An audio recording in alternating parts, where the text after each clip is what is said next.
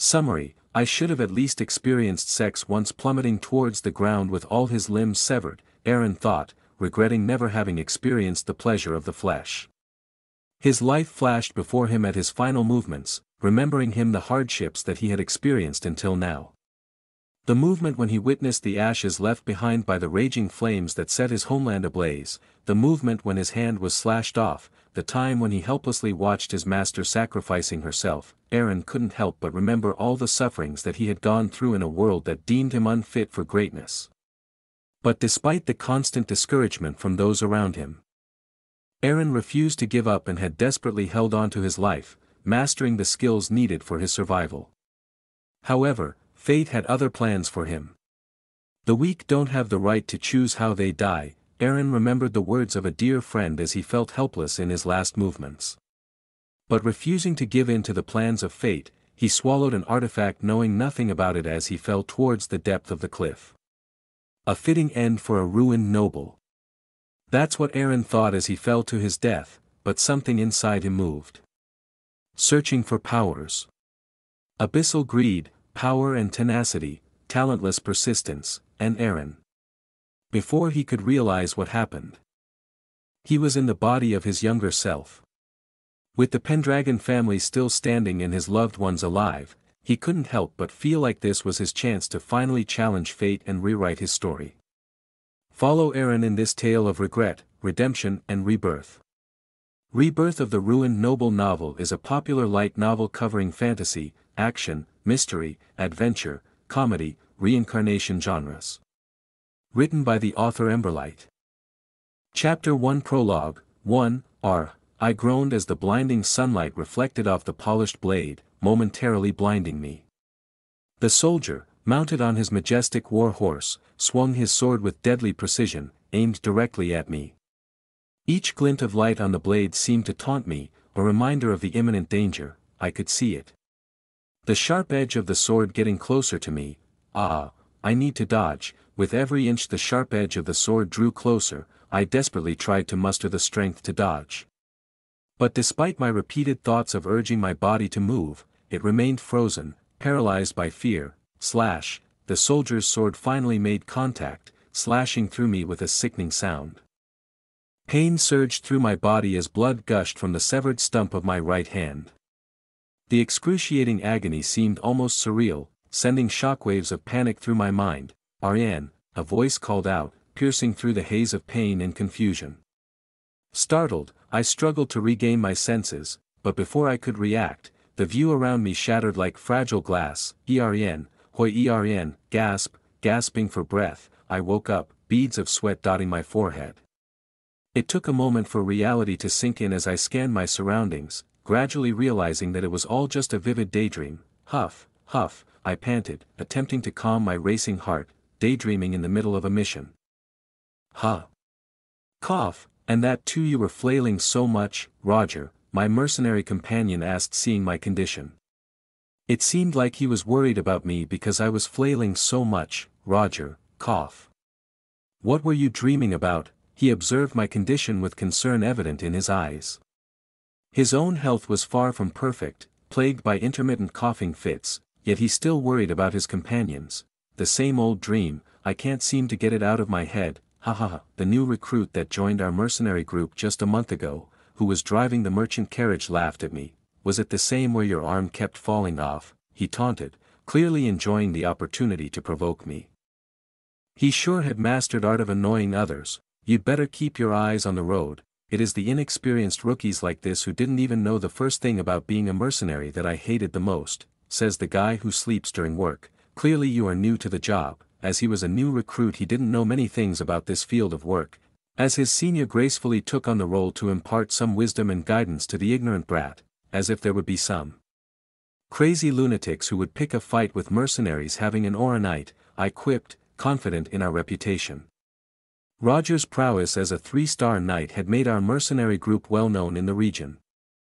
Adding onto the fact that I was a 4-star knight, although disabled, would deterring most adversaries from crossing our path. So there wouldn't be someone crazy enough to pick a fight with us, ain't I, right? Roge - this chapter upload daily at novelhulk.com, bring out everything you have and hand it over if you dear your life. They appeared even before I could finish my words. As always, good job. The scout that the merchants hired walked towards the bandits that appeared out of nowhere. Sir Merchant, what is the meaning of this? Obviously, as the one who hired the scout, suspicion turned towards the merchant in charge of the carriage. As the one who had hired the scout, he seemed the most likely culprit. We don't know anything. His sweating brow and trembling hands betrayed his innocence. It was clear he lacked the courage to orchestrate such a scheme. He wasn't brave enough to pull a trick on us. When we hired him, we checked his mercenary credentials with the guild. The merchant stammered, desperately trying to defend his decision. Every mercenary would have a record of their activities in the mercenary guild as proof of their work, so the merchant might have decided to hire him by trusting those reports. How could the poor fat merchant have known that the bastard would backstab us like this? That's right, I am indeed a mercenary. The scout who just betrayed us spoke, and he seemed to be proud that he was able to deceive us. Humans. We really are strange creatures. It's nothing personal, so don't hate me, betraying your comrades without even a second thought. As expected, he was indeed a scumbag. The atmosphere was getting tense when our leader suddenly spoke up. I am mercenary, the name's Roger. He was a 3-star Aura Knight and a reliable leader we looked up to. Although he was a little unwell and suffering from a special condition, he was nevertheless a reliable leader. If you back down right now, you will get properly compensated. I swear it on my name. There were about 20 to 25 bandits who were surrounding the carriage, and it would be very difficult to fight them while protecting the merchants even if he was an Aura Knight. So he was making the most rational decision at the movement. Roger. Oh. I see you are, that Roger. Did it work? Roger was indeed pretty famous in the mercenary guild, so they may be aware of him already, but, it's Roger, one-shot Roger, that disabled guy who can't even hold on for 3 minutes. I guess you are even faster in bed, huh? Of course, they would laugh. After all, that's how our leader was famous in the guild. But they were clearly underestimating him. He can hold on for clearly 5 minutes, not 3, that's right. Even though Roger was an Aura Knight, he could only use his powers for at most 5 minutes, all thanks to his special condition. Keek, Roger, don't lose your cool. I tried to control Roger, who was already about to unsheath his sword in rage. Walking past him, I looked at the man who was sitting cross-legged at the back of the bandit group. He seemed like the leader of those thugs. What do you want? It would be very disadvantageous for us to fight, so if possible, I wanted to resolve things peacefully. I don't know. But I think the merchant there might be aware of what I want, but the leader clearly didn't have the same idea as me. Besides, as I turned toward the merchants, they shifted uncomfortably, avoiding eye contact, as if hiding something important. They're concealing something. Maybe they were transporting some illegal or banned goods, but it was clearly not the time to argue about that. I have a bad feeling about him. The leader of the bandits who was sitting cross-legged was giving off a creepy aura that gave chills to me. It was like he would kill us regardless of what we tried. His aura emitted an unsettling presence, suggesting a dangerous and unpredictable nature. My instincts as a seasoned mercenary screamed at me to flee, warning of imminent danger. I slowly turned around towards the merchants. Hey now, would you pay those guys? We are clearly outnumbered. You know we can't fight them, right? Gently, I glanced at my fellow mercenaries, subtly signaling them to escape. Using sign language, I conveyed the urgency to retreat, run away, right now, CRRR. Without hesitation, I hurled my short dagger towards the scout, hoping to distract the bandits momentarily. Seizing the opportunity, we all broke into a sprint, each of us veering off in different directions, leaving the bandits bewildered, and by the time they realized anything, we all were running in a different direction. The scout managed to evade my surprise attack. Cursing in frustration, FCK, I shifted my gaze towards Roger. As expected of an Aura Knight, he had already dissipated the head of 2 bandits and his sword was once again back in the sheath. Let's split up and meet later, Roger suggested, his voice filled with determination. Aware of his limited stamina due to his special condition, it was a rational decision to divide our forces against the overwhelming numbers of the bandits. I nodded in agreement, understanding the reasoning behind his choice. We exchanged no further words, immediately parting ways, disappearing into the wilderness without looking back, and not long after, we heard an ear-piercing sound, "Don't let anyone escape," start of Volume 1, Rising Flames and the Haunting Past. Chapter 2 Prologue, 2, Step. More than 30 minutes had passed running through the woods. Step by step, I pushed myself to continue running through the dense forest, feeling the weight of exhaustion bearing down on my body. Every thump of my heart reverberated in my ears, urging me to keep moving despite the pain and fatigue. Thump, step, the pursuit behind me was relentless, a dozen or more men chasing me as if their lives depended on it.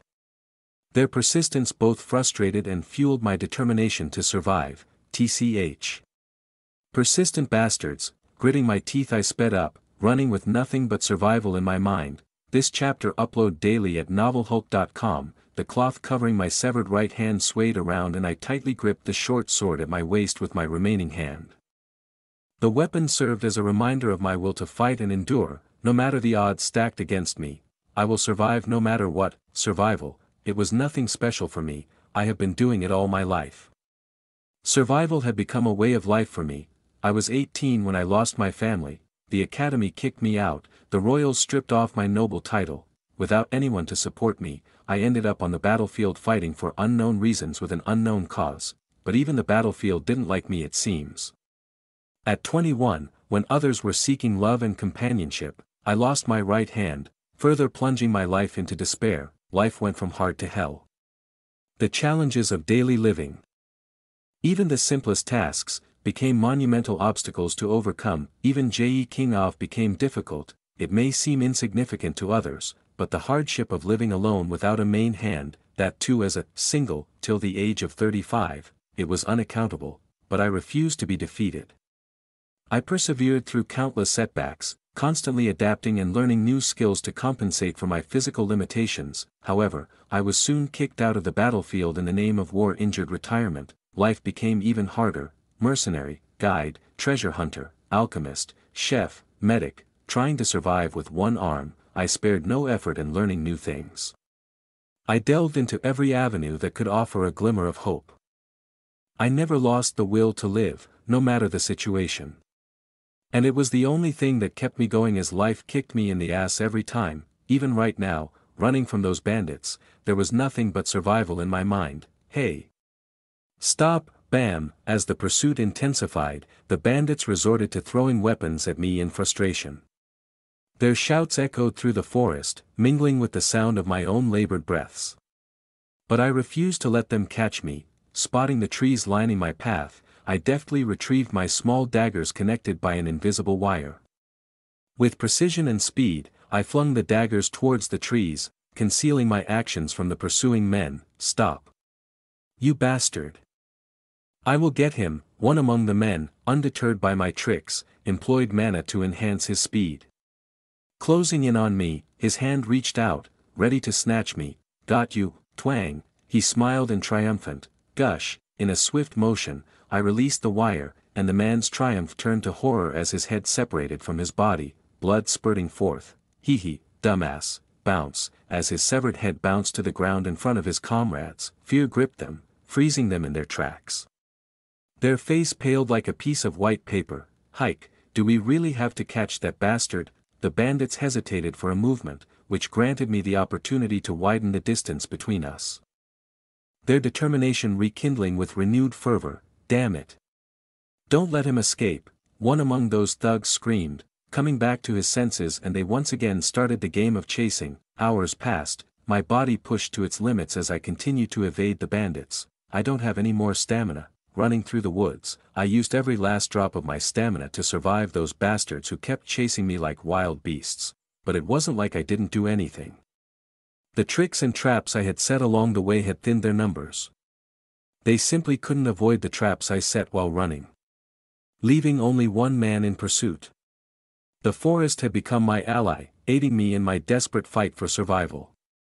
Poison spikes, metal wire, smoke bombs, poison bombs, hidden daggers, I used every last trick I had to get rid of them. Only the one poor soul in front of me was lucky enough to survive till now, but what for? Splutter, thud, the man in front of me collapsed while coughing up blood. the poison bomb that contained the potent poison from my master's collection had long permeated his lungs. He was already a dead man the moment he inhaled the poisonous gas. Huff, huff, I used up all my tricks. Surviving till now was by no means easy, as the bandits were very persistent in chasing me. Thank God, I took care of everyone. Gasping for breath, I lay on the forest floor, my eyes scanning the surroundings. Just beyond me, a deep cliff stood as a stark reminder of the perilous fate I had narrowly avoided.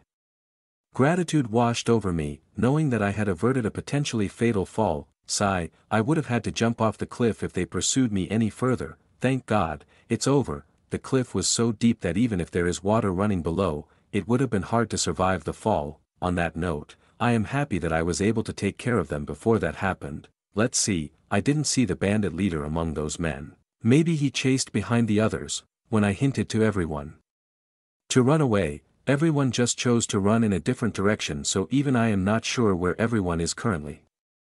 It may be selfish of me, but I think that it was a good thing that the leader chased after others. After all, I wouldn't be able to survive otherwise. That is the world of a mercenary.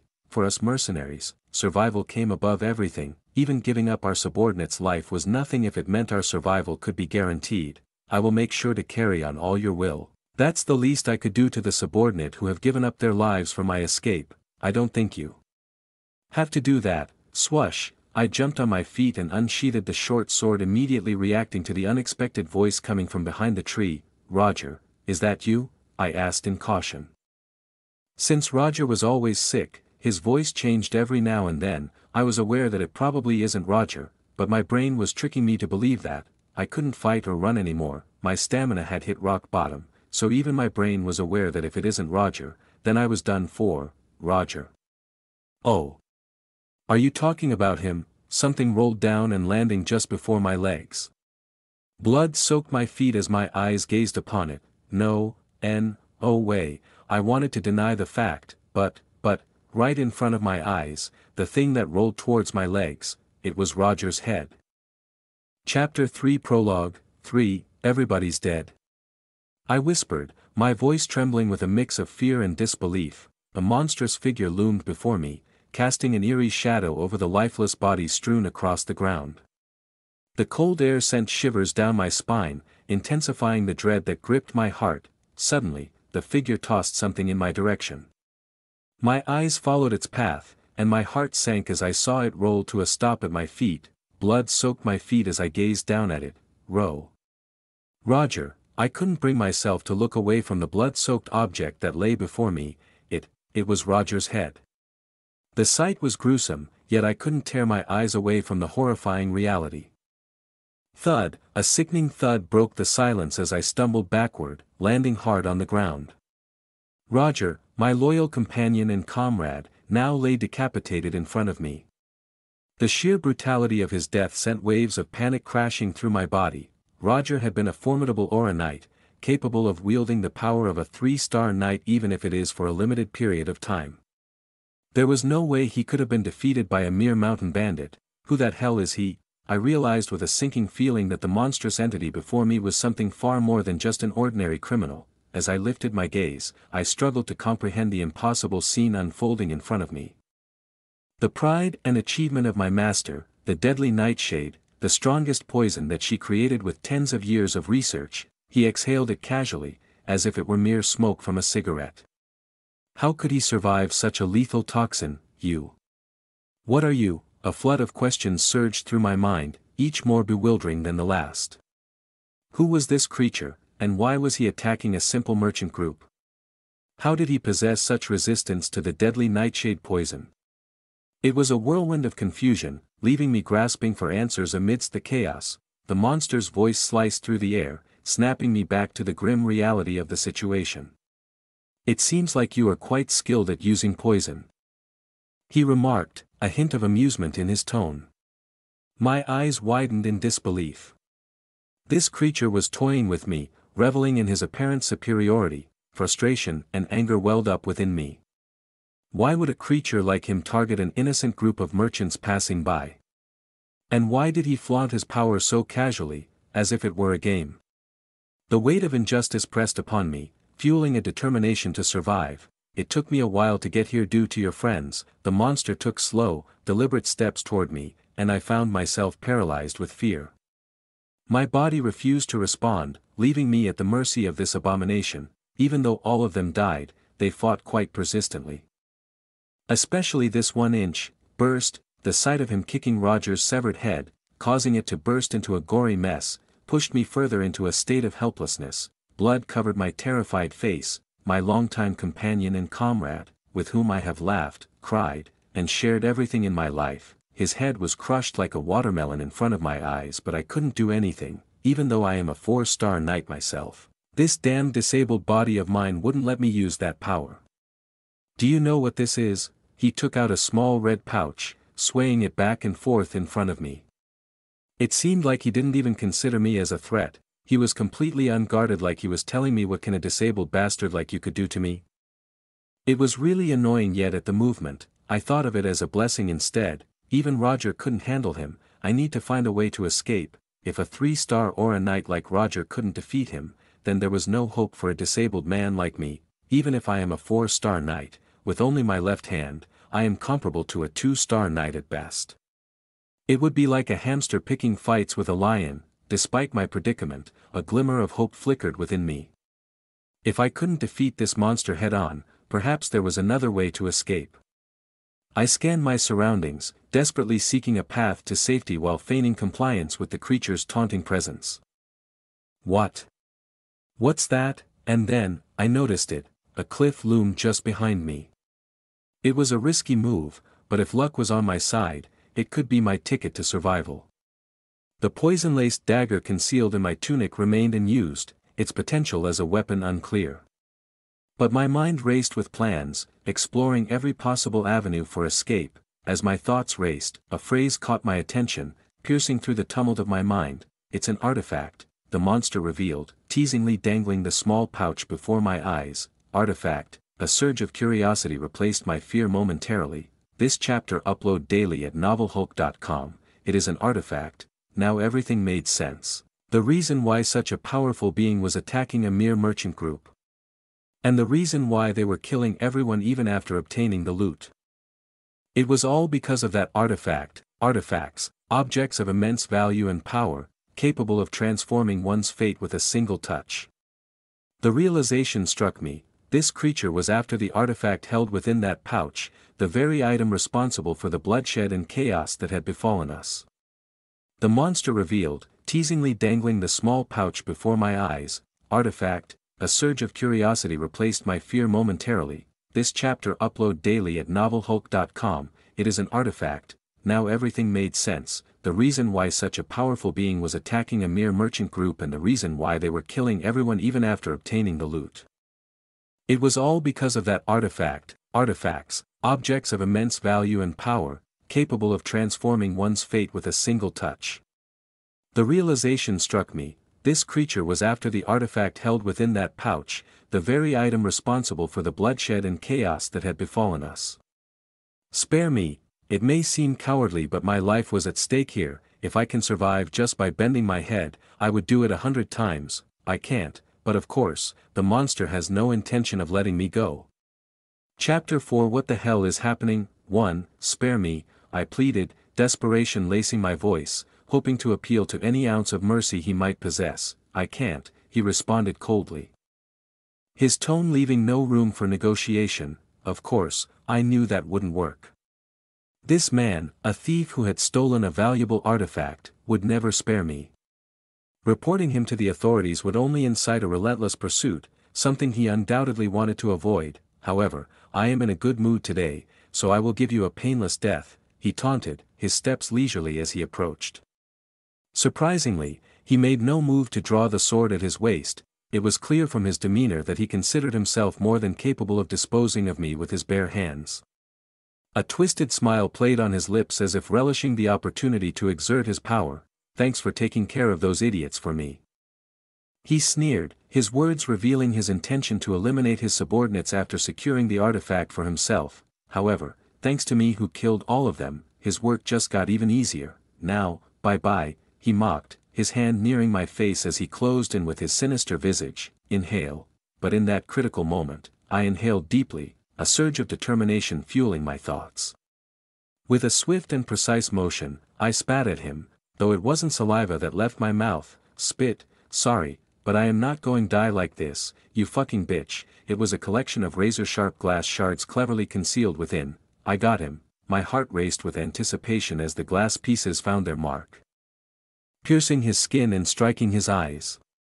Momentarily blinded by the unexpected assault, he stumbled back, giving me a chance to exploit the situation and escape. Hope surged within me as I believed that if I could just run a little faster, I might evade his clutches.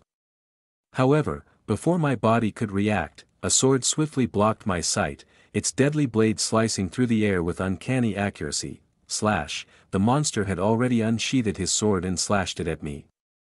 His eyes were still closed, but his accuracy in the swing was just as good. I cried out in agonizing pain as my remaining hand was severed, leaving me collapsing onto him in a state of excruciating torment.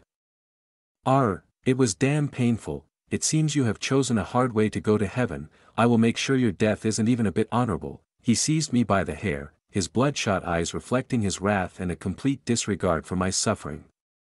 Without both hands, I resembled nothing more than a tattered doll, at the mercy of this merciless monster. Bam! He flung my broken body to the ground with a forceful thud, paying me no attention as he focused on extracting the glass shards embedded in his face. It was clear he saw me as a useless, defenseless target, waiting to be dispatched. Goddamn bastard, I was already useless with one hand, but now I was just a sitting duck, waiting for the butcher. That's what he seemed to think. Drag, but I was not finished yet.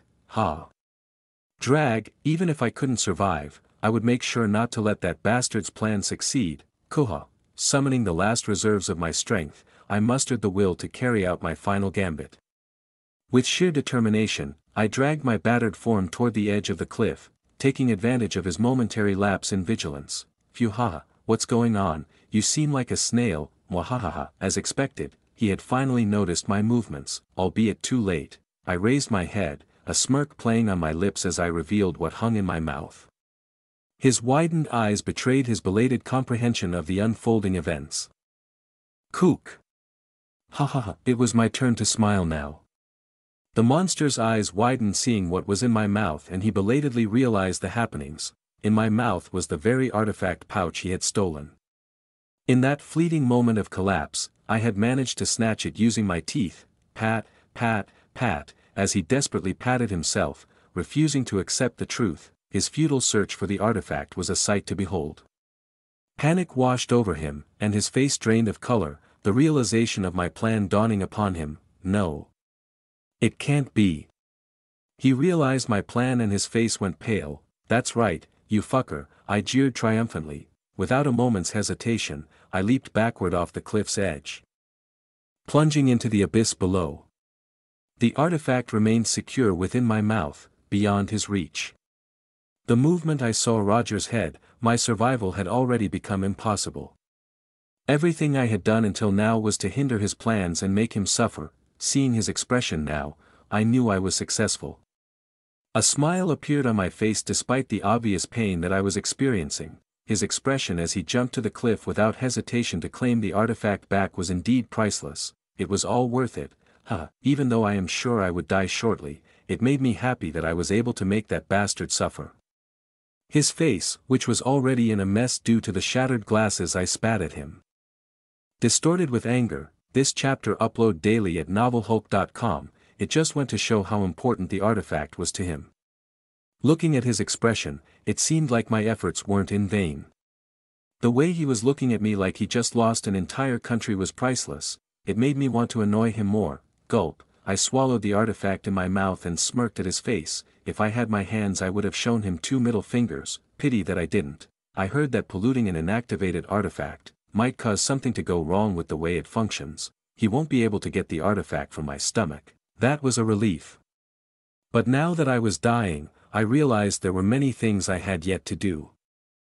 I should have at least experienced sex once. My life flashed before my eyes, each fleeting moment etching itself into my memory. I recalled the burning of the righteous house of Pendragon Barony, the loss of my nobility, the amputation of my right hand, and the years of suffering as a disabled soldier.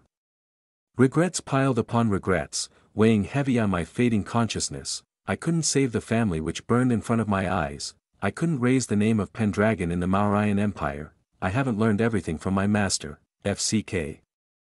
I haven't even experienced sex yet, there were many regrets that passed through my eyes. Splash, the impact of hitting the water snapped me back to the present. My body engulfed in pain. With each passing second, the life within me slipped away. Thoughts raced through my mind, and in my final moments, one lament resonated loudly, if only I was a bit stronger. That's the last thought I had. The 35 years of being a virgin came to an end, at least that's what I thought at that time. Chapter 5 What the hell is happening? 2. The Fire Dragon, Yugrim. It was an existence that had stood as a guardian for the Mauryan Empire for centuries, its formidable presence deterring any would-be attackers from other kingdoms. The people of Mauryan felt secure and protected, their faith in Yugrim unwavering, and that was the reason why the Fire Dragon. Yugrim was called as the guardian deity of the great Mauryan. Everything was normal until that day, everything changed. The empire was struck by an unprecedented disaster, and the once revered Yugrim turned into a raging force of destruction. The dragon unleashed its fury upon the land, causing widespread devastation and untold loss of life and riches. The empire was thrown into chaos as its greatest defender became its greatest threat. It took 3 long months of relentless struggle, but finally, the combined efforts of Arden von Agnes, one of the 2 dukes of Mauryan, and the Sage of Wisdom, Lucas Traumann, managed to slay the rampaging dragon. The news brought a sense of relief to the empire. But amidst the sighs of relief, there was one person whose heart remained heavy with grief. Me, as the heir to the Pendragon family, which had the unfortunate duty of caring for the dragon, my life had been shattered that day. The flames of the dragon engulfed the entire Pendragon barony, reducing it to ashes. My father, mother, and infant sibling perished in the merciless inferno.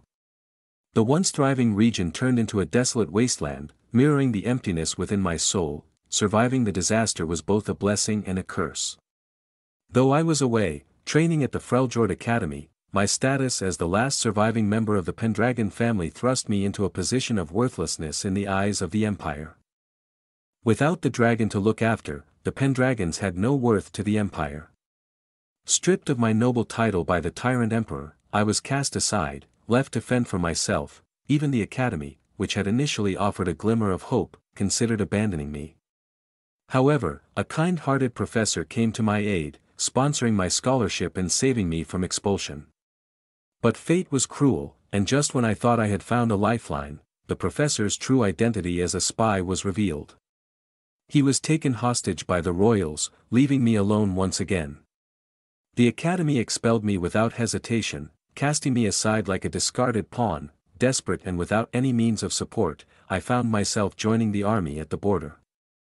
The grueling years spent fighting against neighboring kingdoms further battered my spirit. And then, at the age of 21, I suffered a devastating blow. My right arm was severed in battle, leaving me disabled. The heartless commander, viewing me as nothing more than a burden, discarded me under the guise of injured retirement, without providing any proper compensation. In that moment, all hope drained from my being. I was ready to surrender to the cruel embrace of death, to let go of the pain and suffering that had become my constant companion. But fate had other plans. It was then that I met her, my master, who breathed new life into my shattered existence. Under her tutelage, I learned the true meaning of resilience and perseverance.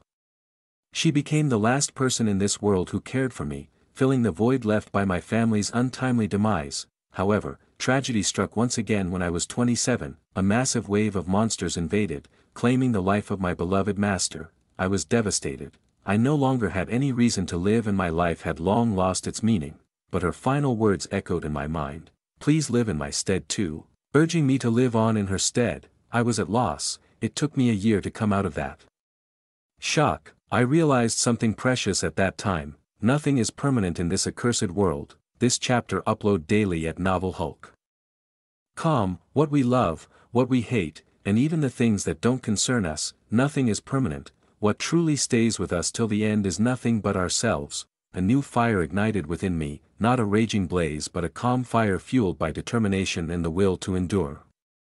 I vowed to survive, to fight against the raging storms and relentless winds that life hurled at me. From there on, I tried to survive. I did everything in my power to ensure that each day I could witness the starry sky at its glorious peak. But despite my efforts, I found myself standing on the precipice of my final breath, dying a death that I don't deserve in the middle of anywhere like a wild dog, in these last movements when I am 100% sure of my death. I realized the further meaning of this world. Nothing is permanent in this accursed world unless you have the strength to protect what you love. If only I had possessed the strength to vanquish the dragon, my family could have been saved from its fiery wrath. If only I had wielded the power to overthrow the tyrant emperor, the Pendragon name could have risen to prominence once more. If only I had the might to defeat the soldiers, my arm would still be intact.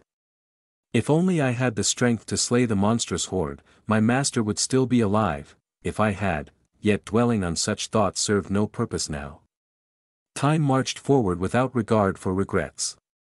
I lost what I loved because I lacked the strength to shield it. Harsh as it may be, it was the bitter truth.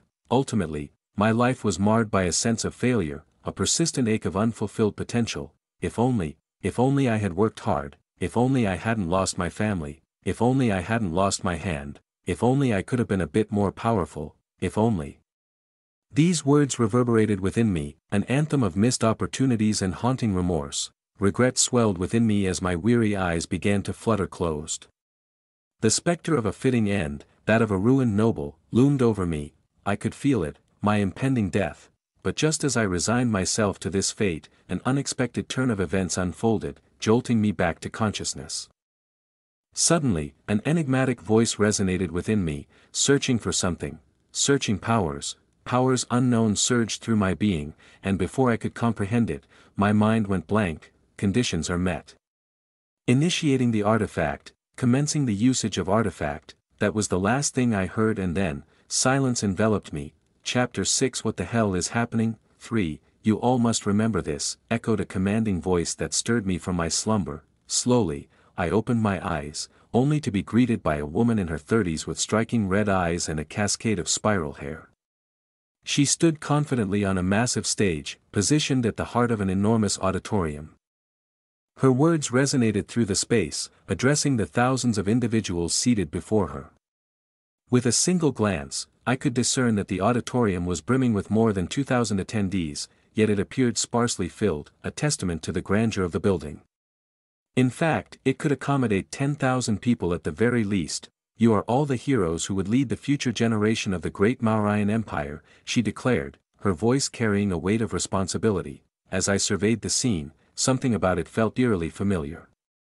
The monotonous speech, the sea of children in similar uniforms attentively listening, it all seemed like D.J. V.U. And with that title comes the responsibility that you all must bear. You have to protect the great Mauryan from all the external and internal threats. That is your calling and duty as the citizen of Great Mauryan. This chapter upload daily at novelhulk.com. A sense of recognition stirred within me, leading me to doubt if this was reality or a vivid dream. It doesn't matter if it is out of duty or due to personal gain, this boring speech and the children wearing similar uniforms. Listening to it attentively, it all seemed familiar. Please remember, wherever you are or how powerful you may get, at the end of the day you are the children born in the bosom of the great Mauryan. And protecting this land is your obligation, familiar to the extent that I doubted if I was dreaming. Welcome all the freshmen who have joined us and become the sons and daughters of the great Freljord Academy. Wait a minute, Freljord Academy, as you all know, this academy has a long history of 500 years. Ah. Now that I remember it, doesn't this scene feel too familiar to the freshman welcoming ceremony when I attended the Freljord Academy? We provide the best education with state-of-the-art training and well-informed lecturers. As I looked around, I was pretty sure that it was the same scene from what little I could remember. The boring lecturer, enthusiastic children. The uniform, Mr. Killjoy, who was annoyed at the fact that he had to be present listening to this boring and useless speech. There was no doubt about it. It was the same day when I arrived at the Academy of Geniuses, Freljord, for the first time. What the FCK is happening? As my eyes widened, I took in the appearance of my current body, a young physique that defied its mere 14 years. Cascading black hair framed my face, complementing the enigmatic presence conveyed by my deep, piercing eyes, this. I whispered in disbelief, startled by the realization that this body bore an uncanny resemblance to my former self. The freshman welcoming ceremony concluded, and the other students began to follow the instructions to receive their dorm keys from their assigned teachers. Meanwhile, I remained rooted in place, standing before the academy building with a bewildered expression. This scene. It's exactly the same as the day of Freljord Academy's entrance ceremony. Today, on the 14th day of the month of the snake, in the 300th year according to the calendar of Kronos, Freljord Academy held its freshman welcoming ceremony for the 149th batch. And within that batch, I, Aaron Pendragon, the firstborn of the Pendragon family, had found my place. Everything is the same as I remember, I mused, taking note of the students bustling around, the green-haired girl stumbling over a small stone, the brawny but dim-witted young man wandering aimlessly, the arrogant blonde displaying his father's wealth. It was all the same as I remember, but questions plagued my mind. What had happened to the battle? The monster I fought? Was this all just a dream? I distinctly recalled leaping off the cliff after ingesting the mysterious artifact found in its pouch. Vague memories of cryptic words flashed before me. I'm certain I died, I murmured, recalling the sensation of losing my arm for the second time. Could it be regression? I pondered aloud, searching for a plausible explanation. Yet, I knew of no magic capable of turning back time. Even the most powerful archmages, who had reached the 8th circle, couldn't perform such a feat. Then, this must be, only one explanation seemed viable. Even if fantastical in nature, this is a dream. I exclaimed, considering the possibility. After all, I was just an ordinary human, not some protagonist in a random novel destined for rebirth. To test my theory, I pinched myself, hoping to awaken from this bewildering experience. Yet, the sensation of pain was all too real. I slapped myself as hard as I could and was about to bite my arm when I realized this was not a dream. The pain was too real for that. So, did I truly get reborn? I questioned, grappling with the implications of such a notion. My lost arm had miraculously returned, a testament to the second chance I seemed to have been granted, my beautiful and muscular right arm. Rebirth, I whispered, contemplating the concept that had once seemed like a wild imagination. Now, standing before the very institution that had cast me out in my past life, on the very day I had entered as a freshman, as a person who had suffered throughout my life also thought it was a wild man's imagination, but, I couldn't explain the memories running through my head if it isn't rebirth. I remember swallowing the artifact that the monster was holding on to, and there are even faint memories of some bluish text that appeared before me. What brought me back? I wondered, touching my stomach instinctively, only to realize the absurdity of my actions. It was clear that something extraordinary had occurred when I ingested the artifact snatched from the monster's grip. But was it the artifact's doing? Was it even an artifact to begin with? The memories of the bluish text that materialized before me added to the mystery. I strained to recall every detail, but the fragments were elusive, slipping through my grasp like a mirage. In any case, whatever the cause may be. I trailed off, determination igniting within me, the Pendragon family which still stood tall, my father, mother, and family who were still living happily, the Mauryan Empire which still hasn't fallen, my master who is at the neighbor kingdom, and all my past life comrades who are still living in some part of the world. I will ensure their safety, I declared with unwavering conviction. Sparing only my virginity as a sacrifice, this time, I would safeguard everything else. Chapter 7 Lingering Past. 1. You there? A distinct voice pierced through the air, drawing my attention. I turned to see a girl with fiery red hair fashioned into a distinctive high ponytail. Her eyes matched the crimson hue of her hair, and her slender frame exuded an air of noble elegance. There was an unmistakable arrogance etched upon her face, an expression that seemed to proclaim her superiority. One could instantly tell that she hailed from a sheltered upbringing within a wealthy noble family. As she was attending the opening ceremony, she must have been one of the freshmen entering Freljord Academy that year. Freljord Academy, a place founded by the Empire's founding emperor with the goal of providing education for talented children while dismantling the oppressive class system that had plagued the commoners. The emperor believed that through shared study and play, the future generation would forge bonds and bridge the gap between classes. He wanted Freljord to be a place where any talented children despite their origin could get a quality education and be nurtured into good citizens. As such, year after year, alongside noble children and recommended students from influential officials, many peasant and commoner children were given the opportunity to enter Freljord Academy. However, entry was not easily obtained. Although entry was not restricted, not everyone could enter the Freljord Academy. Firstly, fees were a hurdle, as the education provided was not free unless one secured a scholarship. But even having the means was not sufficient. The instructors set qualifications that aspiring students had to meet. Moreover, the system was not always fair. Corrupt officials, willing to exchange seats for extravagant gifts, made it even more challenging for commoners to gain admission. Over time, the founding emperor's intentions had faded into history. Setting aside these reflections, my attention returned to the red-haired girl who had called out to me. "Huh? Are you talking to me?" I wondered why she, whom I had never encountered, would address me in such a manner. Looking at her appearance, I am sure that she is from some rich noble family. I had very faint memories of my academic days in my past life, so I don't remember everything clearly, so I was wondering who she is. "Red eyes, red hair, are you sick somewhere?" she asked, pointing at my head. I don't know what she meant by that, but asking if my head is alright as soon as we met.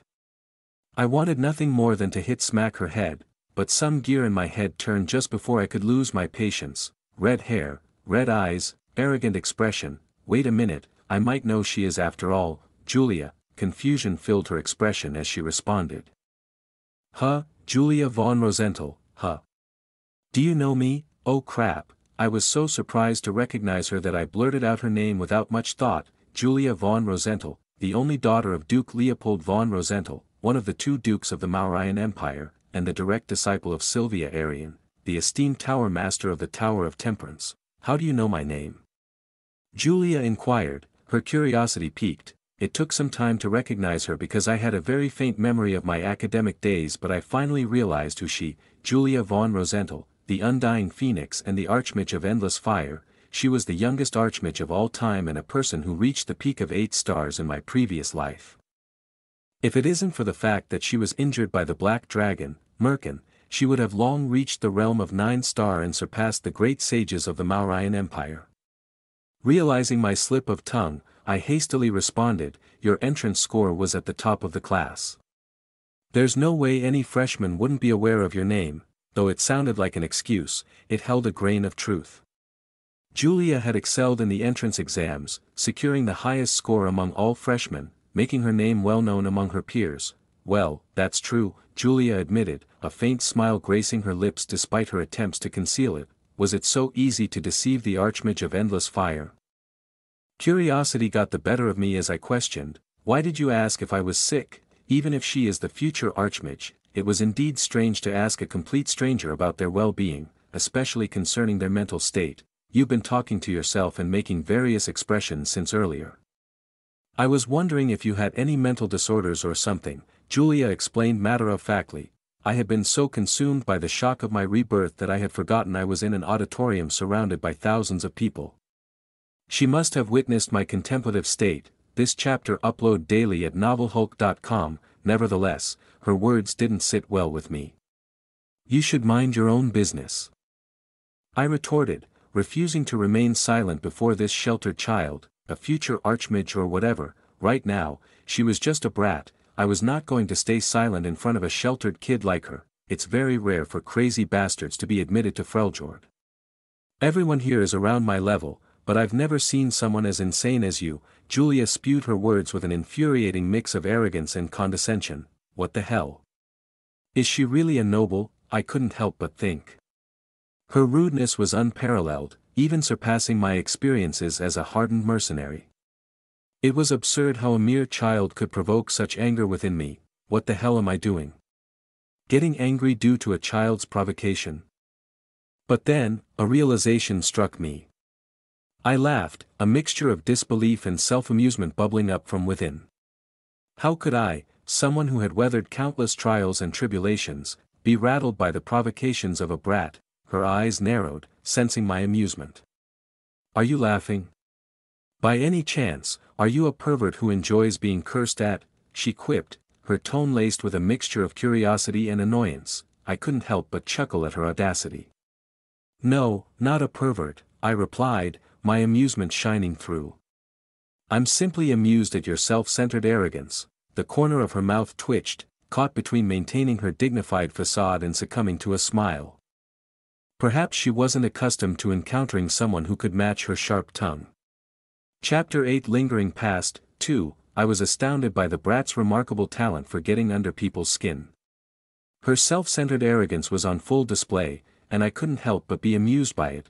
I am not a pervert, I'm simply amused by your self-centered arrogance, I responded, my voice tinged with a mixture of amusement and defiance. Julia shrugged dismissively. Never mind if you already know, she retorted, clearly uninterested in further conversation. Despite her obnoxious demeanor, I decided to let her off the hook for now. After all, she was still just a bratty child. But it was evident that she had much to learn when it came to managing her fiery temper. As I pondered the situation, memories from my past life flooded my mind. Julia, who graduated from the Freljord Academy, became a disciple of Sylvia Arian, the revered master of the Tower of Temperance and one of the Empire's esteemed 7 sages. Julia's talent was exceptional, reaching the peak of 8 stars in magic and becoming the youngest archmage in history. The people had bestowed upon her the title of the Undying Phoenix and recognized her as the Archmage of Endless Fire, a testament to her unrivaled mastery over flames. Her accomplishments extended far beyond her magical prowess. Julia had made significant contributions to the field of magic, from developing new formulas and spells to enhancing the proficiency of fire-based magic. But perhaps her most renowned feat was her single-handed victory over Duke Barbados, the 21st ruler of Hell. Although she eventually ended up dying in the hands of demons, she indeed was a powerful figure. Despite her immense power, fate had dealt her a tragic hand. Julia had met her demise at the hands of demons, driven by her reckless pursuit of challenging Lucifer, one of the 7 princes of Hell and the almighty ruler of Hell itself. She would have become a reliable pillar of humanity if she had lived, I mused, lamenting the loss of such a formidable figure. Sometimes what lands a human in a problem will be he himself, so correcting themselves when they became aware of it is the best solution. Unfortunately, Julia, who had just lost her master in the hands of demons, was not in her right minds and ended up getting killed by them too. It was very hard loss for humanity who were in search of someone to lean on at that time. The past, however, remained in the past. Julia von Rosenthal stood before me now, alive and well in this life. That was what truly mattered. As the opening ceremony continued, my patience wore thin. Thank you, Miss Isabella, for the wonderful speech. The entrance ceremony will be starting shortly and I kindly request all the children to take seats. Just when I thought the ceremony was about to commence, another teacher stepped onto the stage, preparing to deliver yet another long and tedious speech. Well, I knew that would happen. Still, it was frustrating to endure such mind-numbing rhetoric. Lost in my own thoughts, my mind began to wander into the future. I found myself fixated on a specific date, 14th of the month of Dragon, 304th in the calendar of Kronos. 3 years and 11 months from today, when the disaster would strike, Fire Dragon, Yugrim, who was entrusted to the care of the Pendragon family, would inexplicably go berserk, wreaking havoc and laying waste to a quarter of the kingdom in a single day. My fists clenched involuntarily as the memories resurfaced. Mother, father, and, my father, mother, and the still infant brother whom I haven't even seen the face yet. We're all consumed by the dragon's flames. This chapter upload daily at novelhulk.com. The cause of the event was unknown but the aftermath was catastrophic. Although the Sage of Wisdom, Lucas Trauman, and the Grand Duke Aidan von Agnes managed to slay the rampaging dragon, the losses were unimaginable. Half of the Empire's army was decimated, and the fertile southern lands, crucial for the Empire's food supply, were lost. Countless lives were lost and immeasurable wealth was destroyed, all because of the rampage of a single dragon. Although the Empire breathed a sigh of relief, a much bigger threat was waiting for the world. Not long after the dragon was slain, the demons from Hell invaded the land. Demons from Hell, all 36 monarchs, began their invasion shortly after the dragon's demise. The 6 main gods of heaven, who were supposed to protect humanity, were nowhere to be found. The gods had abandoned humans. For us humans, who worshipped them, it felt like a betrayal that humans struggled to comprehend. What happened further was pure chaos. The demons and dragons unleashed havoc upon the world. The old dragons, awakened by the invading forces, joined in the carnage, indiscriminately slaughtering both humans and demons. Thus, the world descended into an era of war and survival, where humanity fought desperately against overwhelming odds. It was a time of unimaginable suffering and loss. I had lost my right arm, a constant reminder of the battles I had fought. My family, my parents, and my infant brother, they were all snuffed out by the dragon's flames, leaving behind a void that could never be filled. And my master, the one who had guided me through my magical training, had also perished in the turmoil. Everything that was ever precious to me was lost, and as if giving me a last blow, I died by falling off a cliff from an unknown enemy. My life, it was truly pathetic. There were no better words to describe it in a better way. I was truly a pathetic man in my past life, but now that I have gotten a second chance, I will make sure to prevent all the bad things from happening. Starting from stopping the berserk of the fire dragon Yugrim and preventing the devastation that awaited the kingdom, I am going to protect everything that is precious to me. This time, things will be different from my past life. Ah, that was a filthy long speech. Stretching her hands to the extreme, Julia groaned as she looked towards me. I was already sick of talking to her, so I just ignored her by turning away my head, but it didn't seem like she would give up as she continued staring at me intensely, seeking my attention. Should I just speak openly? She'll annoy me if I ignore her any longer. Sigh, I know, right, I said with a fake smile, and she immediately replied as if waiting for me to speak up, but still, I could stand it. Because patience is the basic skill of a magician. I was really not sure about that. The Julia I know and patience were something that didn't exist together. Whoa, amazing, but I didn't want to get on her bad side just because of that, so I acted as if I was amazed. HMP. It's the basic thing that we learn at the renowned magic family of Rosentals. She seemed to be very proud of her family. By the way, what's your name? Wow.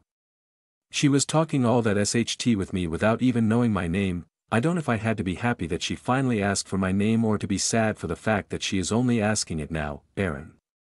Aaron Pendragon, I answered anyway. I came from the Pendragon family, located in the south of the Mauryan Empire. Oh. The Pendragon Barony. I have heard of your family. Even though your family head is just a baron. It is said that he look after the fire dragon.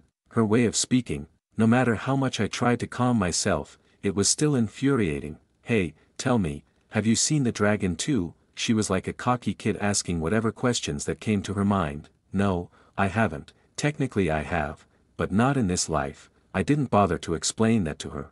What? That sucks. You are nothing special then. But still you managed to get admitted to Freljord Academy. You may not know much. She suddenly closed her mouth, the non-stop mouth of her shut for the first time. I don't know why, but she seemed to have suddenly remembered something and looked toward me in a cautious way. I was so involved in talking that I started speaking to him informally, the praised genius of the Rosenthal family, Julia von Rosenthal. There was one thing that she was famous for even more than her talent in magic. It was for her arrogant way of speaking. Although she didn't mean to look down on people, her way of speaking easily made people misunderstand her, and this caused a lot of problems back in her family. Gasp. This way of speaking again. Her mother had especially reprimanded her for not talking like that to anyone in the academy, and here she was doing the same thing on her first day of the academy. She slowly looked in my direction, thinking about something. He doesn't seem very concerned though.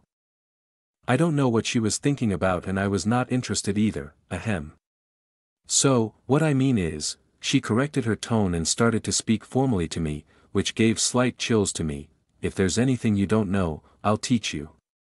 For example, those people on the second floor. I preferred her talking informally to me more than talking with respect. Anyway, I looked toward where she was pointing. She was like a cocky kid asking whatever questions that came to her mind. No, I haven't. Technically I have, but not in this life. I didn't bother to explain that to her. What? That sucks. You are nothing special then. But still you managed to get admitted to Freljord Academy. You may not know much. She suddenly closed her mouth, the non-stop mouth of her shut for the first time. I don't know why, but she seemed to have suddenly remembered something and looked toward me in a cautious way. I was so involved in talking that I started speaking to him informally, the praised genius of the Rosenthal family, Julia von Rosenthal.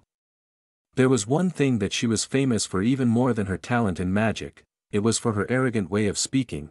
Although she didn't mean to look down on people, her way of speaking easily made people misunderstand her, and this caused a lot of problems back in her family. Gasp.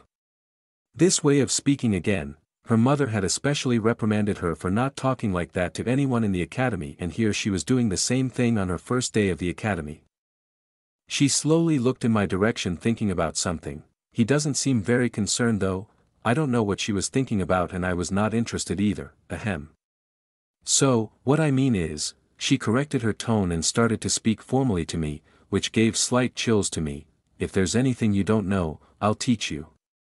For example, those people on the second floor, I preferred her talking informally to me more than talking with respect. Anyway, I looked toward where she was pointing.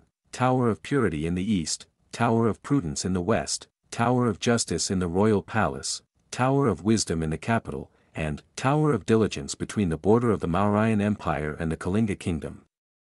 Together there were 7 towers that represented the Mauryan Empire, along with the royal guards that are directly under the command of the emperor. Except for them there were a few from small guilds and noble families too, looking for future talents. As the event is of quite important, the leaders of each tower would be present during the ceremony unless they have some important work. I know all of them quite well, what kind of achievements they'll achieve in the future, and even how some of them would die. The 7 tower masters were the main force of the Mauryan who stood against the demon invasion, so even I, who was surviving in the remote place, was aware of them. Among the 7 towers, some of them worked in hand-in-hand with the royal palace, whereas some others were completely independent, working as a guild. They were all here to look for prospective students who had the potential to get stronger in the future. Some lucky kids who would get noticed by them would get all kinds of support from them, from the tuition fees to research materials and elixirs. They wouldn't spare anything to support the talent.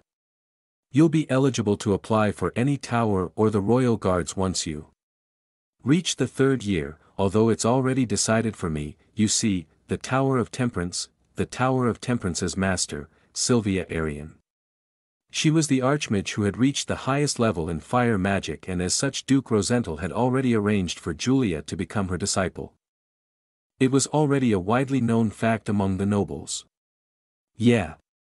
The Tower Master is my perfect role model, the Flame Empress, Sylvia Arian.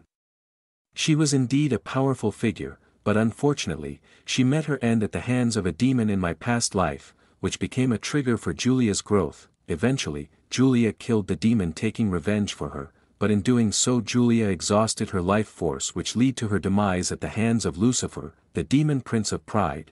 If it is you, you will definitely be able to enter the Tower of Temperance even without your family's help. That's how much of a genius Julia was. HMP. You are stating the obvious. Here we go again. I regretted complimenting her.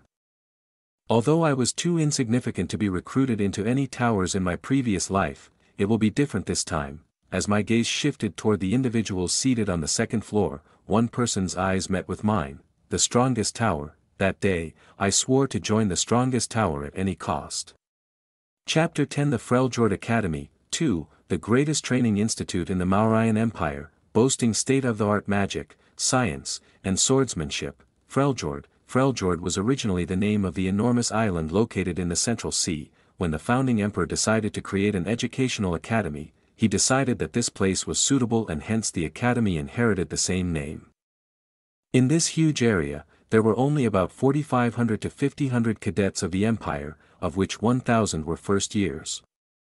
As all types of talents gathered here for learning and to make progress in their own fields, Freljord was filled to the brim with monstrous talents. In the 2nd year, various children who had performed well in other educational institutes would be given a chance to attend the Freljord Academy as a transfer student, which would increase the cadet count by another 200 to 300. Furthermore, there were instructors for each subject, their assistants, cleaners, staff, recruiters visiting occasionally.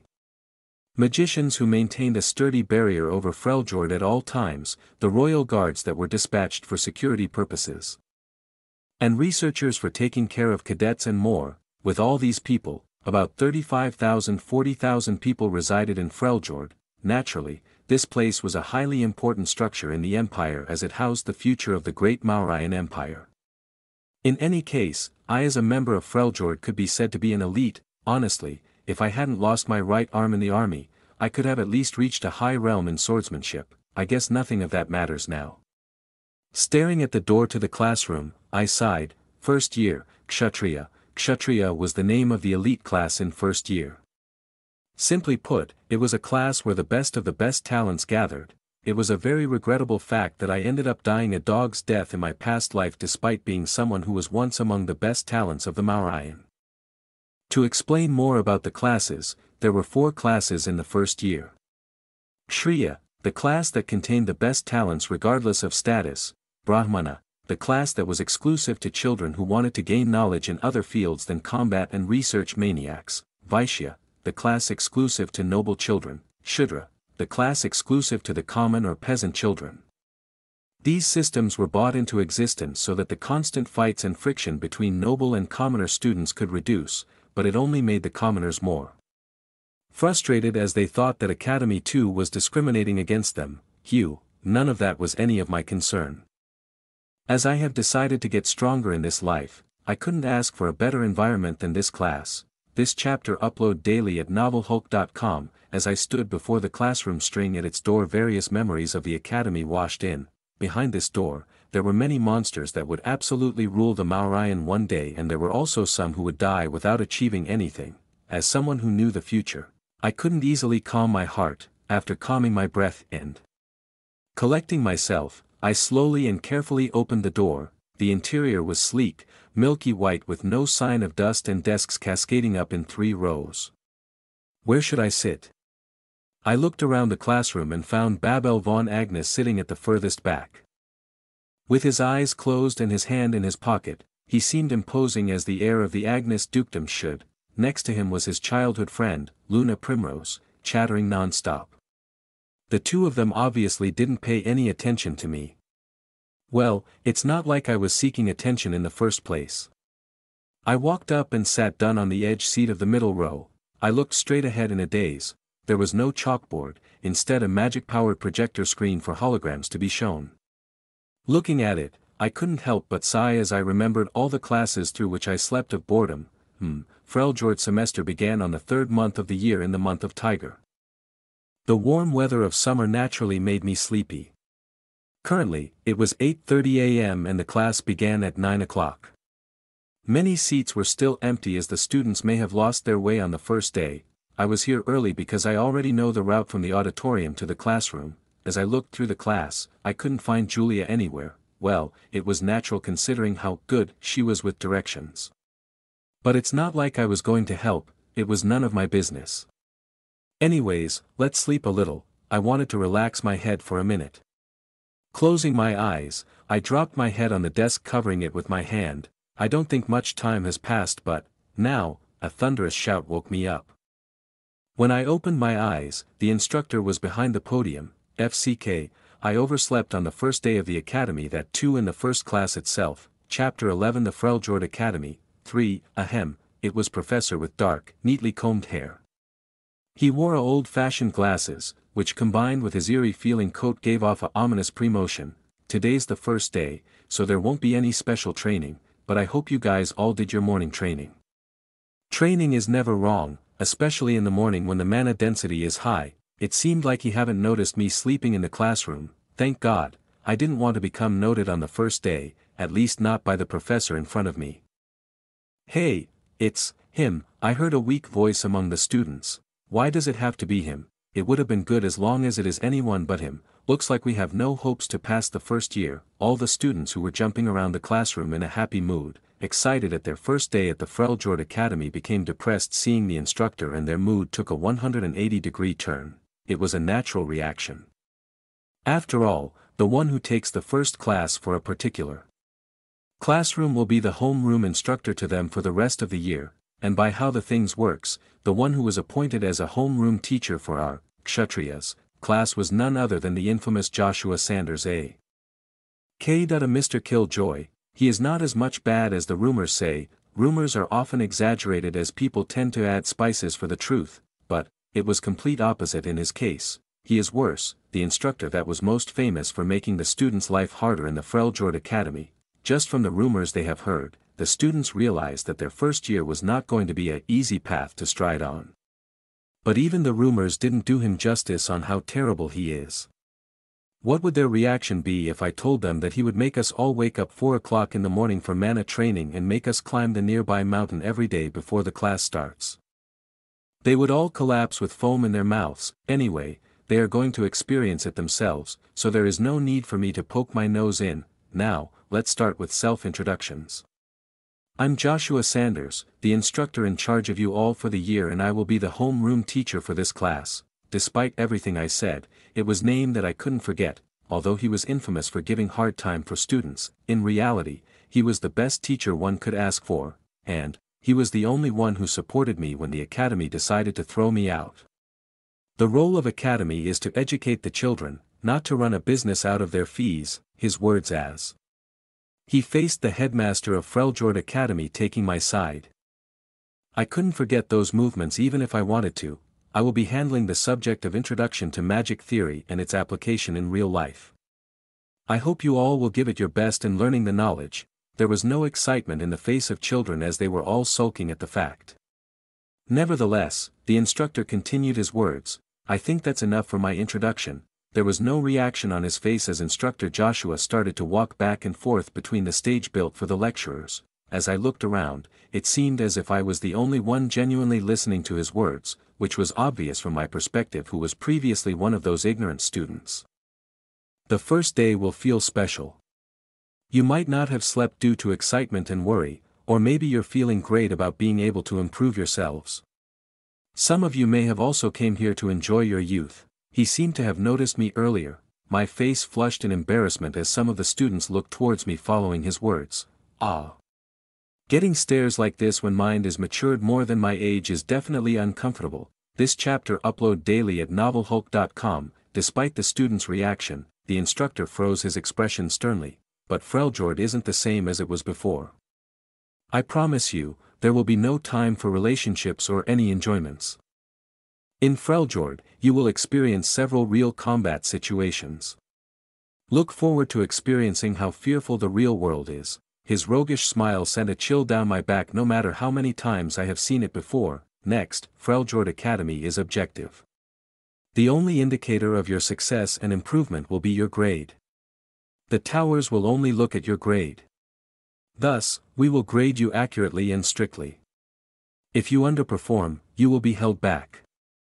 Statistically, less than half of Freljord's cadets graduate without repeating a semester. Even then, you can only be held back up to 2 years. Any more than that, you will be expelled. If you can't graduate within 2 years, you will be expelled. Of course, that is not the end. You will either end up become an adventurer or a mercenary. Take my word, it definitely isn't something that you wish to end up as. His words couldn't be more accurate. I was the living after death example of that. Ending up as a mercenary or an adventurer without any talent would be nothing less than hell. At least that is what it will become like in the future after demon invasion. At Freljord, you will need to confirm the things you've learned until now and hone your skills to be used in battle. There will be no kind training here. Remember that. With that, Instructor Joshua announced. Now get ready and look ahead at the projector. What's scheduled for today won't take long. Coming to the first topic, the history of magic theory, he wasn't even leaving the first day as he immediately started his teaching without even giving a break for the students, which further dampened the mood. Chapter 12 Classes starts. 1. I sat nervously waiting for my first class at Freljord Academy to begin. Okay students, I want your complete attention on me. Instructor Joshua as always was getting straight to the topic without wasting any time, which of course displeased many students who were looking forward to their first class. As someone who had watched this same scene in my past life, I couldn't help but feel a sense of déjà vu.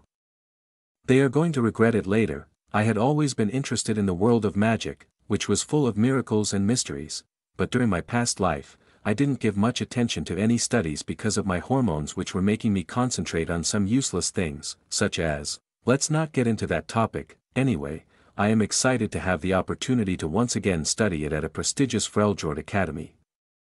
That too being thought by instructor Joshua Sanders, a renowned mage and scholar in the field of magic theory, it was nothing less than an honor. Today, we shall discuss about the history of magic theory. As the class began, instructor Joshua introduced the topic of discussion for the day, the history of magic theory. As you all may already be aware, the magic theory was founded by the Grand Magus, Lith-Ver-Hen, one of the founding pillars of the Mauryan Empire in the year 114 of the Chronos calendar. This chapter upload daily at novelhulk.com. He began by giving introduction about the magic theory that was invented by the Grand Mage, Lith-Ver-Hen.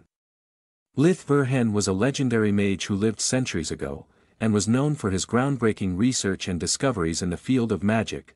He was also popular as one of the 4 founding pillars of the Great Mauryan Empire along with the founding emperor and the other 2 important figures, although there is no concrete evidence. It is said that he was the magic instructor of the founding emperor and he was the one who taught him magic. The foundation of magic theory in itself is simple, but understanding the meaning and logic beyond it is what truly challenging for an individual. Before the invention of magic theory, people believed that the magic was a phenomenon that happens due to the grace of gods and ignored any science behind it, and it was sage Lith-Ver-Hen who first questioned on such practices. Instructor Joshua went on to explaining about how the magic theory came to existence and its tale, although many of them condemned the sage at that time in the name of gods and blasphemy, as his theory proved many things that the mere name of God couldn't explain. They were all forced to shut their mouths. It was an interesting topic that attracted my attention. To be able to pursue your research despite the oblivious discouragement and the willpower to go against the norm, respect began to form in my mind for the Grand Magus. Although he was successful inventing the magic theory, sage Lith-Ver-Hen was never recognized for his achievement when he was alive, because no one at that time could understand his theory. It was the greatest irony in the field of magic. It was not until 84 years later in the year 198 of Chronos calendar that his magic theory was first recognized as a valid theory. In recognition and respect of sage Lith-Ver-Hen, the Magic Tower Association of Great Mauryan Empire decided to celebrate 19th in the month of Rooster, which was the birth date of sage Lith-Ver-Hen, as the Mauryans' Magic Day, and honored him with the title of Grand Magus. The history is often fascinating. What use are titles and honors when he is not even alive, being condemned when you are alive and honored when you are dead? The Grand Magus was much more sympathizing now that I listened to his story. Going forward, instructor Joshua further described the life of Grand Magus, his achievements, experiments and the results he obtained. He described how sage Lith-Ver-Hen had discovered that all magical spells and incantations were ultimately derived from a set of core principles and laws that govern the flow of magical energy. I was fascinated by the lecture. It was much more interesting now that I was listening to it with full concentration, unlike in my past life. Even though I knew about the magic theory, I only studied to do well in exams during my past life, which obliviously meant that I didn't study any of it properly. So, the current lecture was feeling like I was learning new things. I looked around to see if everyone is as interested as myself in the class. Although I could see some of the students in the class who were listening attentively, I also couldn't help but notice that there were several students who seemed to be dozing off. Well, I was like them in my previous life too, to be honest. I didn't even remember much about my academic days of my past life, except some important events. That was how ignorant I was. Leaving those things aside, I noticed that someone was getting frustrated by the environment in class, which was none other than the instructor himself. Instructor Joshua was known to be a strict and demanding instructor, and just by seeing I could tell that he was growing increasingly frustrated with the lack of engagement from the students. Well, I didn't want to get caught by him dozing off, so I tried my best to focus on the lecture. I also didn't forget to take notes and note the important points. I tried to absorb as much information as possible. Before I knew it, an hour passed by. The magic bell rang indicating the end of class, which also woke up some of the students. Magic theory is a complex and demanding subject.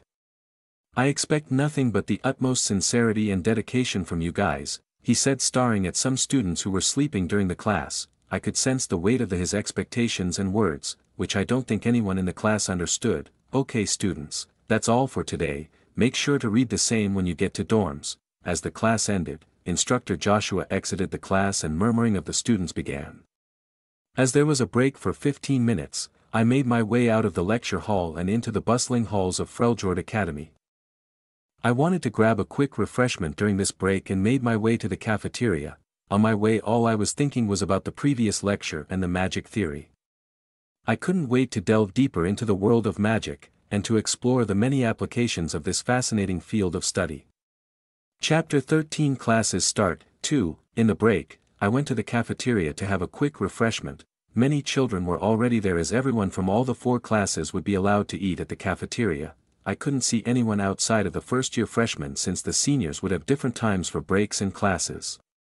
The curriculum was designed so that the juniors and seniors would not fight each other. Anyway, that was none of my concern as I was only here to buy a drink. I was from the Pendragon barony and we are considerably rich despite no having much reputation, so I did have some money to buy myself whatever I want. As I put my hand in my pocket to take out the money, 5 coins appeared in my hand. What the? It was coins with the engraving of 2-headed dragon on one side and the roaring lion on the other side. This chapter upload daily at novelhulk.com. Gold coins. I was surprised to find that the pocket money was much more than I imagined. There were 5 types of coins in the Mauryan Empire, each was engraved with a double-headed dragon on one side and different engravings based on their values on the other side. For example, an iron coin with the engraving of 2 swords and a shield, it valued 1 guild, a bronze coin with the engraving of a mystic eye, valued 10 guilds. A silver coin with the engraving of a laughing man with big belly, who was presumed to be the god of prosperity was valued 100 guilds, a gold coin, like the ones in my hand with the roaring lion's engraving, which was the symbol of Mauryan Empire was valued 1,000 guilds, and lastly, the platinum coin, with the engraving of the founding emperor's face valued 10,000 guilds. There were only few platinum coins in the empire and most are kept as treasures instead being used for business purposes. To summarize it, I had about 5,000 guilds in my pocket. 5,000 guilds, I would have to work at least 3 months as a mercenary to get this much money. I didn't realize it in my previous life, but it seems like I was a rich good-for-nothing before the collapse of Pendragon family. A cold almond milk and a chocolate cake please. Wiping off the embarrassment in my heart, I ordered the things that looked fancy to my eyes. It has been years since I savored something delicious as I couldn't afford it being a mercenary, but now that I am back to my rich self, I ought to try out some good stuff. That will be 110 guilds. The staff was respectful but I didn't converse with them much as it was none of my business. I just paid for the food and received my food. The cafeteria was an enormous place with the capacity to simultaneously seat more than 1,000 students, so it didn't take me much effort to find an empty stop and pee my food. As I slid the spoon through soft cake and pushed it into my mouth, happiness flowed down my body. I took a sip of milk and savored the taste. The rich dark flavor of the chocolate pastry that goes very well with the badam-flavored milk was too good to not savor, as I thought, living off your rich family is the best feeling ever. Excuse me, as I was savoring on my food, I heard a voice besides, calling me out, Cough. Cough, as I turned around to see who it is. I almost chocked myself. Hey, are you alright? I immediately took the bottle of milk and jolted it down in a single sip. Phew, I almost died for the second time while chocking myself. Are you okay now? That's right. My reason for chocking, it was none other than this bastard's fault, Zephyr, the absolute monster of a genius, who became a sword master at the age of 20 and transcended to the realm of one with the sword at the age of 27. He was man who killed one of the 7 demon kings during the demon army invasion, the man nicknamed as the Sword Emperor in my previous life. He was a peasant boy who managed to get into the Kshatriya class just with his mere talent. And he achieved all this while being a peasant, having no one to back him up. Just imagining his face was angering me. That's right, I was furious to see this bastard's face. That was because, can I have a piece of that cake, please? That's right. He was incredibly shameless. Before I could say anything in reply to him, he grabbed the cake in my plate and swallowed it whole. Thax fos the foos, he said while the cake still in his mouth and left without letting me say anything. My rage went up and I was about to burst out, but I calmed down somehow. This bastard.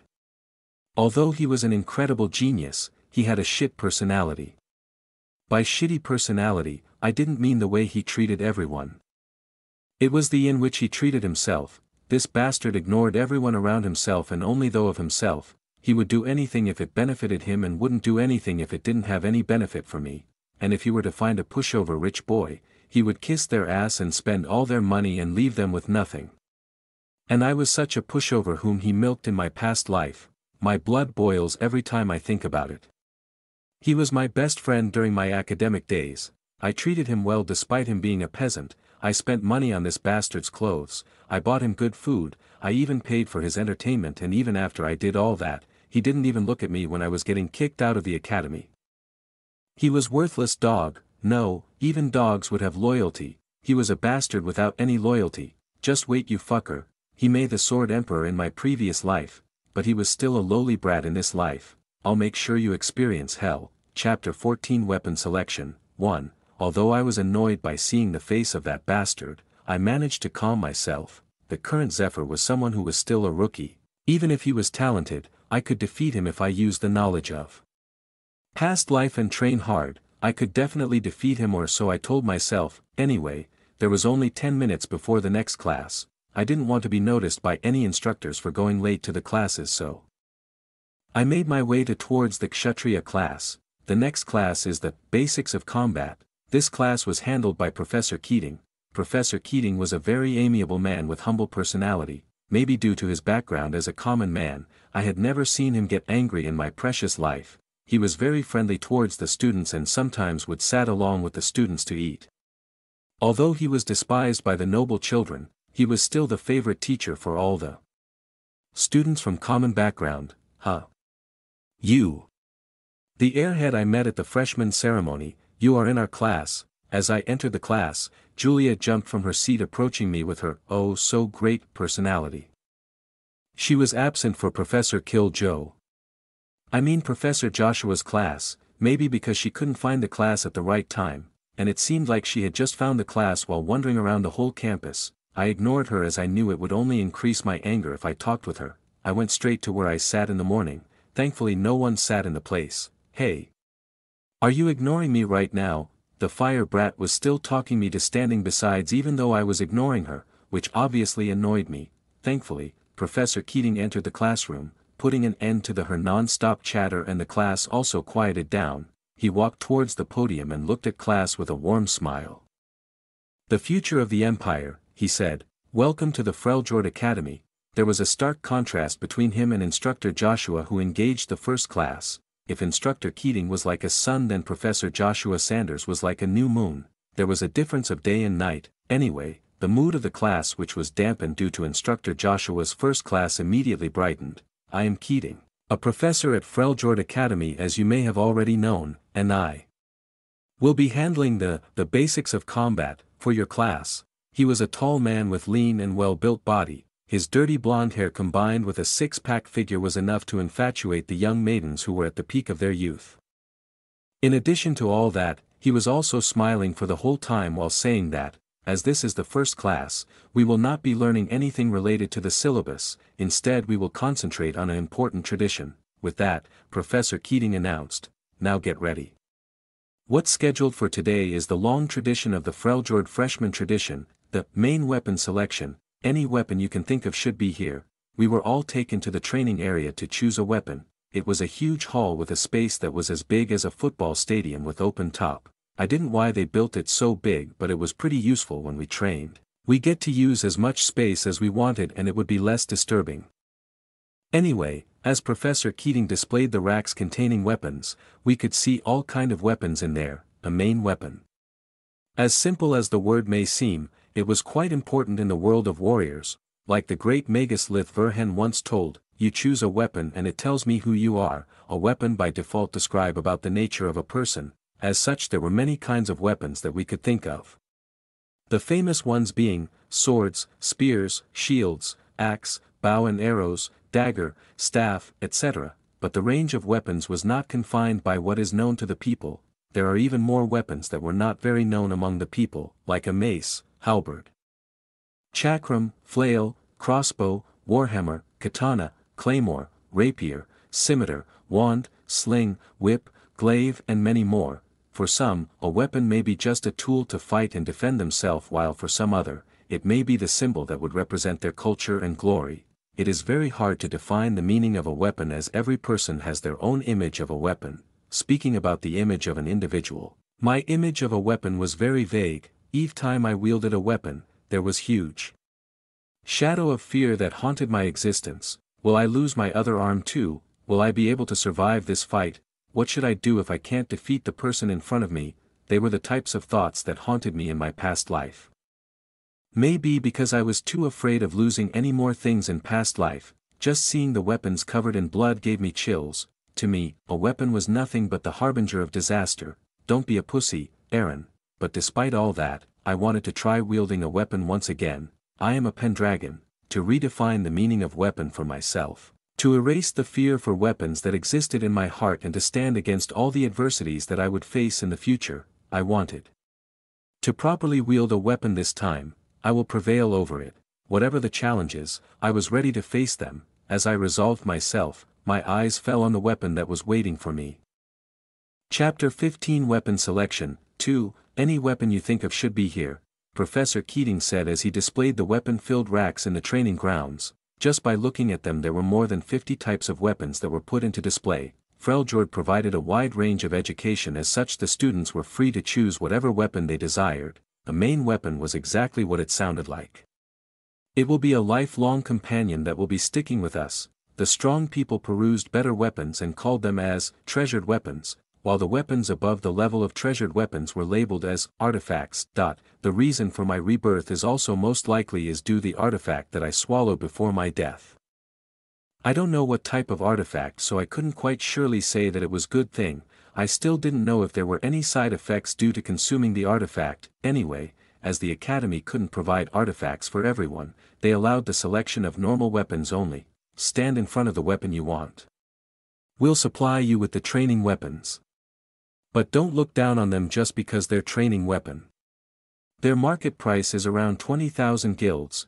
There were all sorts of weapons, more so than I could have ever imagined: sword, spear, saber, dagger, rapier, halberd, great sword, zweihander, bow, a mana-powered gun, whip, gauntlet, crossbow, etc. The choice of primary weapon is crucial in laying foundation to your own fighting style. It's not a bad idea to test different weapons. Feel free to choose the one that you are most comfortable with. With the permission from the instructor, all the students started trying out different weapons.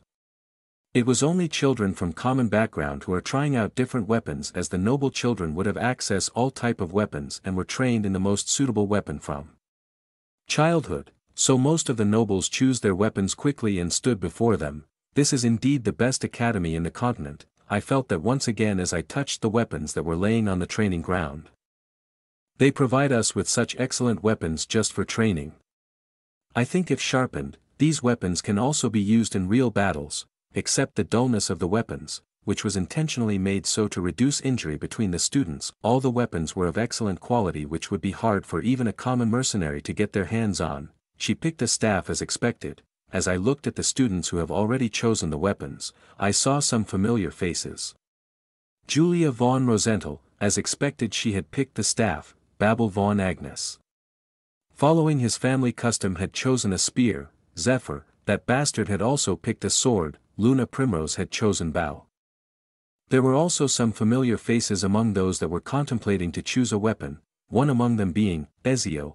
On the outside he appeared as a child from common background, but his real identity was much more shocking. That, currently, even Ezio himself was unaware of his identity, as he only finds out about it much later in the future. I didn't have anything to do with that, but I wanted to build a friendly relation with him. After all, he was the infamous Reaper of Red Moon. In my past life, in the future, he will create a medium-sized guild all on his own that specialized in assassination and information collection. There was nothing to lose being friendly with the future guild master of Shadow Hands.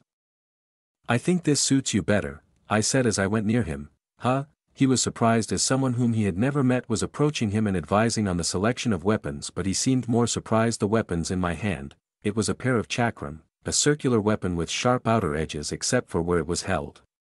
It was a weapon which was incredibly difficult to wield, but I know Ezio would be able to handle it. Honestly, Ezio chose a pair of daggers as a main weapon in my previous life, but after 6 months, when he felt the limitation of daggers, he changed his main weapons from daggers to chakram. in a way, I doing a favor to him by saving his time of 6 months.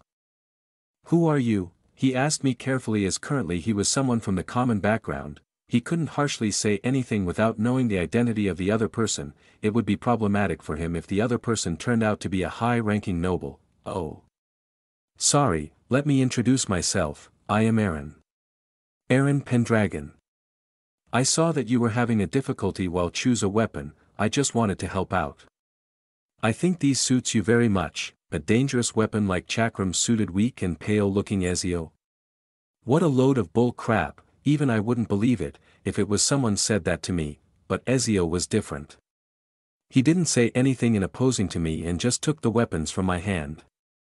It was great surprise for me about how different Ezio's original personality was compared to what was known in my past life. This chapter upload daily at novelhulk.com. He was kind, humble and a feeble kid. As he took the chakram from my hand he started to test them out. Swee, as expected of the Reaper of Red Moon, he could wield them skillfully, although there were little clumsy movements. It could be improved with constant training. Thank you, I think this indeed suits me. After testing it some more, he said with a slightly brighter expression, which was really hard to notice in his expressionless face, "No problem, I am happy that I could be helpful." Got to keep up the good act in front of him. "Are you going to pick that?" Ezio asked, seeing the weapon which was in my hand. Chapter 16 Weapon Selection 3. There was a one-handed short sword in my hand.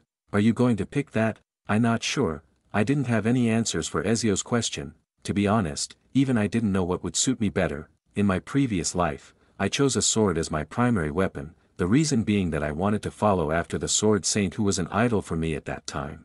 But now, I am not so sure about it. "We'll see." Rasp, I unsheathed the sword from its sheath and tried it out. Swing, it's quite good, a sword is indeed a good main weapon. Its ease of use and lightweight which can be wielded by a single hand made it very popular. Even in our class, there were more than 1/3 of the students who choose sword-type weapons as their main weapon. I was also proficient in using a sword-type weapons as I trained with them in my past life. With only one hand, the choice of weapon for me was greatly reduced, so I didn't have any choice but to sway towards the sword. Even then it wasn't the only weapon I trained in my past life. Spear, daggers, hidden weapons, crossbow and many more. I didn't spare any effort in training with different types of weapons, which was the main reason why I was able to survive in midst of all the chaos going in the world with the demon invasion. It would have been right to call me as Jack of all and Master of none. Anyway, as I was having a difficulty to choose a main weapon, a sudden thought came to my mind.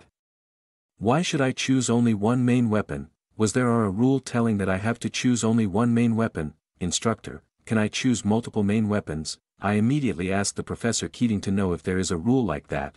It is normal to have confusion in early stages. You can have secondary weapons if you are interested. I want to use multiple main weapons. I didn't want to differentiate the weapons as secondary or main. I wanted to train them all to the extent where I could bring out the full potential of them.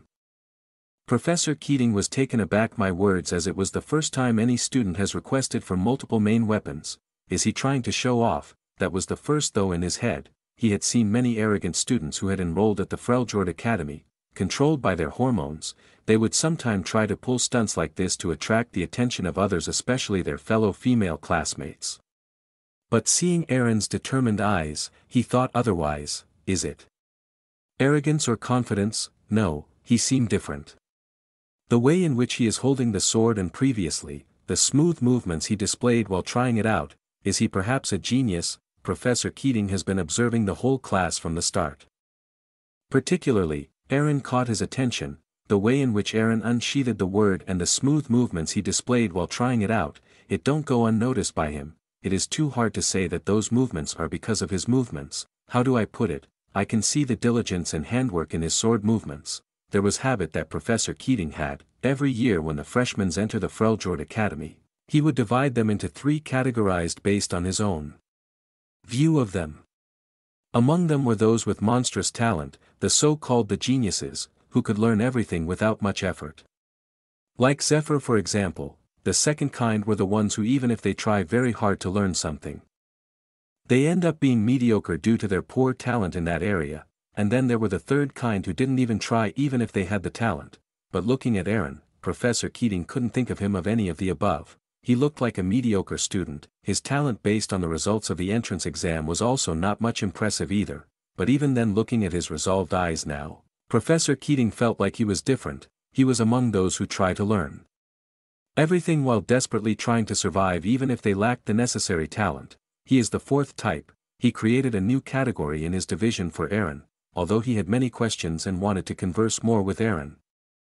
As an instructor, it wasn't his place to pry into the personal life of his students.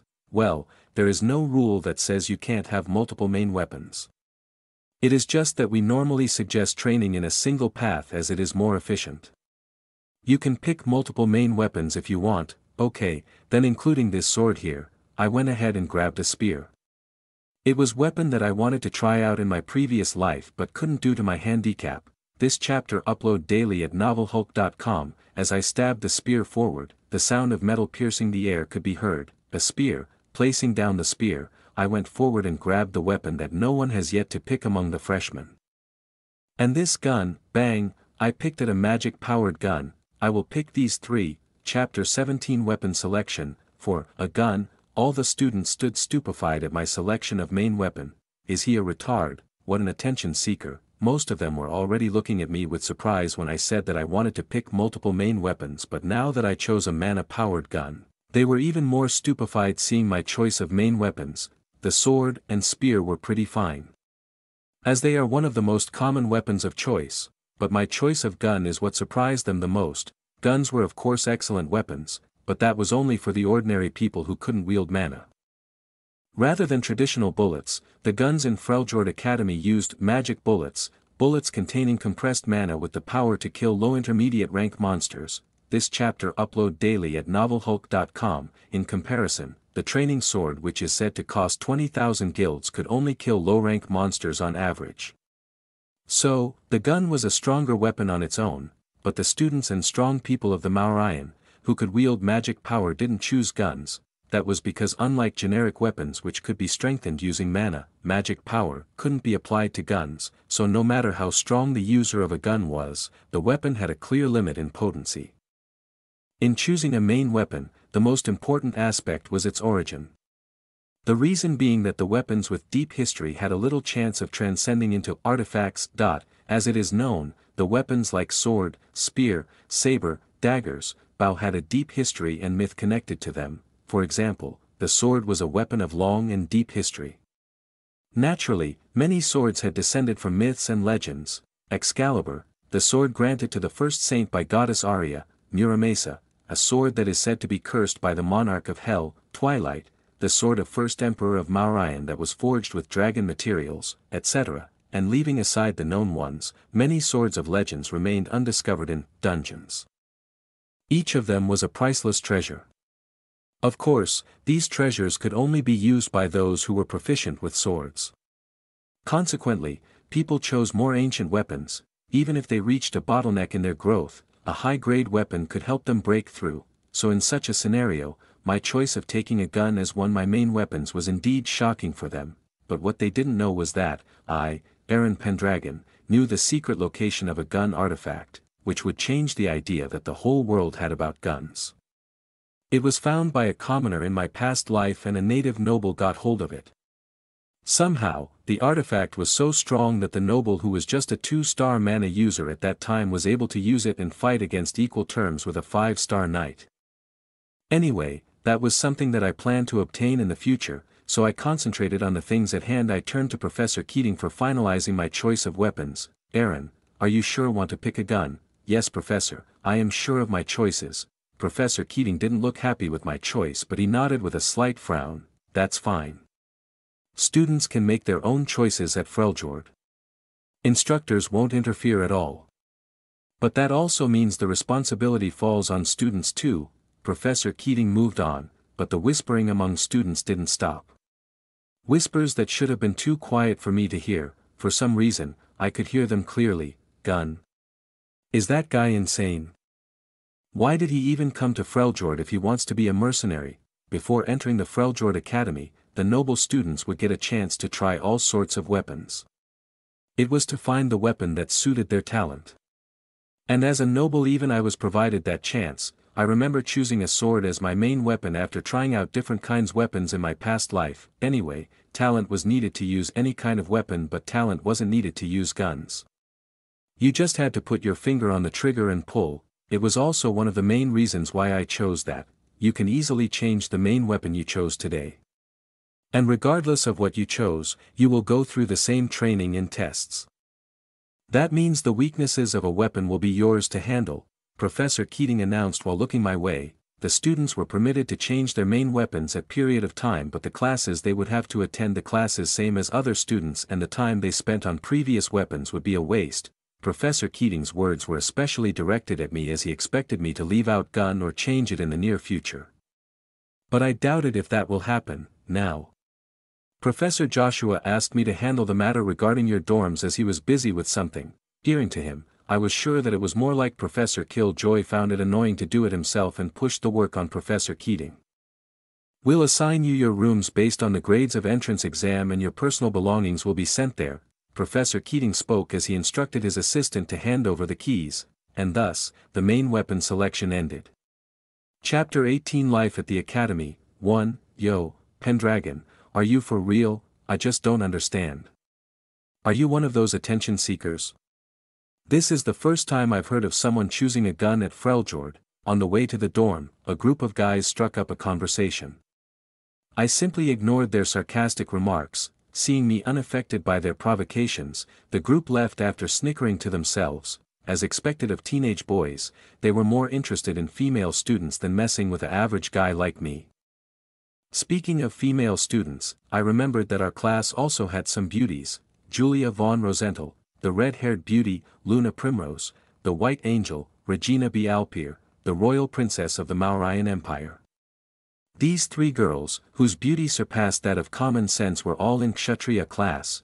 While I observed them with a side glance, we arrived at the dorm. Here are the dorms for the first years, Professor Keating said. 4 extravagant skyscrapers stood in front of me. According to Professor Keating, each building had 10 floors, each consisting of 25 rooms. The whole of first year would be staying in these 4 buildings. Divided based on the classes, the rooms were distributed according to grades of entrance exam. I had a pretty good score now that I think about it. It wasn't easy to get into Kshatriya class after all. This chapter upload daily at novelhulk.com, but even if one's grades were dead bottom, they would still have their own room as long as they were the students in Freljord Academy. The top 3 male and top 3 female students would get separate housing built in midst of the 4 dorm buildings. It was sign of luxury and dominance. Of course, it is possible for other students to experience that privilege if they challenge and beat them in the duel arena, which will take place once every month in Freljord Academy. There were also some rule for challenging the top 6. First, the one who wanted to challenge them should have below 50 ranking, which also is updated monthly based on the performance of a student in both theory and practical classes. Second, the duel must be overseen by one of the senior instructors of Freljord Academy. And finally, no cheating was allowed. If any manipulation, which affects the duel, were to be observed, then the student responsible for it will be punished with immediate expulsion. Everything was maintained with order in Freljord Academy. Guys are to the right, girls are to the left.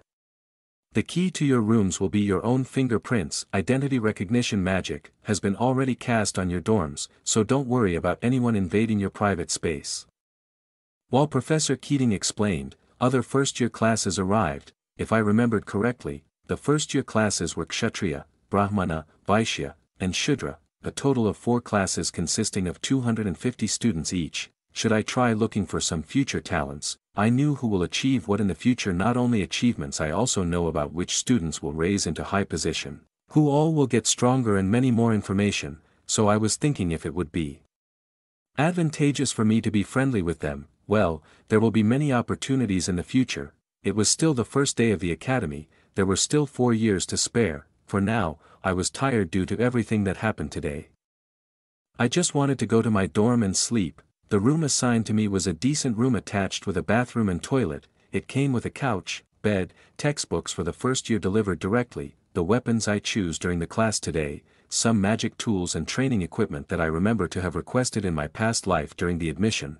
I looked at all of it and thought, I still can't get used to it. slouching down on the comfy couch, I pondered. The weight of the magic-powered gun in my hand didn't feel real. What was that artifact that sent me back in time? Will it have any side effects? Who was that monster that killed our mercenary group? There were many questions in my mind. But I also knew that I couldn't find answers for any of that questions right now too. Anyway, seeing the gun at my hand, a thought came to my mind. Should I try shooting it to see its power? I thought of something good. Jumping up from the couch, I aimed at the wall and closed my left eye. Just when I was about to pull the trigger, ding dong, the bell rang, a voice rang out beyond the door, rank 248, Aaron Pendragon. Your luggage has arrived. Throwing the gun on the couch, I opened the door. It was a golem controlled by magic. It just placed the language in front of my room, seeing me, and left. It was a fairly big box. It was the box that contained my clothing and other required things, which was sent from my home. The Pendragon Barony. I picked up the box and brought it in. Freljord Academy entrance exam, rank 248, Aaron Pendragon, personal belongings, rank 248. I just barely met the qualifications for Kshatriya class. With a smirk, I placed the box on side and jumped on the bed. It was time to get some good rest. Chapter 19 Life at the Academy. 2. Some students were gathered in one of the big buildings that was provided for the top 6 students. They were all sitting in an arrogant delinquent-like manner, laughing loudly at even the smallest things. Occasionally, they stole stealthy glances at the one who called them over. But the person in question remained silent, as though he couldn't care less. Oh right, Babel, isn't there someone in your class who chose multiple weapons? And I heard he even picked gun, one man asked him. He was a generic good-looking guy with an amiable smile. Babel von Agnes opened his eyes narrowly and stared back at him. I just heard it from somewhere. Did I hear wrong? Babel von Agnes was the second-ranked student in the entrance exam, with Zephyr taking the first place with his monstrous talent. He was rather uninterested in others' matter, and he disliked talking about people behind their back the most. I don't know. I'm not interested in trash, but still, he looked down on all other except himself. All right. I'm not really interested either. But I was just curious to know who that fool was. Raymond, you sure are curious about the strangest things. A captivating voice cut through. Raymond Pennon turned his head and saw a long-haired girl smiling charmingly. It was Luna Primrose. Feeling his heart beating, the flustered Raymond blurted out, Oh, Luna. Why, I was always like that. What was his name? Pen. Aaron?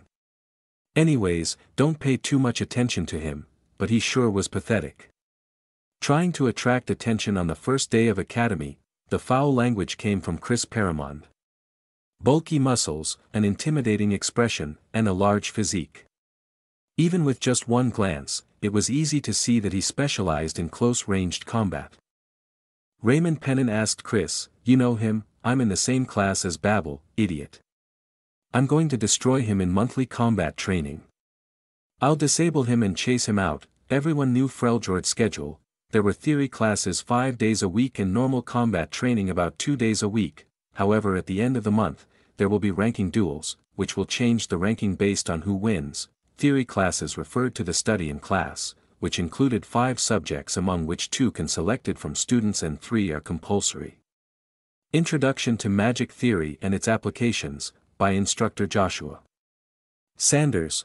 Basics of Combat, by Instructor Keating. The History of Mauryan Empire, by Professor Welton. The other 2 can be chosen based on students' interests. There were 6 subjects to choose from: Deep Learning of Mana, Poison Arts and its Usage, Alchemy and its Applications, Close Combat Lessons, Dark Arts and Curses, and Divine Arts. They were the 6 subjects that the students could choose from in the first year. The subjects were chosen based on the individual's interest and talent in that field, and once chosen they cannot change the subject for the year and had to successfully pass in that subject to be promoted to second year. The 2 days combat training referred to battles, monster hunts, rescue missions, and more.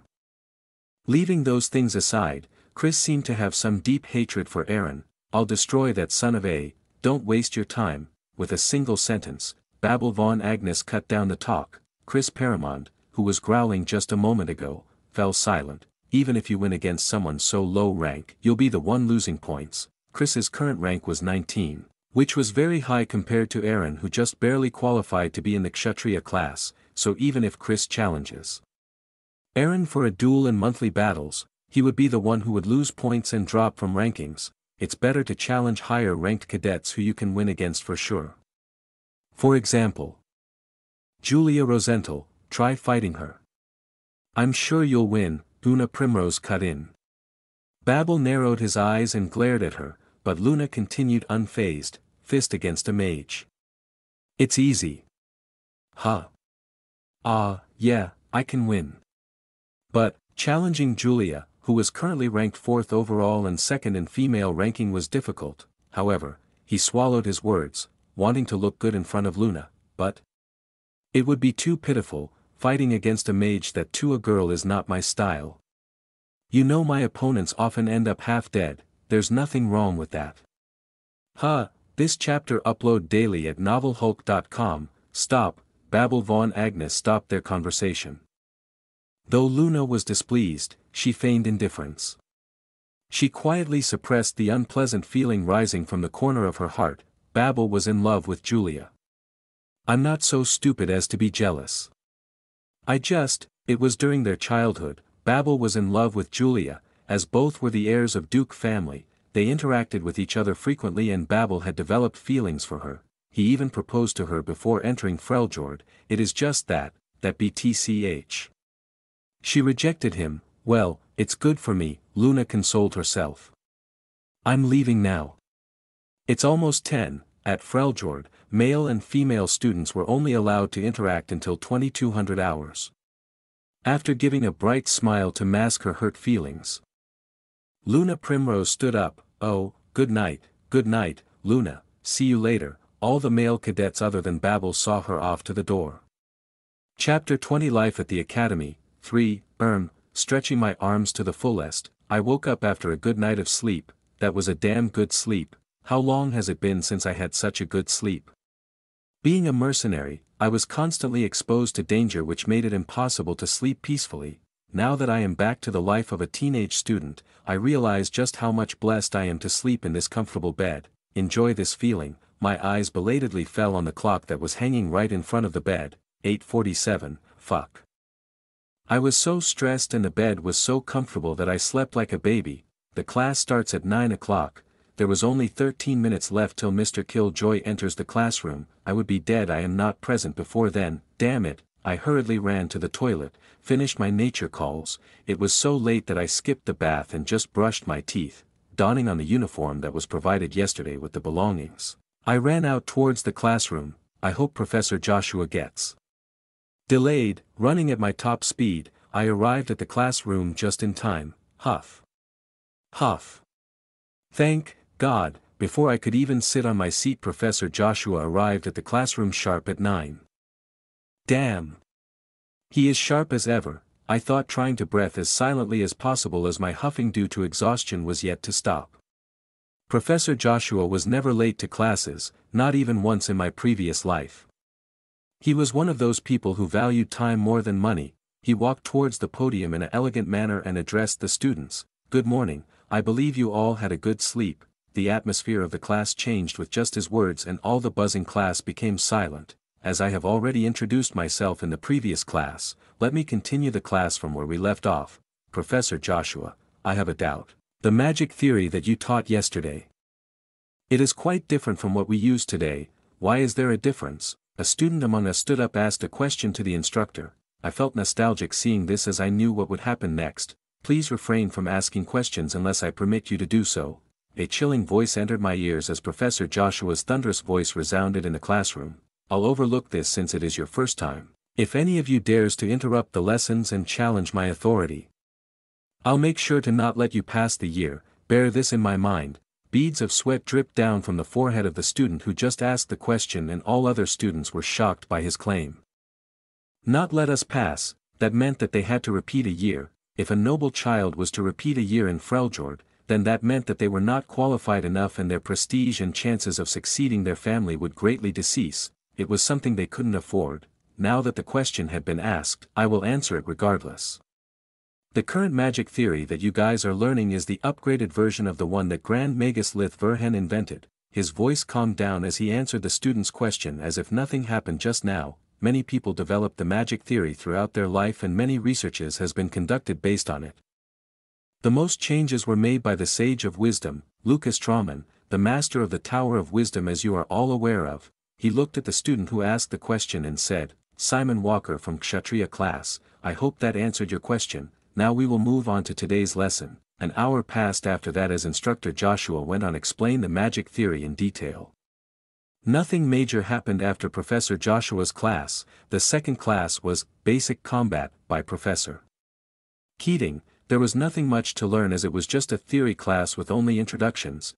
We are not allowed to go out and into the wild till next week, which was done so the necessary preparations could be made for student safety. So the combat lessons couldn't be started.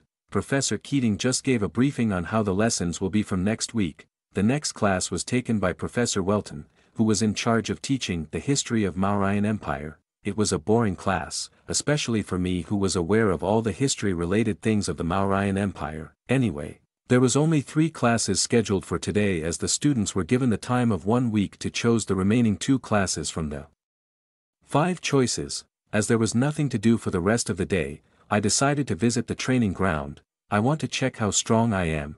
Being able to enter the Freljord Academy, the benchmark was that the individual has to be a 1-star knight or a 1-star mage. If I remember correctly, I was at the verge of breaking into 2-star rank when I entered the Freljord Academy in my past life. Most of it was due to the help of my family, which was rich enough to supply me with cultivation resources and elixirs. I was truly blessed to have born in such a rich and kind family. If only the fire dragon didn't go on a rampage, then my family would be alive and I would have led a comfortable life with my loving family. I'll make sure that happens in this life. That was the first goal I had in this life, to stop the rampage of fire dragon from happening and protect my family. I was ready to do anything to ensure that. This chapter upload daily at Novel Hulk. Let's see how far I can push this body. In my past life, I reached the level of 4-star knight through sheer effort without any talent. I wanted to see how far I can push my body with the memories of my past life, and currently, there was no good way to do that than to visit the training ground where every type of equipment needed for training would be placed. Chapter 21 Life at the Academy. 5 minutes away from our dorm was a training facility called the Vigor. It was one among the 4 indoor training facilities of the Freljord Academy, which are Vigor, Robust, Spirit and Radiant respectively. Each were divided based on the student's year of study. First years used Vigor. Second years used Robust. The third years used and Spirit and Radiant for the 4th year. And each of these 1,000 square meter facilities was filled with magical devices and equipment for exercise and training. The amount of money needed to construct such an environment would be well over hundreds of thousands of guilds, but there was barely anyone using the facility. This chapter upload daily at novelhulk.com, but just because the training facility was empty, it didn't mean the future of the Mauryan Empire was bleak, while students would become the future pillars that support the Mauryan Empire, and would come to receive the admiration and envy of billions of people. They were still teenagers. Simply put, there weren't many high schoolers willing to go out of their way to train on the first day. "I knew you'd be here," an arrogant voice was heard in the almost empty room. Exceptions always existed. Even the Freljord Academy had a pervert who enjoyed training from the first day. Evan, who was drenched in sweat and wrestling with an exercise equipment, widened his eyes at the sudden voice. "Julia Rosenthal. You're also here to train?" "Yeah, but I won't be as barbaric as you." With a wry and arrogant smile, Julia pointed at the room that was filled with magic circles painted all over its walls. Seeing the terrifying cylindrical room, Evan frowned. "That's a tough one. I can never last long in there." It was called the Gravitation Manipulation Room. A special equipment built using the gravitational magic circles, which provide the students with an environment to train under pressure. Evan wiped his sweat with a towel he brought. "It's not like you can't, you just don't need to. I'm a mage, so I need to train under pressure to withstand the mana reflux. Plus, it's not that hard. I've been doing it since I was 8 years old, yep. I have one in my house." Aha, as expected of a third-generation Duke family's heir. Just like Babel von Agnes, Julia was a third-generation heir of a duke family of Mauryan Empire.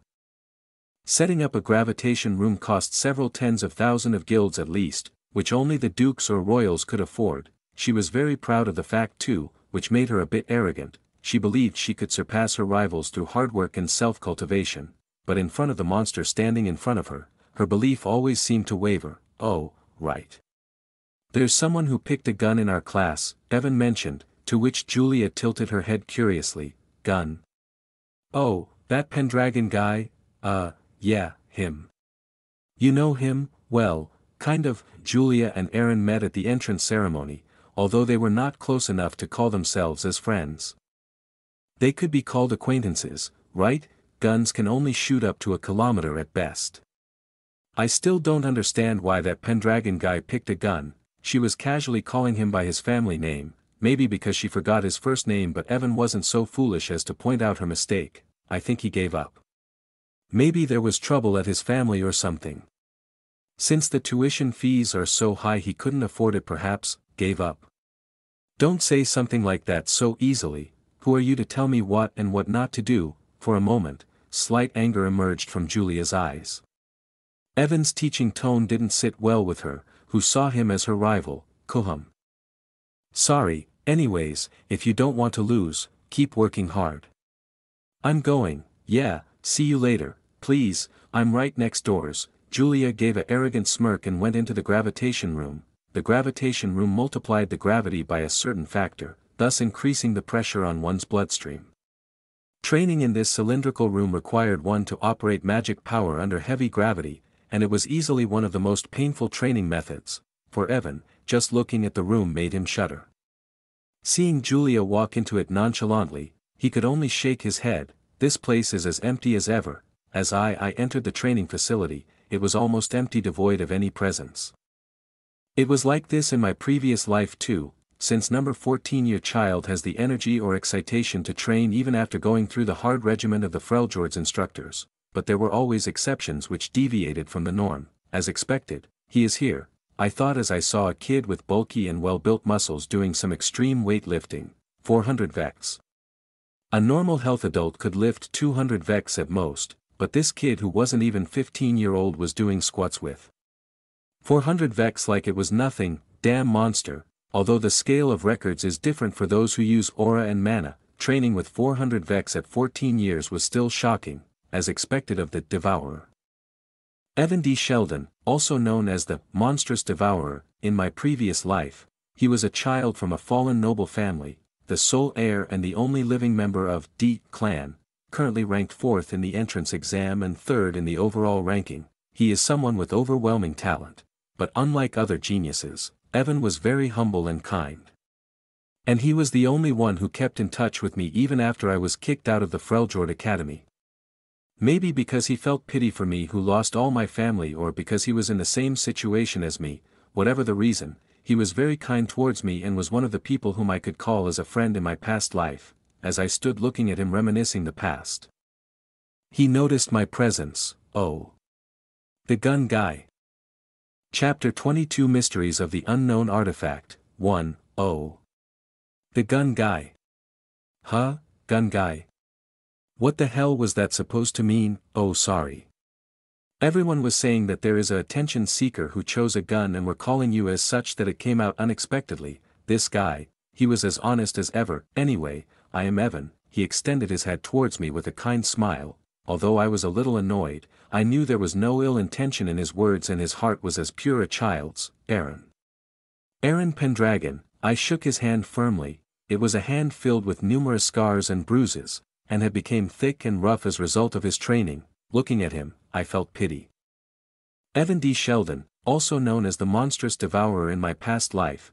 This chapter upload daily at novelhulk.com. As grand as his name may seem, his life wasn't all that great. The D clan which raised him and his whole family, who were in charge of guarding the borders of Mauryan family, they were completely annihilated by the ambush of neighboring kingdom when he was 11, losing everything in a young age. Evan grew up alone without anyone to lean on. In a way, he had suffered more than me. Unlike me who now has the chance to save my family, Evan had already lost everything.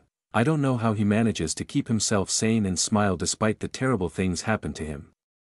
It was a miracle that he was even able to survive till now. No, not just surviving, he was currently ranked 4th in the entrance exam, 3rd in male rankings. He was someone who could be compared to the best of best talents of Mauryan Empire. Unlike me who had to pay the tuition's fee for the academy, Evan was studying here in scholarship that he earned off his own hard work. So, you are here to train? He asked me, looking at my fit body. Of course. But I want to check out something else today. I don't know if it was due to genes or due to the light exercises I did daily. My body was very fit and healthy, but I did not visit the training grounds for exercising, of course. I wanted to start training as soon as possible. After all, I only had 4 years to stop the rampaging of Fire Dragon, Ugram. But I wanted to see where I stood currently, when compared to the monsters here. As I resolved my thoughts, my eyes fell on the machine that was placed at the far end of the training facility. Let's see, it was high-end magical device that was created with the state-of-art's magic technology, a special device that was created to accurately measure the power level of an individual's, especially the students whose power level is below certain limit. As I walked towards the huge machine that took as much space as half of the room, Evan walked behind me. You want to tag along? Do you mind? Do as you wish. I didn't have any problem with Evan watching me. First of all, I would be obliviously weaker than him, and more than that, I don't intend to hide myself in the academy. I will stand out.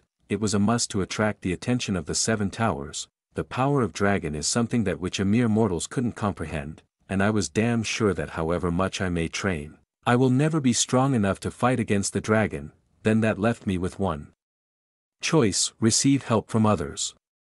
And except royals, the towers were the only powerhouses of the Mauryan Empire, so I decided that it would be more advantageous for me if I join a tower and seek help from them. Now that I have decided to do it, I will aim to the strongest tower, the Tower of Wisdom, under the control of Sage of Wisdom, Lucas Trauman, the legendary mage of Mauryan Empire. It was also him who killed the fire dragon in my past life along with Duke Agnes. So I am sure that my plans would have more chance of success if I get into the Tower of Wisdom. Anyway, that was the plans that I had for future. For now I will concentrate on the things at hand. You want to measure your star level? Yes. Will you give me a hand? Sure. Evan didn't talk unnecessary things, which was also one of the reasons why I liked him. He helped with the equipment which needed to be equipped around my body. A magic crystal of a high-class monster was powering the device, which alone costed more than 100,000 guilds. Let's handle with care. Just the thought of damaging such expensive equipment gave me chills. Shaking off the terrifying thoughts, I started the measurements. The evaluation included the individual enter an enclosed space where numerous discs would come flying towards them arbitrarily. This test was done to test the reaction speed and agility of the individual. It also included weightlifting and punching a certain machine which would display the strength of individual in numbers. I entered the enclosed room. There were numerous holes on all the sides of wall with markings of red to indicate each level. As I stepped beyond the red line, and before I knew it, as disc came flying at the back of my head, swoosh, I dodged it. No. To be more precise, my body dodged it, but that wasn't the end. As the discs came flying at me from different, it's a little hard, I was able to sense the incoming discs and my brain reacted to it as well, but the problem was my body. It's not moving as I want. In my previous life I was a 4-star knight at my prime, my mind was still thinking me as such, so the instruction it gave was hard for my current body to follow. Even then, I cleared level 1 with ease. I somehow managed to clear level 2, but after that, the trajectory of the discs were unpredictable and I failed the level. That was good, Evan said as I came out. Most students wouldn't be able to clear level 2. Looking at him, a curiosity arose in me. What's your limit level? Let's see. I think I clear level 6 when I tried yesterday. This guy, I didn't know if he was bragging or demotivating me. Chapter 23 Mysteries of the Unknown Artifact. 2. After the agility and reaction test, it was time for strength test. You just need to hit it with your full strength. All needed to do was to hit the plate-like structure that was embedded into some kind of machine. As I wanted to check the limit of my power, I gave it my all. I took a step back and firmly stood the ground, since I was more used to using my left hand rather than my right. I decided to go with it, pushing back the left hand with my right hand. I tried to bring out the maximum power. I also activated one of the punching arts that I learned in my past life. it was called the Force of the White Fang, a martial art technique that was invented while closely observing the white Fang beasts. I could feel the power gathered at the tip of my hand. I didn't waste any more time and launched a perfect hit. It was the best I could do at the current point of time. Boom. The result was obvious. The plate-like thing shook with heavy vibration for some seconds before the numbers were represented above it. == 458 vex == Whoa. Aren't you pretty strong? Even Evan, who was standing beside me, was surprised seeing the numbers. It an inhuman force that a 14-year-old child shouldn't have. I turned towards Evan and asked carefully, how much is your best? Even though it was inhuman, here, in the Freljord Academy, there was no place for humane things. I haven't checked lately, but the last time I did the test, it was about 573 vex, I figured. But even then I had plenty of hope to catch up to him. Leaving that matter aside, I did the last test, mana evaluation, which approximately calculated the amount of mana one had. The result came out showing the numbers of 4.3452, which I remember to be exactly same as my previous life at this point of time. Was it my imagination? It happened right as I was thinking that, == the artifact has successfully merged with the user, proceeding with further process. == I heard the voice once again and it was saying something about the artifact. What the heck? A weird projection appeared before me which took me by surprise. Are you alright? Evan asked me in a worried tone. I looked at the projection and at Evan, back and forth. Judging by his actions, I think he couldn't hear or see the projection in front of me. What is this thing? Confusion and unknown fear filled my mind. This chapter upload daily at novelhulk.com. I think I need some rest. Saying no more, I ran towards my dorm. Whatever it may be, let's deal with in my room. Inside the dorm room, I held my breath while looking at a weird screen that was projected in front of me. What in the name of 6 gods is this shit? I still couldn't understand what I was seeing. I could see it, but my brain refused to process what was in front of me. It just seemed too absurd. What the FCK is this? After a long silence, I blurted out with a trembling voice, == sad face synchronizing.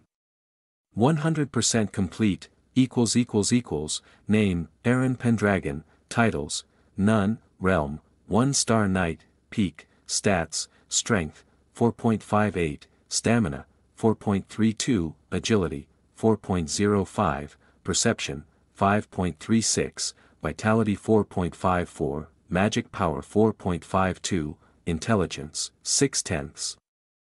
Perseverance, 7 out of 10, luck, 4/10, charm, May 1st, 10, skills, techniques, abilities, == sad face synchronizing. 100% complete, == I tried punching it but my hands just passed through. I tried to scatter it away, but there was no effect. I turned around to see if it would disappear, but it just adjusted according to my position. What is this? This projection-like thing? It was similar to the magic projection that was used by the help of magic devices. Yet at the same time it was a bit different than them. No one beside me seemed to able to see this projection. This incomprehensible phenomenon made me sweat. My hands and feet trembled, and my heart began to pound. This strange projection and this voice. In this world, there was an awakening phenomenon called enlightenment. Often called the first qualification to becoming a god's favored, enlightenment was a form of personal insight said to occur when a person surpassed one's limits. There were only selected few in the empire who were enlightened, because numerous experiences and training were required to reach enlightenment. Most of the first-year students of the Freljord Academy had yet to experience enlightenment, of course. There were exceptions like Zephyr or Babel von Agnes. They were enlightened at the age of 10 and 12, respectively. An enlightened person would gain a special skill which they could use proficiently. The type and the power of the skill depended on the individual, and it was still a mystery why or who bestowed the skills.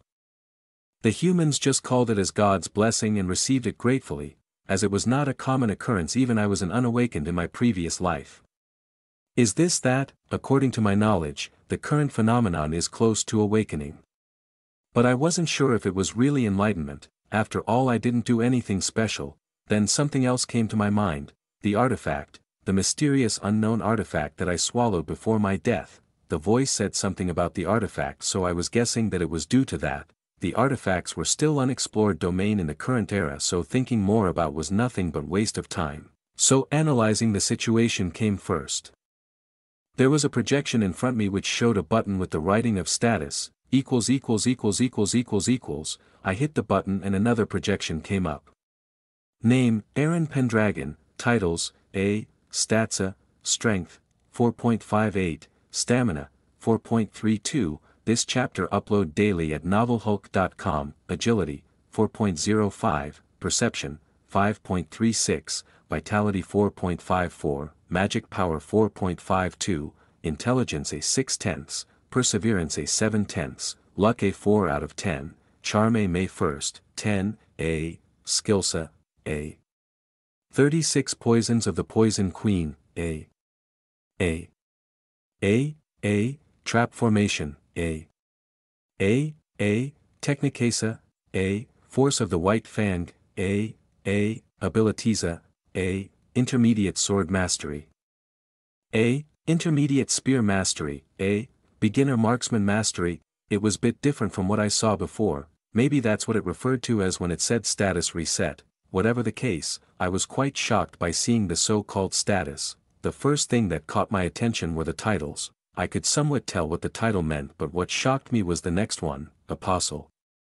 Forgotten God. I knew nothing about what that meant or why that was there. I don't remember ever joining any religion or praying to a god in particular, so I really didn't have any clue as to what it was.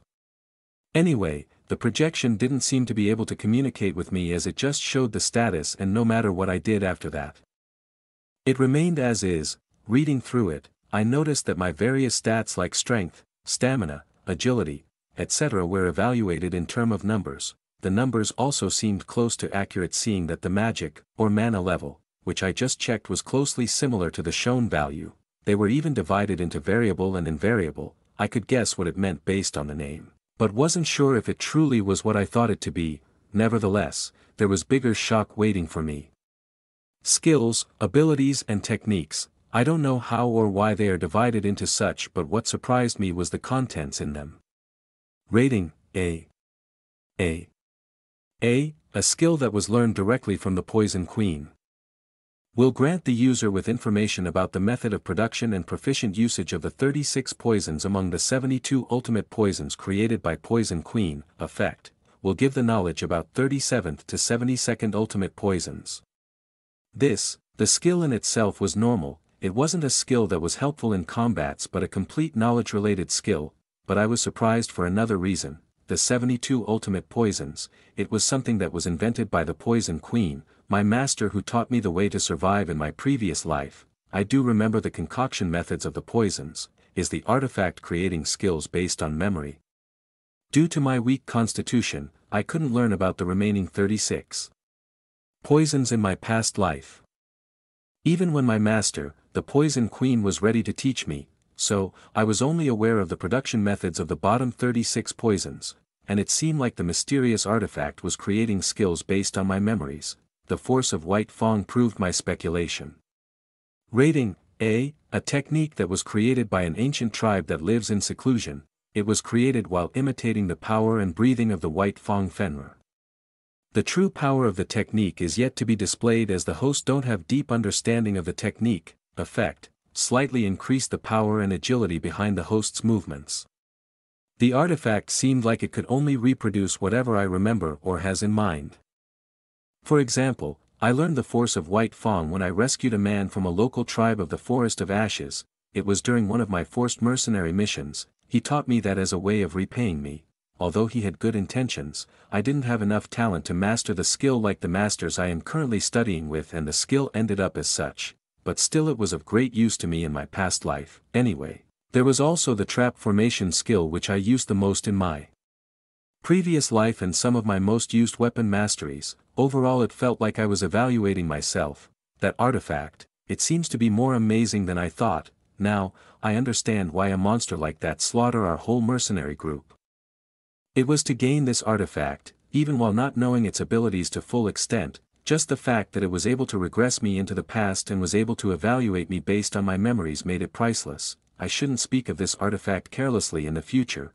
Though I didn't even knew anything about it, I steeled my resolve to not to tell anyone about the artifact. Chapter 25 The Dark Art and Curses. 1. A week has passed since I discovered about the abilities of the mysterious artifact. Nothing much happened since then except me training in the training facility with Evan daily and listening to the boring classes, as everyone has chosen the remaining 2 subjects. Classes will start with syllabus from this week onwards. As for the subjects I chose, they were the dark arts and curses along with the deep learning of mana. The reason for that is simple, as I had memories from my past life, I was quite proficient in combat as someone who worked as a mercenary. There were 5 subjects available for a student to choose from. Firstly, the poison arts and its usage. I am quite sure that there is no one in the whole empire that was more proficient at using poison than my master, the Poison Queen, so I didn't even bother to look at that subject. Secondly, close combat lessons. I didn't think I need to learn with the greenhorn rich kids in the academy since I had suffered enough as a mercenary and I am also training on my own with my schedule. As for the divine arts, let's say I have no interest in that field. Praying for the gods whom I didn't even know if exists or nor didn't suit my taste. Besides, I chose basic combat lessons and divine arts in my previous life, both of which gave me a huge disappointment, so, that left only 2 subjects, the deep learning of mana and the dark arts and curses. This chapter upload daily at novelhulk.com. I was interested to learn curses which are closely similar to poisons and I badly wanted to understand more about mana, so they were perfect for me. The first class is curses, and currently, I was sitting at the back of the common classroom number 3, which was prepared for the dark arts and curses class. Since every child has the right to choose any of the 5 subjects, the 2 elective classes were taught while combining the students who chose that particular course from all the 4 classes, Kshatriya, Brahmana, Vaishya and Shudra. I took out the textbook that was provided by the academy and looked up. Some of the students were looking at me and turned away as soon as our eyes met. Ah. The gun guy's rumor is still alive. I have been experiencing the same for the last week. Slide. Finally, the lecture room door opened and the professor entered. And a thunderous cheer broke loose from the students who recognized the professor, Lloyd Frontera, for real, when people thought of the words dark arts and curses. They usually thought of dark and gloomy people touching a corpse and hiding in the shade, but now, that was nothing but a story of the past. Modern magic users who learned curses and dark arts, had risen to become mainstream, more intelligent, practical, sophisticated, and trendy. Rather, the old-fashioned and conservative image was closer to the priests, and one of the representatives of this new generation of dark art users was Lloyd Frontera. Wearing a white suit from head to toe, Lloyd showed off his model-like proportions. In addition to his outstanding looks, he was a young mage in his late 20s with star qualities and who belonged to Freljord Academy's core force. He was a target of absolute admiration for the students of Freljord Academy. Instructor Lloyd smiled and waved from the cheering of the students. I could even hear some girls screaming and proposing to him. What indecency. Nice to meet you, freshman. I'm Lloyd Frontera, who'll be taking the first year the Dark Arts and Curses subject this year. Cheers broke loose once more. Instructor Lloyd raised his hands and skillfully calmed the students, then set the pork pie hat from his head down on the table. Then shall we call the roll? Since it's also the first time for you all to meet each other, let's include a simple introduction one by one when the names are called. Instructor Lloyd called the roll. Jamie Wilson, yes. Professor, I'm so honored. I came to this school following you. Instructor Lloyd reached out and interrupted Jamie, then winked playfully. You're not introducing yourself to me. You're introducing yourself to the friends here. Again, small laughter could be heard. Jamie Wilson blushed and said she hoped to get along well for the semester. After Jamie started off with a smooth start, everyone introduced themselves with the casual feeling of getting along well. There was nothing to be gained for me to stand out in this situation, so I passed it smoothly like everyone else and sat silently. Some students appealed to themselves in preparation for the group class while some gloated about themselves. Looks like there are a lot of unique students. Good. Instructor Lloyd put down the roll, rolled up his sleeves and walked over to the blackboard. Then, let's start the class. Chapter 26 The Dark Art and Curses. 2. Tap. Tap tap. Instructor Lloyd took the chalk and wrote the words, Studies on Dark Arts and Curses on the board beside the magic projector. When he wrote the last word, curses, the chalk broke and flew away from the force he applied, giving a kind pressure to his movements. Nevertheless, he picked up a new chalk as if used to it. since everyone is new to this domain, let us set aside the syllabus for a movement and start with the basic question. Why should we learn the dark arts and curses? This instructor seemed to have the power of pulling the crowd's attention towards himself from the first word. All the students craned their necks and focused to not miss a single word from him. It was also my first time seeing Instructor Lloyd teach, as I never chose any subjects that he handled in my past life, so I too was deeply engrossed and interested in the class. Can anyone define what dark arts is? In the seat right in front of mine, a girl with glasses raised her hand. I'm Sistina Amy, sir. Dark arts are the type of magic that weakens the opponent while maintaining your own strength. Excellent, Amy. The girl's face lit up with Instructor Lloyd's praise. However, there would be some students who wouldn't really get it by saying it's simply weakening the other person. Alright. Let's say there are two knights here at the same skill level. Instructor Lloyd hand signed the girl to sit with a smile and moved the chalk in his hand, holding it up like a sword while he picked up another chalk in other hand. The two knights clashed their swords and begin to fight fiercely. They consume each other's stamina, waiting for the other to make mistakes or reveal weak points. He wrote exhaust on the blackboard while simultaneously explaining.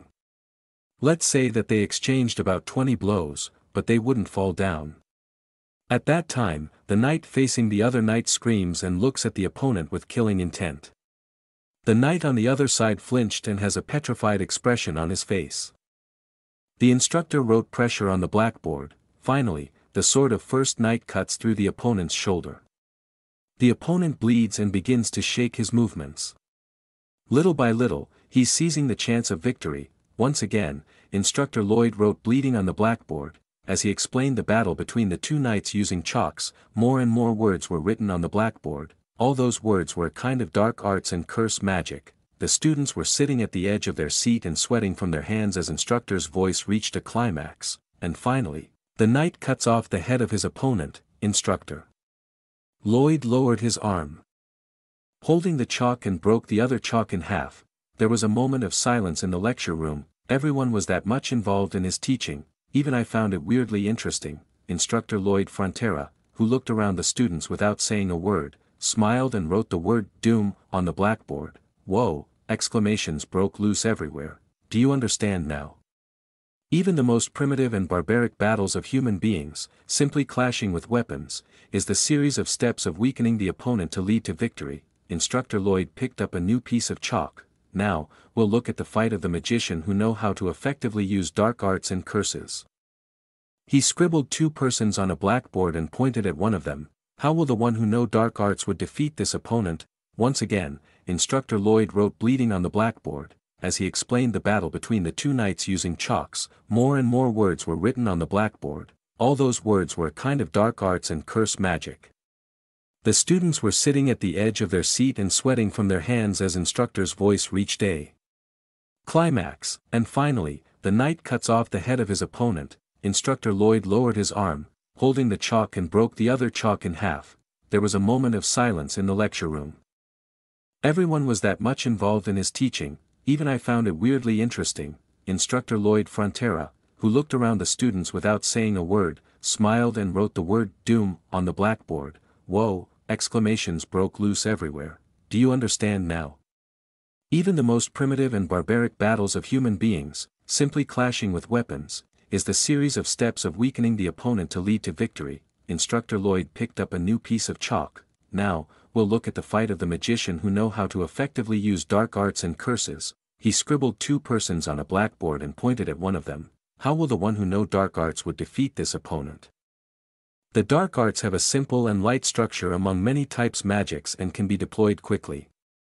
It's efficient enough to completely shake up an opponent with a little effort. Instructor Lloyd winked at the male student sitting in the front row. He then swung his arm, completed the curse within a matter of seconds, and fired it at him. Huff! Just like that, the male student sprawled in his seat. He rolled his eyes as if he couldn't move. Instructor walked slowly towards him. Then he pulled out the training sword from the male student's bag and pretended to hit him on the neck. That's how the dark arts users fight. Whoa! Thrilled students jumped up from their seats and cheered. Instructor Lloyd smiled and bowed his head in response, releasing the curse on the student. I don't know which major you'll choose for the next year. but I boldly expect that at least 70% of freshmen will take my class in the second semester. Every student of the Freljord Academy who manages to pass the first year would be required to choose one subject to major while studying compulsory subjects simultaneously. Professor Lloyd handled the higher and deep studies of dark magic, so he was in fact advertising his course at the movement. Dark arts are a highly compatible study that don't require much talent to learn. While taking advantage of your skills, calmly place a curse into your opponent whenever you have a chance. That'll be the most effective way to secure the victory. He walked back to the platform. Then let's talk a little bit about something you guys might find interesting. And then, under the studies on dark arts and curses written on the blackboard, he began to write new words. I personally believe that studies on dark arts are the core of modern combat system. The reason is, he wrote survival on the blackboard, because it's the most effective means of dealing with another being. Chapter 27 The Dark Arts and Curses. 3. Humans are feeble creatures. In this world of magic and myth, where dragons ruled the skies and dangerous monsters roamed the earth, humans were seen as feeble creatures. We lacked the brute strength of the giants, the endurance of the dwarves, and the agility of the elves, but what we lacked in physical prowess, they made up for in our adaptability. Unlike the elves who coped up in the forests, humans were able to create tools and weapons to help them survive in their harsh environment. Unlike the dwarves who isolated themselves from the world, humans learned to harness the elements of fire and water to cook their food and irrigate their crops, and unlike the giants who were foolish, humans built shelters to protect themselves from the elements and invented medicines to heal their illnesses, as the other creatures of the world waged wars and battles with each other. Humans found ways to negotiate and form alliances. They traded goods and services with one another, building a network of communities and societies. Though they may be seen as feeble and weak compared to other creatures, humans have proven time and time again that they are capable of overcoming adversity and thriving in a world of magic and myth. Then I'll ask you all. If we have to fight and survive against other races, what would be more helpful? A barbarian who foolishly fights while incurring injuries, or a dark mage who can kill the enemy while keeping the damages to the minimum? The answer was obvious. The students just nodded at the professor's words. Some of you might even ask me, wouldn't divine arts and healing would be better than dark arts? Divine arts were capable of healing and buffing an individual, so they indeed seemed more advantageous than the dark arts and curses. A dark mage has a curse, a holy mage has a blessing. Instructor Lloyd chuckled and asked once again, is there any student who can explain what makes a curse better than a blessing? All voices were hushed. While the students stole glances at one another, one raised a hand. It was Raymond Pennon, one of Babel's henchmen. It seemed like he too chose the dark arts class. Raymond Pennon, sir. Curses have a faster casting speed than blessings. You can stack up debuffs faster. Even on the same opponent. Interesting opinion. Instructor Lloyd folded his arms. But you're wrong. In terms of casting speed alone, it's the general opinion of the scholars that the blessing of the holy mages is slightly faster than a curse that has to be cast through the opponent's resistance. Raymond bit his lips frustratedly and sat back down at Professor's words. Anyone else with a different opinion? Then there was a person who raised his arm. It was a female student with petite body, round glasses, and pitch black hair. One look at her and Image was screaming the word nerd. Esmeralda, sir. This chapter upload daily at novelhulk.com, seeing that she didn't even have the last name. She was probably a commoner. Please go on. Now that explained her appearance. Although the Freljord Academy accepted commoners with talent, the same could not be said for the noble children. The nobles always bullied the common children and looked down on them. Esmeralda was probably also suffering the same fate. It doesn't have anything to do with me. There were goals that I need to reach in this life. I couldn't sit here trying to correct everything while poking my nose in others' business. Let's concentrate. Ignoring her appearance, I concentrated at her answer. There is almost no one who trains themselves in a weakened state. It was an enigmatic answer, but a deep smile crept on Professor Lloyd's lips. Dear, what was your name again? It's Esmeralda. I'll remember that. Whoa. Voices full of envy resounded all around. There were 1,000 freshmen. The chances of surviving to the next year increased if you were somehow favored by Professor, so it was great merit to have your name remembered. You can sit down now. Esmeralda is right. It's because weakening magic can't be stopped by training. He looked at the students. Everyone trains on the premise that they're in a normal condition. The measure of your ability is the level of performance you can pull off when all environments are within your control. The students nodded. Humans are much more delicate animals than they look. And even the smallest change can break them. Cutting out the arm of the archer who pointed the bow at me isn't the only answer. Obstructing their vision by eye inflammation, giving him motion sickness, confusing the sense of distance, or distracting him by other means. The arrow that should have hit me may miss. Professor Lloyd raised the corner of his lips. We, dark mages, have a variety of means to lower the enemy's condition. But think about it. There's no one who trained for a curse when they're tired or have a bad tummy that feels like their intestines are breaking, right? They'd just take a day off. Small laughter from the students could be heard, to survive in midst of races who have naturally abilities like their agility, strength, endurance, etc. We need something that would put at an advantage, he said, so remember. Rather than strengthening ourselves, we need to figure out how to weaken them. The students nodded and moved their quills. They started taking notes since it sounded like it would definitely appear on the exam. And now, we'll learn how to use such curses in next class. Professor Lloyd picked up his book and put on his hat. Try to learn by yourself. At the end of the day, what you do yourself is what keeps you ahead of everyone. Saying so, he disappeared from the class. It was the short-range teleportation magic. He sure is flashy for a dark mage. Though packing my books. It was time to head to the training grounds. Chapter 28, Dealing with Jerks. 1. Whoa. Is the class already over? I wanted to hear more from Professor Lloyd. You think so too, right? Isn't he basically the best instructor in Freljord? There is a mountain-sized gap between him and Professor Joshua. I'm glad I chose the Dark Arts class. After finishing the Dark Arts and Curses class, I headed towards the training grounds. On the way, I couldn't help but overhear many remarks about Professor Lloyd. Everyone was captivated by his teachings. I couldn't deny the truth behind those statements either. It was my first time attending his class, but Professor Lloyd managed to grab my attention. I had heard of him in my past life, but I never knew he was this good. Did you hear that the first month's ranking battles are scheduled for next week? What? They were scheduled this early? I wanted to train a bit more. Well, I was already aware of when the ranking battles would begin, so I wasn't too surprised. Anyway, as I made my way to the training grounds, I encountered a few familiar faces along the way. Oh, hi Aaron. It was Evan who greeted me enthusiastically. Look, if it isn't Mr. Gun Guy here, and there was one more arrogant brat with him. Well, it's an honor to be recognized by the only child of the Rosentals. It was Julia Rosental who tried to provoke me. But I was not so young and inexperienced to be provoked by a brat. TCH, she clicked her tongue in response. Are you going to the training grounds, Aaron? Yeah. Do you want to spar with me? I don't think I could match your level. Come on. You won't know unless we try.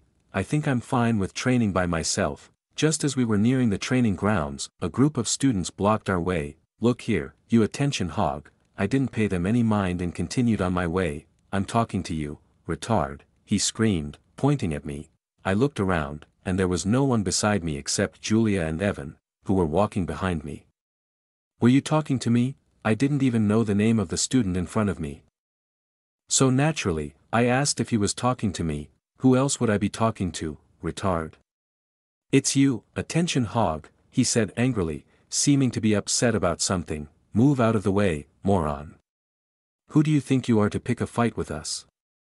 And who are you calling a retard, huh? Julia was defending me.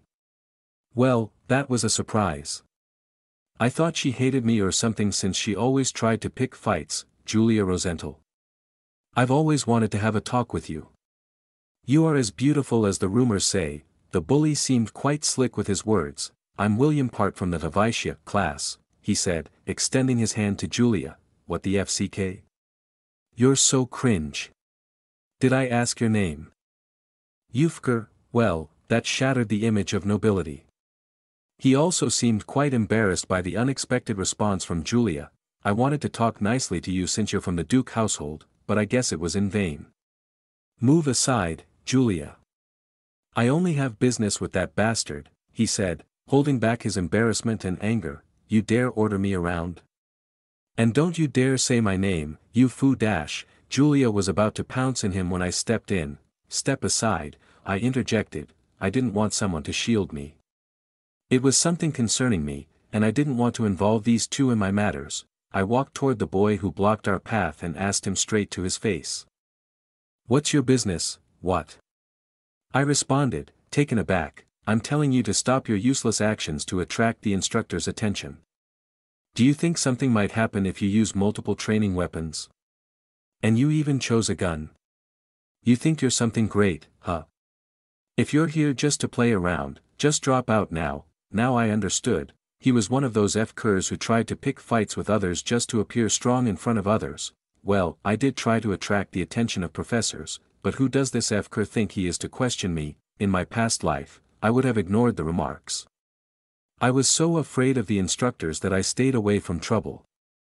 But, these kinds of jerks would continue to do the same if I ignored them. Even in my past life, when I avoided conflicts, there were still these kinds of guys who would bully others for no reason. Hey, do you think an orphan bastard like you deserves to study in Freljord? I don't even know how he was promoted to the 3rd year. It's so pathetic. Does someone write a letter to back you up? You don't have parents, so who could back you up? Maybe. There were all kinds of jerks who picked fights with me. In my past life, I actively avoided them as I didn't want to attract more trouble towards me, but I wouldn't make the same mistake twice. Hey, you F-cur, what the hell? What did you just call me? Huh dash. Before he could say anything more, my fist met his face. Punch. He flew 3 meters back before falling down. The boys who were trying to pick a fight with me stood there shocked at my daring actions. You. Do you know who we are? You dare hit him, what? I responded, taken aback, I'm telling you to stop your useless actions to attract the instructor's attention. Do you think something might happen if you use multiple training weapons? And you even chose a gun. You think you're something great, huh? If you're here just to play around, just drop out now. Now I understood. He was one of those F-curs who tried to pick fights with others just to appear strong in front of others. Well, I did try to attract the attention of professors, but who does this F-cur think he is to question me? In my past life, I would have ignored the remarks. I was so afraid of the instructors that I stayed away from trouble, but, these kinds of jerks would continue to do the same if I ignored them. Even in my past life, when I avoided conflicts, there were still these kinds of guys who would bully others for no reason. Hey, do you think an orphan bastard like you deserves to study in Freljord? I don't even know how he was promoted to the 3rd year. It's so pathetic. Does someone write a letter to back you up? You don't have parents, so who could back you up? Maybe. There were all kinds of jerks who picked fights with me. In my past life, I actively avoided them as I didn't want to attract more trouble towards me, but I wouldn't make the same mistake twice. Hey, you fucker, what the hell? What did you just call me? Huh dash. Before he could say anything more, my fist met his face. Punch. He flew 3 meters back before falling down. The boys who were trying to pick a fight with me stood there shocked at my daring actions. You. Do you know who we are? You dare hit him? Chapter 29 Dealing with Jerks. 2. Why, you.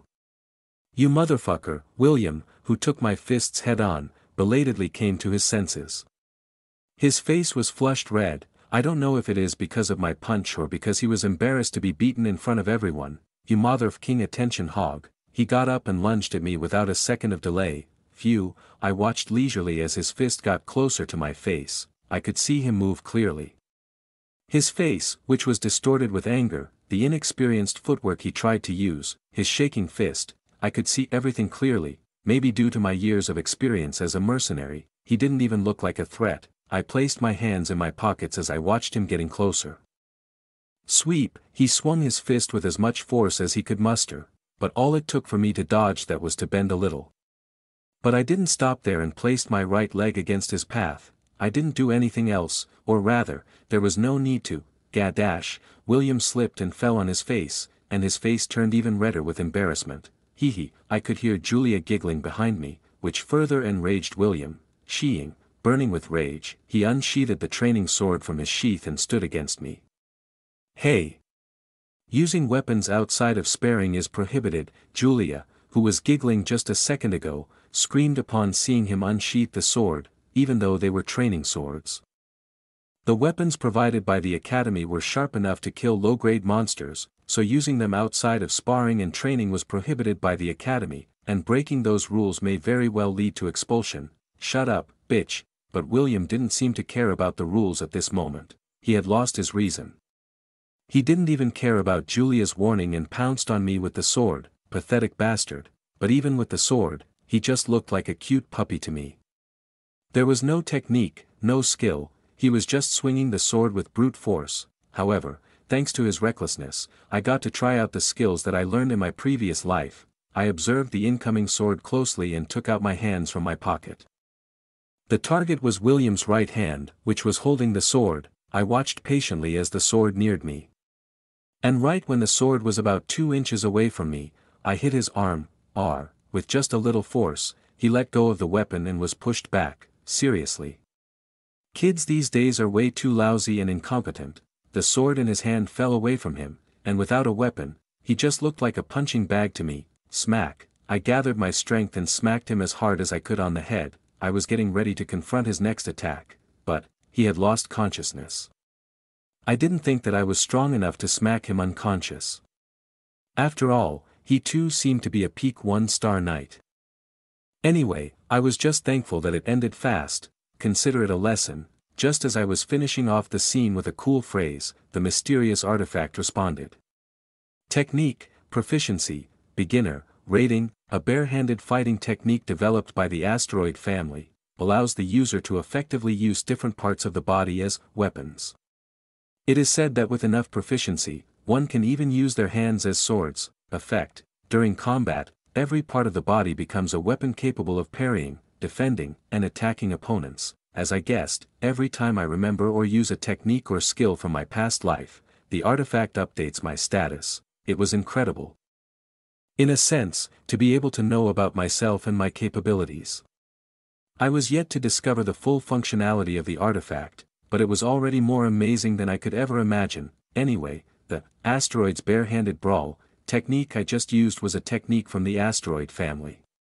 And the one who taught me this technique was none other than the only dear friend I had in my past life, Roger Asteroid. Roger was a kind-hearted person and a dear friend who accompanied me in various life and death situations. According to what he told me in my past life, he should still be living in a remote village south of the Mauryan Empire. I wanted to meet him as soon as possible, but I decided to concentrate on the matters at hand first.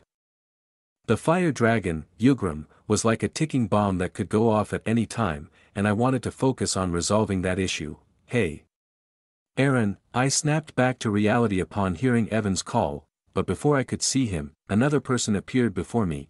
What is going on here? The ice-cold voice sent chills down the listener's spines. Why is he sprawled on the ground? It was Professor Joshua Sanders, aka Mr. Killjoy, who stood in front of me. Fuck. It had to be him. Chapter 30 Dealing with Jerks. 3. Note, this chapter will be in third-person POV. There was a very famous saying among the students of the Freljord Academy, "Don't ever mess with the devil, even Satan would tremble at his presence." This ominous phrase carried a weight of caution, instilling both awe and fear in those who heard it. While most freshmen were not fully aware of the implications behind the saying, if you were to ask any of the seniors, their expressions would quickly darken, revealing the deep-rooted unease associated with it. The devil in question was none other than Professor Joshua Sanders, a formidable presence within the academy, more famously known by his menacing moniker, Mr. Killjoy. Whispers of his wrathful nature spread throughout the corridors, and there existed a chilling legend among the students. It was said that once upon a time, a foolish student had committed an act that caught the attention of Professor Joshua, and that unfortunate soul had never known a peaceful night's sleep until their graduation from Freljord Academy, and now, the spotlight had turned its gaze upon Aaron. Whether knowingly or unknowingly, Aaron had invited this attention of Professor Joshua. As the instructor made his way to the scene, his piercing eyes scanned the surroundings, finally landing on the sight of William sprawled on the ground. What is happening here? Professor Joshua's voice cut through the air, freezing the commotion in an instant. Immediately, William's henchmen seized the opportunity to voice their grievances, aiming to shift the blame away from their fallen comrade. That guy. He hit William, one of them said. That's right, Professor, Aaron hit William. Upon a time, a foolish student had committed an act that caught the attention of Professor Joshua, and that unfortunate soul had never known a peaceful night's sleep until their graduation from Freljord Academy, and now, the spotlight had turned its gaze upon Aaron. Whether knowingly or unknowingly, Aaron had invited this attention of Professor Joshua. As the instructor made his way to the scene, his piercing eyes scanned the surroundings. Finally landing on the sight of William sprawled on the ground. What is happening here? Professor Joshua's voice cut through the air, freezing the commotion in an instant. Immediately, William's henchmen seized the opportunity to voice their grievances, aiming to shift the blame away from their fallen comrade, that guy. He hit William, one of them said. That's right, Professor, Aaron hit William. Their voices overlapped, a chorus of protest and accusation filling the space. However, standing beside Aaron, Julia stepped forward, interrupting the cacophony of complaints. That's a lie, instructor. Julia's voice rang out, firm and unwavering. They started picking fight with us first, and that guy even took out his weapon. Aaron only responded in kind. Julia's assertion echoed in the tense silence, finding support in the form of Evan, who stood by her side. That's right. Aaron didn't use a weapon either. Together, they reinforced the truth of the situation, emphasizing that Aaron had acted in self-defense without resorting to the use of a weapon. Professor Joshua looked at William, who was sprawled on the ground, and at Aaron standing without fear, back and forth. Internally, he pondered the events that had unfolded before his arrival. He was able to disarm that boy with bare hand in such situation. That too, a freshman did that without incurring any injuries. Breaking the silence, Professor Joshua directed his attention toward William's henchman. His voice cutting through the tension like a sharpened blade. You there, take the knocked-out student to the infirmary immediately. Turning his gaze back to Aaron, Professor Joshua's tone held a cryptic edge as he uttered, and you, Aaron Pendragon, come to my office after classes. With those enigmatic words, Professor Joshua strode away without further explanation, leaving Aaron to contemplate the weight of his summons. Evan, concerned for his friend's well-being, approached Aaron. Cautiously, his voice filled with worry. Hey, Aaron. Will you be okay? Aaron paused for a moment, uncertainty clouding their thoughts. Probably. Even he don't know what Professor Joshua is thinking. So he couldn't anticipate anything. But he don't think that the Professor Joshua would go as far as expelling a student for a minor misstep. Right? Regardless, there was no point in dwelling on the events that had already transpired. What was done, and Aaron needed to focus on moving forward. What the hell? Those bastards were trying to frame us. Disgusting. Julia's anger still simmered, her frustration evident as she voiced her contempt for William's henchman. But more importantly, what was that move you used to knock his sword away? Julia's curiosity got the better of her, her eyes gleaming with intrigue. It was parrying. Aaron didn't go into the details of explaining them about the asteroid's bare-handed brawl technique, as they will not have any idea about it, and more than that, he was too lazy to explain things to them. Julia, however, was not satisfied with such a vague response. You think I don't know what parrying is? I am asking how you did that bare-handed. Hey, idiot. Do you know how to do it? The idiot here referred to Evan, who's standing just beside her. I could try to replicate it, but I don't know if I would be able to do it as graciously as he had. I can't tell them that I learned it in my previous life. They wouldn't even believe that. In the worst case, they would think that Aaron was crazy. So how did you do it? Julia persisted, her determination unyielding. I'm a genius. Aaron muttered, attempting to divert the conversation with a touch of playful arrogance. Julia's gaze narrowed, skepticism etched across her face. Evan, on the other hand, seemed more willing to accept Aaron's evasive response, albeit with a sense of confusion. I see. As expected of you, Aaron, Evan said, his voice filled with a mixture of belief and uncertainty. Huh? Is that enough for you? Hey. Tell us the truth. You're hiding something, aren't you? Julia's persistence remained unwavering, her determination to uncover the truth unyielding. Aaron sighed inwardly, realizing that Julia's tenacity would not be easily swayed. They needed to find a way to put the matter to rest without divulging too much. What? There's nothing to hide, Aaron replied, his voice tinged with mild exasperation. Even if he is hiding something, it's not good of friend to keep digging. Julia, you too have one or two secrets that you want to keep, right? Julia huffed, her frustration palpable. That's true, but wait, who said we're friends? We've only known each other for a week, then I guess right now will be the moment we will become friends. Please take care of me, Julia. You are really an idiot, aren't you? Shouldn't you not be calling your friend an idiot? Ah. So irritating, seriously, they wouldn't even believe that. In the worst case they would think that Aaron was crazy. So how did you do it? Julia persisted, her determination unyielding. I'm a genius, Aaron muttered, attempting to divert the conversation with a touch of playful arrogance. Julia's gaze narrowed, skepticism etched across her face. Evan, on the other hand, seemed more willing to accept Aaron's evasive response, albeit with a sense of confusion. I see. As expected of you, Aaron, Evan said, his voice filled with a mixture of belief and uncertainty. Huh? Is that enough for you? Hey! Tell us the truth. You're hiding something, aren't you? Julia's persistence remained unwavering, her determination to uncover the truth unyielding. Aaron sighed inwardly, realizing that Julia's tenacity would not be easily swayed. They needed to find a way to put the matter to rest without divulging too much. What?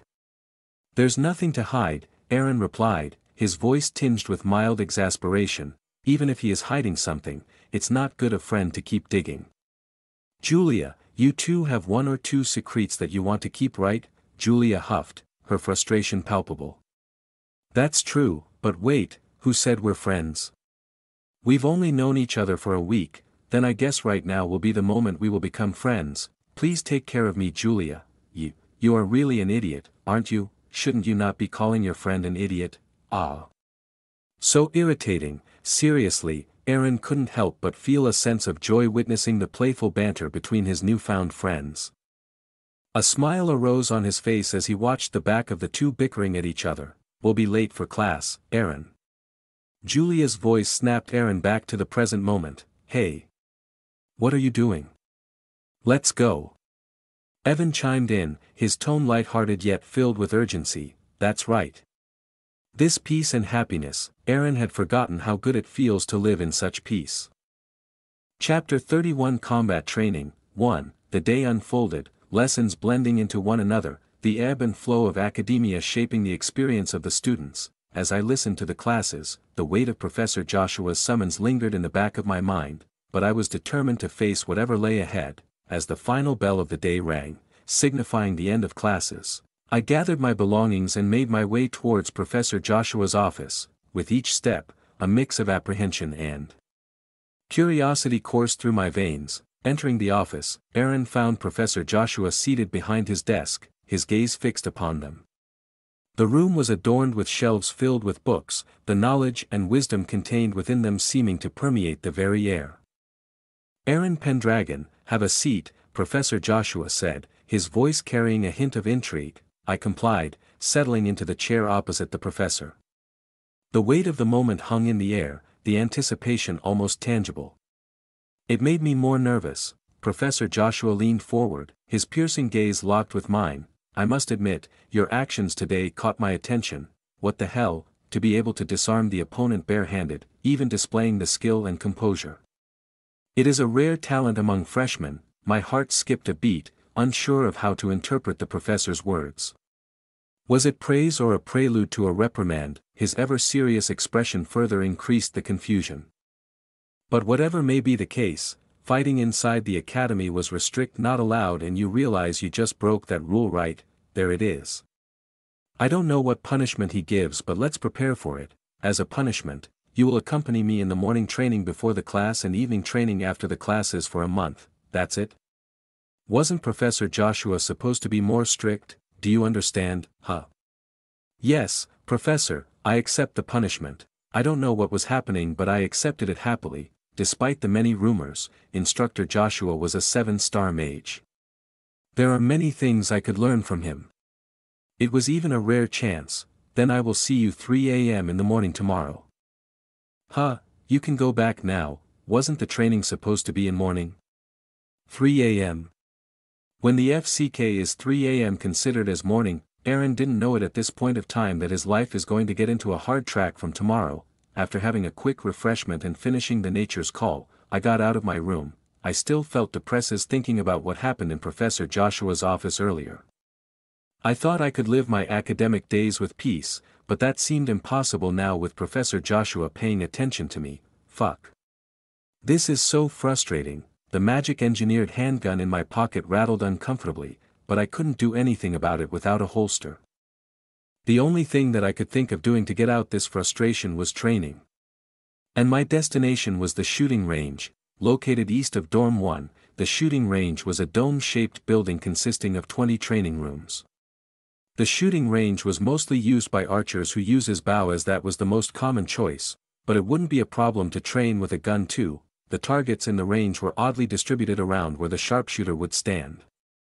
This was because unlike bullets, magic arrows could easily change their trajectory. This chapter upload daily at novelhulk.com, when held the academic ID card provided by the Academy against the shooting range's entrance. My name along with the entrance exam ranking was displayed on the projector that was placed near it. Even though I have seen it in my past life, it still amazed me. The recognition magic cast on the card was just that complex and incredible. Feeling a bit excited, I walked inside. Past the wide circular lobby, there were 10 doors evenly separated from each other. I once again held up my ID against one of them. The door opened. The shooting range looked simple. At the center of the 130 square meter circular space was a scaffolding for the shooter. I walked towards the center. Even there was a projector which allowed the trainer to set the conditions for their training. It was displayed on the projector. 10. I entered the number on projector and suddenly targets began to appear. I looked at the targets surrounding me. A monster that was barely considered a monster, a green wolf. They were similar to dogs everyone knew, the only difference being that they were a bit bigger.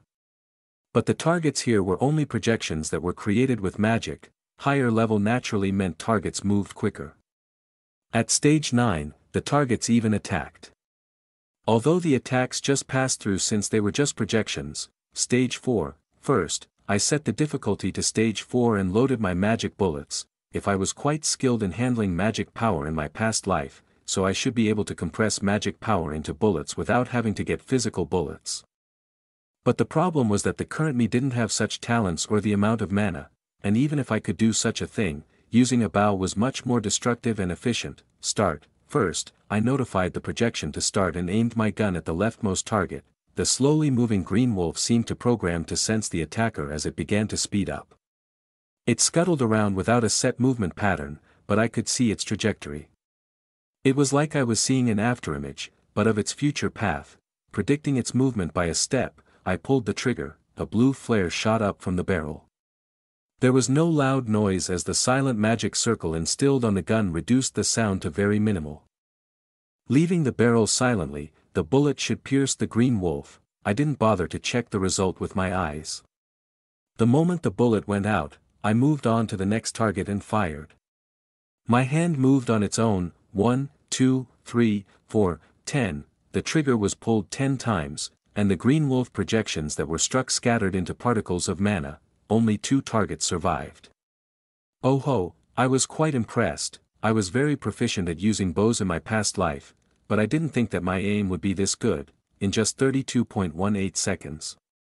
This is pretty fun. The playful kid inside me was awakened as I started to kill the green wolves again and again. Chapter 32 Combat Training, 2. The Golden Age, the period of the first emperor's rule was called as such in history. It is said that no citizen of the Mauryan went to sleep with an empty stomach during his rule. The Mauryan Empire was flourishing in his rule and he occupied nearly 3/4 of the whole eastern continent during his rule, but before knowing about the rule of the first emperor, it was necessary to know how he founded the Mauryan Empire. Around 125 years before the calendar of Chronos came to existence, the eastern continent was ruled by as much as 15 small and medium kingdoms. And the Grand Mage Lith Verhen was a minister at one of the medium-sized kingdom called the Nanda Kingdom. It is said that the Grand Mage Lith Verhen met the first emperor of Mauryan who was still a 10-year-old boy at a remote village. The first emperor was an orphan who neither had anyone to look after him nor did have a home to return. At the time when Grand Mage found him, he was just a petty thief who had turned to thievery to relive his hunger. The Grand Mage caught sight of the first Emperor stealing an apple from a fruit shop while hanging down from the roof. Getting intrigued by the small body hanging down with the support of his small legs, the Grand Mage chose to watch him silently. He was incredibly astonished by the feats of young Bai who managed to run away from the adult shopkeeper who noticed him and the way in which dodged the people coming after him. The Grand Mage followed him silently towards his destination, and there he found a group of young orphans waiting for him. As soon as the kids saw the boy coming towards them with an apple, they all cheered together and ran towards him. "The king has arrived," that's what the children were saying in chorus. And that is how the first emperor and the legendary Grand Mage, Lith Verhen, two of the four pillars of the Mauryan Empire, met each other. Professor Welton said as he turned the page of a huge textbook. Minor questions like these don't come up often, but you should still know about the life story of the first emperor. Morning class was The History of Mauryan Empire. The textbook that contained the history of the Mauryan was huge, so much so that it had 400 pages in total. Things to remember were the names of 4 founding figures, their major achievements, fight of the first emperor against the Nanda kingdom, and countless others. Even as someone who is studying all this for the second time, there was too much information to process. Thankfully, the artifact responded to my memory and everything I read was recorded in it. 125 years before the calendar of Kronos, the first emperor of the Mauryan Empire, who was at the age of 10, and the Grand Mage Lith Verhen met for the first time. What a cheat key! It summarized the whole content and stored the information in a short and precise sentence. With this I could easily score full marks the history subject. Hugh, who, on the other hand, the girl that was sitting in front of me scratched her head and sighed. Looking at her, I couldn't help but laugh. Julia Rosenthal hated studying. She had the ability to take the #1 spot among female students, but because written exams were holding her down, she had to give up the first place seat to Princess Aurora. Even if she gnashed her teeth in mortifying defeat, written exams were still too much of a hurdle for her. At that moment, Julia turned her head halfway towards me. Her curt eyes glared at the person sitting behind her, me. She must have heard my laughter. I pretended to be calm as I lowered my head and focused on taking notes. Julia clicked her tongue and faced back front. The lesson continued. The history about how the Grand Mage took the first emperor as his disciple and taught him the way of magic and sword, the hurdles that he had to cross, and many more things. And the time passed by. The bell rang only after 2 hours had passed. Make sure to go back and read the notes you took today. Otherwise, you'll cry on the exam. The gray-haired Professor Welton, who was wearing round eyeglasses, left with those words. Arg, so annoying, why do I have to learn all this? Written exams are so annoying, Julia began to complain the moment the professor left. However, her face was full of smiles. It was most likely because of the next class. Anti-monster combat training. Just like its name suggested, it was combat training against monsters. The monsters used in the lesson were mana puppets, but their appearance and destructive power were faithful to the real thing. Of course, they were weaker than their real counterparts, but there was a high chance of getting injured. It would a lie to say that I wasn't excited. It would be the first time I can fight seriously after I returned to the past. Even though the peace was very comfortable, I know for the fact that getting comfortable would make me pay dearly in the future. But it wasn't like I was slacking in my training. If anything, I may be overdoing it, much thanks to Professor Joshua. Today, he came sharp at 3 a.m. to wake me up. He even barged into my dorm room using the master key. I can't express how surprised I was to see his face the first thing in the morning. Then, he dragged me to the forest behind the academy. There we trained till 8 o'clock in the morning. Only then did he let me go. My muscles were still feeling sore thanks to it. Anyway, despite that, I was rearing to have a go at the monster puppets. We're meeting at the field in 20 minutes, a loud voice rang out in the classroom. I turned towards the voice. Oval face, small gentle eyes, and a muscular body that didn't match his face. It was class president, Lugrid Tremblin, who screamed at the class. Currently ranked 16th in the freshman rankings, Lugrid Tremblin was chosen as the class president of the Kshatriya class due to his friendly and outgoing nature. Let's go. Anyway, I was just waiting to have a go at the monsters. Chapter 33 Combat Training 3. after a 20-minute break, everyone from the Kshatriya class gathered at the field. With 250 people here, it seemed quite crowded. The students were sharing their half-nervous half-excited expectations with their friends. As I preferred quitter place, I walked to the back of the crowd and especially hid from the overly kind Evan. He would turn the mood so bright that I would get uncomfortable, while I was trying to hide at the back of the crowd. The instructor Keating showed up. The cadets immediately stood in 10 columns in front of him. I'm sure you all know what this lesson is about, so I'll announce the teams without explanation. Unless something special happens, this team will be the same until after the midterms. Team formation. The students grew restless at the exciting yet nerve-wracking process. A team generally consisted of 5 members, 2 close combat warriors, 1 sharpshooter, 1 supporter, and 1 mage. Warriors were usually close-range combatant like spearmen or swordsmen, sharpshooters were the long-ranged attacker, and supporters were people who would aid the main damage dealer, mages obliviously referred to magicians. The supporter had an additional role in protecting the magician. After all, magicians were important for the team. In my previous life I was a close combatant swordsman, if I remember being in team with the class president and some others whom I don't even remember, but in this life, my role was a bit iffy. I could be a long-range attacked with gun, close-range combatant with sword, while also play my role as a supporter with the spear. Even the instructor seemed concerned with my team placement as he looked at me and smiled awkwardly before assigning. The team members will be selected fairly. Lower-ranked students will be paired with higher-ranked students, as the teams were made using the magic formula to ensure equal power levels. It would be accurate, at least that is what the instructors say, but I could see the pitiful result with my own eyes.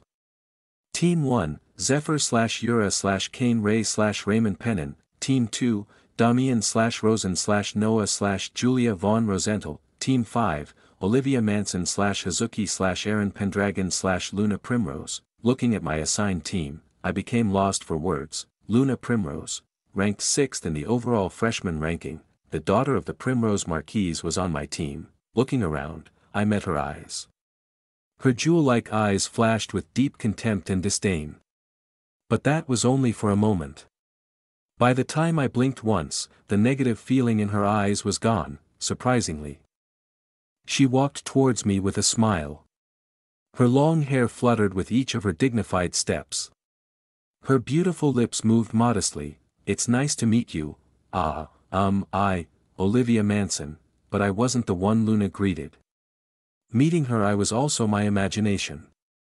She was talking to the girl standing behind me. Hello, weren't we on the same team before? She talked too politely for a 14-year-old, but that was how Luna Primrose liked to keep her distance. Yes. Right. After exchanging just 2 sentences, Olivia broke out in a cold sweat. Luna was difficult to talk to, and it wasn't just because of her background and insane personality. Luna Primrose and Babel Vaughn Agnes were a couple officially. But not unofficially. Both their families had agreed and already engaged Luna to Babel. But Babel doesn't seem to be interested in her. At this point, it should be more like a one-sided crush from Luna. Hazuki is coming too. Hello. Hazuki was the name of another boy in our group. Apparently he is from remote clan at the far north of the empire. He walked over towards us. Luna glanced at him slightly displeased, then spoke. Who's the other person? It's me. Luna Primrose didn't like people who lacked confidence and self-esteem. As such, I stepped up confidently to give a good first impression. Hazuki and Olivia turned towards me first. Hazuki tilted his head as though he didn't know who I was. The guy who chose a gun. When Oliva mentioned my previous feat, I checked Luna's expression. Unexpectedly, she didn't show any emotion. But that was even more frightening. At that moment, Professor Keating shouted loudly, "There's no time for chit-chat. You should have gotten the coordinate and information of the monster you'll need to kill. Get going." They gave us a manual containing the information about the monster we are going to face and told us to go off. This chapter upload daily at novelhulk.com, a total of 50 teams. Including the other classes that joined in, there was a total of 200 teams. Our mission was to head to the coordinate given to us and kill the monster there. We were then ranked based on how quickly and how safely we completed our mission. As soon as the instructor's voice rang out, Luna projected something using her projection device that she bought from her home. The monster's name and coordinate were written there. Luna spoke tersely. Luna glanced at him slightly displeased, then spoke. "Who's the other person?" "It's me." Luna Primrose didn't like people who lacked confidence and self-esteem. As such, I stepped up confidently to give a good first impression. Hazuki and Olivia turned towards me first. Hazuki tilted his head as though he didn't know who I was. The guy who chose a gun, when Olivia mentioned my previous feat. I checked Luna's expression. Unexpectedly, she didn't show any emotion. But that was even more frightening. At that moment, Professor Keating shouted loudly, "There's no time for chit-chat. You should have gotten the coordinate and information of the monster you'll need to kill. Get going." They gave us a manual containing the information about the monster we are going to face and told us to go off. This chapter upload daily at novelhulk.com, a total of 50 teams. Including the other classes that joined in, there was a total of 200 teams. Our mission was to head to the coordinate given to us and kill the monster there. We were then ranked based on how quickly and how safely we completed our mission. As soon as the instructor's voice rang out, Luna projected something using her projection device that she bought from her home. The monster's name and coordinate were written there. Luna spoke tersely. Chapter 34 The Giant Squid. 1. I was running through a field. With each step we were getting closer to the shore of the island. As Freljord Academy was located on this huge island, it meant that we are currently at one edge of the island, maybe its southern side if I am right. My stamina was pretty average as compared to the students of Kshatriya class, but it didn't mean that it was so low that I would get in their way. I constantly kept up with them. To be honest, it wasn't even that hard, as both Luna and Olivia are magicians, who had low stamina as compared to warriors in the first place. Only Hazuki was running at the forefront with us following him. Luna seemed frustrated about something, but she didn't complain and ran silently. If there was a problem, then it would be Olivia. She was panting so hard that we had to stop for some time in order to let her rest. "It's fine. What matters is whether or not we can kill that monster." Seeing Olivia gasping for breath on the ground, Hazuki said as he handed her a bottle of water. Thank you." She was thankful as he took the water bottle from his hand. But I wasn't looking at them, I was checking for Luna's reaction the most. Contrary to my expectations, she didn't seem too displeased. She was simply sitting modestly on the ground, reading information about the giant squid from the manual while resting. Seeing her, I also pulled out the manual. Giant squid. Rank, low intermediate rank monster. Special features: although this monster isn't very strong, numerous baby squids will pop out from the hump on its head when it is threatened. As dozens of them pop out at once, it isn't easy to deal with them. Baby squids can suck human blood and temporarily paralyze their body. They are classified as low-rank monsters. Strategy: eliminate all baby squids as soon as they pop out. Alternatively, destroy the head of the squid where the main body's magic power is created. Weakness: area of the head right above its eyes. Strength: the suction cups present at its tentacles are dangerous and baby squids which can paralyze the enemy. Information regarding the monster giant squid is saved. Information regarding the monster baby squid is saved. As soon as I finished reading the manual, the artifact responded. Its functionalities continue to amaze me the more I see them. We will attack the squid together at first and try to finish it off while damaging its head, but if the plan doesn't work and it end up popping out baby squids, I'll deal with the babies while you two take care of the main body. Luna closed the manual and said to Hazuki and Olivia, and soon they started moving once again. Wait a minute. What was I supposed to do in all this? I get it now. I don't know the reason, but Luna Primrose, this damn noble girl, was acting like I didn't exist. I was at the same level as Air, which was why she didn't say anything to me or seem displeased. She dare. Why is all the noble girls like this, having their head in the sky? Let's go now. Offended by her treatment, I forced myself to get up. Thanks to my training, I wasn't that exhausted and my stamina had recovered. If she is ignoring me, I will do the same. I turned towards Hazuki and Olivia and asked them.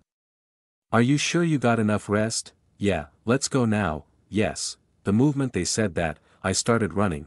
I didn't care for Luna who was running slowly or Olivia who was even slower, I just ran as fast as I could, then I turned around and looked at Luna.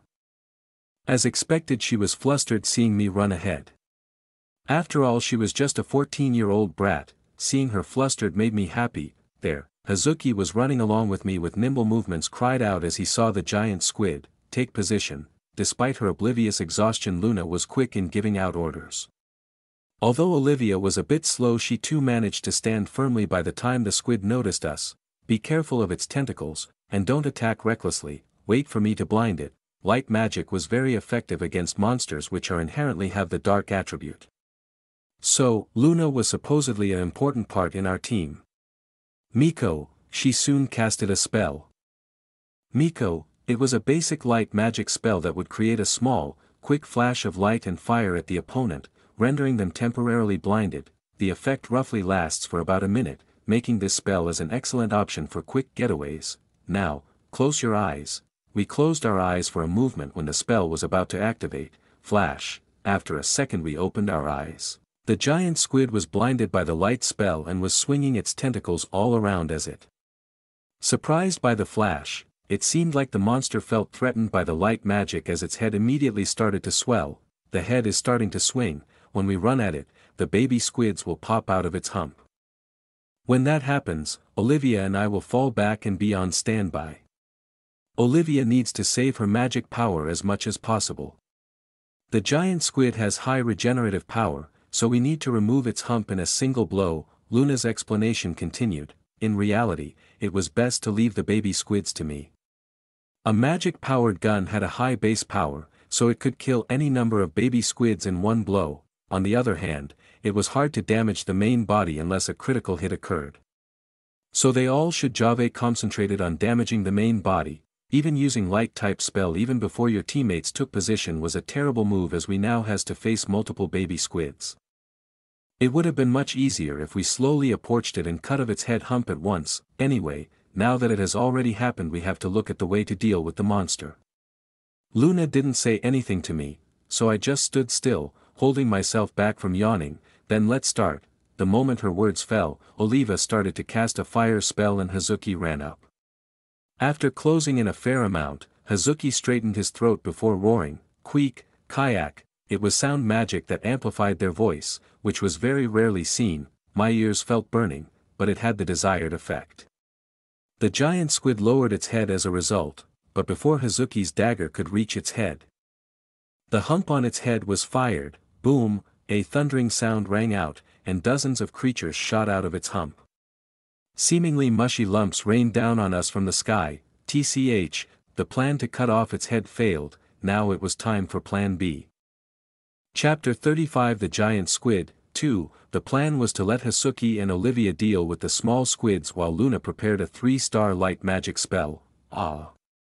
This plan is fucked. But there was 2 major errors in the plan. 1. Olivia, who was a mage, couldn't possibly fire magic spells precise enough to hit the small squids, considering that she was a freshman. 2. Luna Primrose was left completely unguarded while preparing the spell, which was very dangerous. I need to step up myself. The arrogance of Luna was weighing our team down. I don't know what she had against me, but it was time to teach her some lessons. Luna and Olivia stepped aside, while Hazuki held up her daggers, clearly coursing his magic power to the weapon, but I held up my gun before Hazuki could make her move. "Hey, you don't have to." Luna noticed my movement and tried to stop me in shock, but I ignored her. Now was the only time I could shine. I imbued magic power to the gun and activated the beginner marksmanship. Immediately, the blood in my body began to boil. My vision became clearer and the world slowed down a bit. I could see and predict the trajectory of the raining squids. Their one-dimensional movement made them much easier targets than the green wolves in the shooting range. There were 20 magic bullets loaded into the gun. It was simple. I just had to look where I was shooting and pull the trigger. Magic bullets silently cut through the air, leaving behind a blue trace.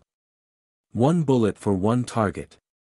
The clip was emptied in an instant, but I didn't stop there and loaded another batch of bullets into the gun. I shot another 20 bullets, then another 20, all while moving closer to the squid step by step. After I shot 60 bullets non-stop, all the baby squids were dead.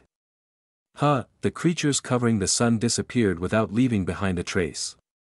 The sudden change made Luna and the others confused. See, come on. Let's go. Right, yes. Quickly snapping out of her daze, Luna rebuked Hazuki and Olivia. Only then did the two begin to run at the main body. I didn't give them any chance to attack. I threw the gun aside and unsheathed the sword on Mu's waist. Slash. The mana-imbued sword slashed through the giant squid's head in an instant and I landed on another side of the monster.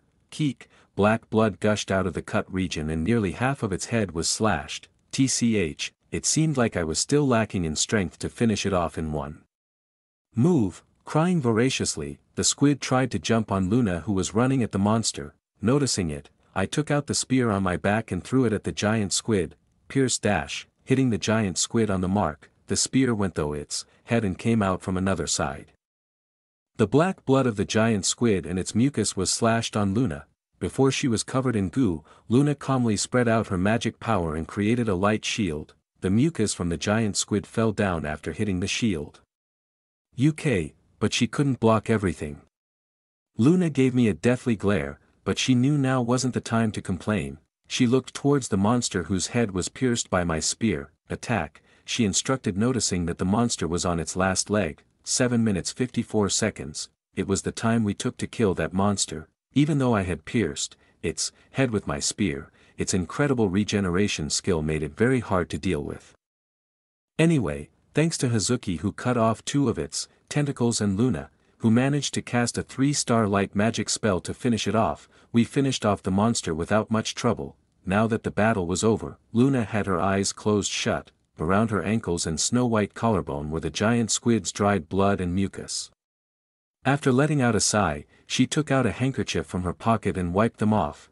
Then, she turned towards me. Excuse me. Her eyes were smiling, but it didn't seem so friendly. I met her eyes without backing down. What? The anger hidden in her eyes were like blades. Luna was a fearsome woman. After all, she will grow up to be the master of Tower of Prudence. You didn't need to bother. I can take care of low-ranking monsters like the giant squid just fine. Much cleanly, she didn't forget to press more on the last words. Because of you, my clothes ended up getting dirty. I was about to say something when my 2 insensitive teammates approached me. Phew, that was swift thanks to you. I saw it. You killed the baby squids in a flash, right? Guns have their advantage. That was amazing. It was Oliva and Hazuki, who were covered in blood and ink, seemingly afraid to get her clothes dirty. Luna Primrose slowly stepped away from us. Chapter 36 The Giant Squid, 3, Team 5, total time, 45 minutes, 36 seconds, entire time to find the monster. Kill it and come back. 18/200, 18th out of 100 teams. Though her team finished in the upper half of the teams, Luna Primrose's expression couldn't be said to be good, but since grades were based on individual performances filmed through magic drones, she didn't mind too much. Understandably, Zephyr and Babel Von Agnes's teams took first and second place respectively. But she was bitter that Julia's team came in higher. The magic drones filmed everything. The video projection will be sent to your dorms, so why you were quick or slow to hunt your monster, your team's compatibility with the monster, and how you could improve for next time. Be sure to study and focus on those points. It'll be part of your grades. Professor Keating gave a long-winded statement. Luna lightly turned her head and looked behind her. Her teammates were standing there. A nervous-looking girl was resting with a water bottle beside her. It was entirely her fault that her team came in late. She didn't have any stamina, which made them late to reach the monster. What should have taken just 10 minutes ended up taking 20 minutes. Beside Olivia was an average-looking silent boy. He was an assassin and a close combat warrior. Considering that there was little he could confront on confrontation, he played his role very well. He even cut off 2 of the squid's tentacles, which made the fight easier. Standing beside him was a slightly more handsome boy, yawning in a daze. It was also his fault that they were ranked low. He could fight well, but didn't say that he was good at fighting. Because he acted without coordination with the team, they ended up surprised and the offense were delayed, but it was also thanks to him that they managed to end up 16th. His quick decision of killing all the baby squids with his gun was quite effective. the bullet serenade eliminated all the baby squids in less than a minute. Since Luna was prepared to scuffle with them for 15 minutes, it could be said that he played a big role.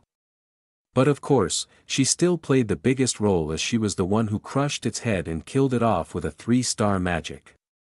Luna held back her impulse to blame someone. But that only increased the unreasonable sense of jealousy and envy she felt towards Julia. It was incredibly unbiased, blaming someone else for her own incompetence. She faced forward and glared at Julia's head.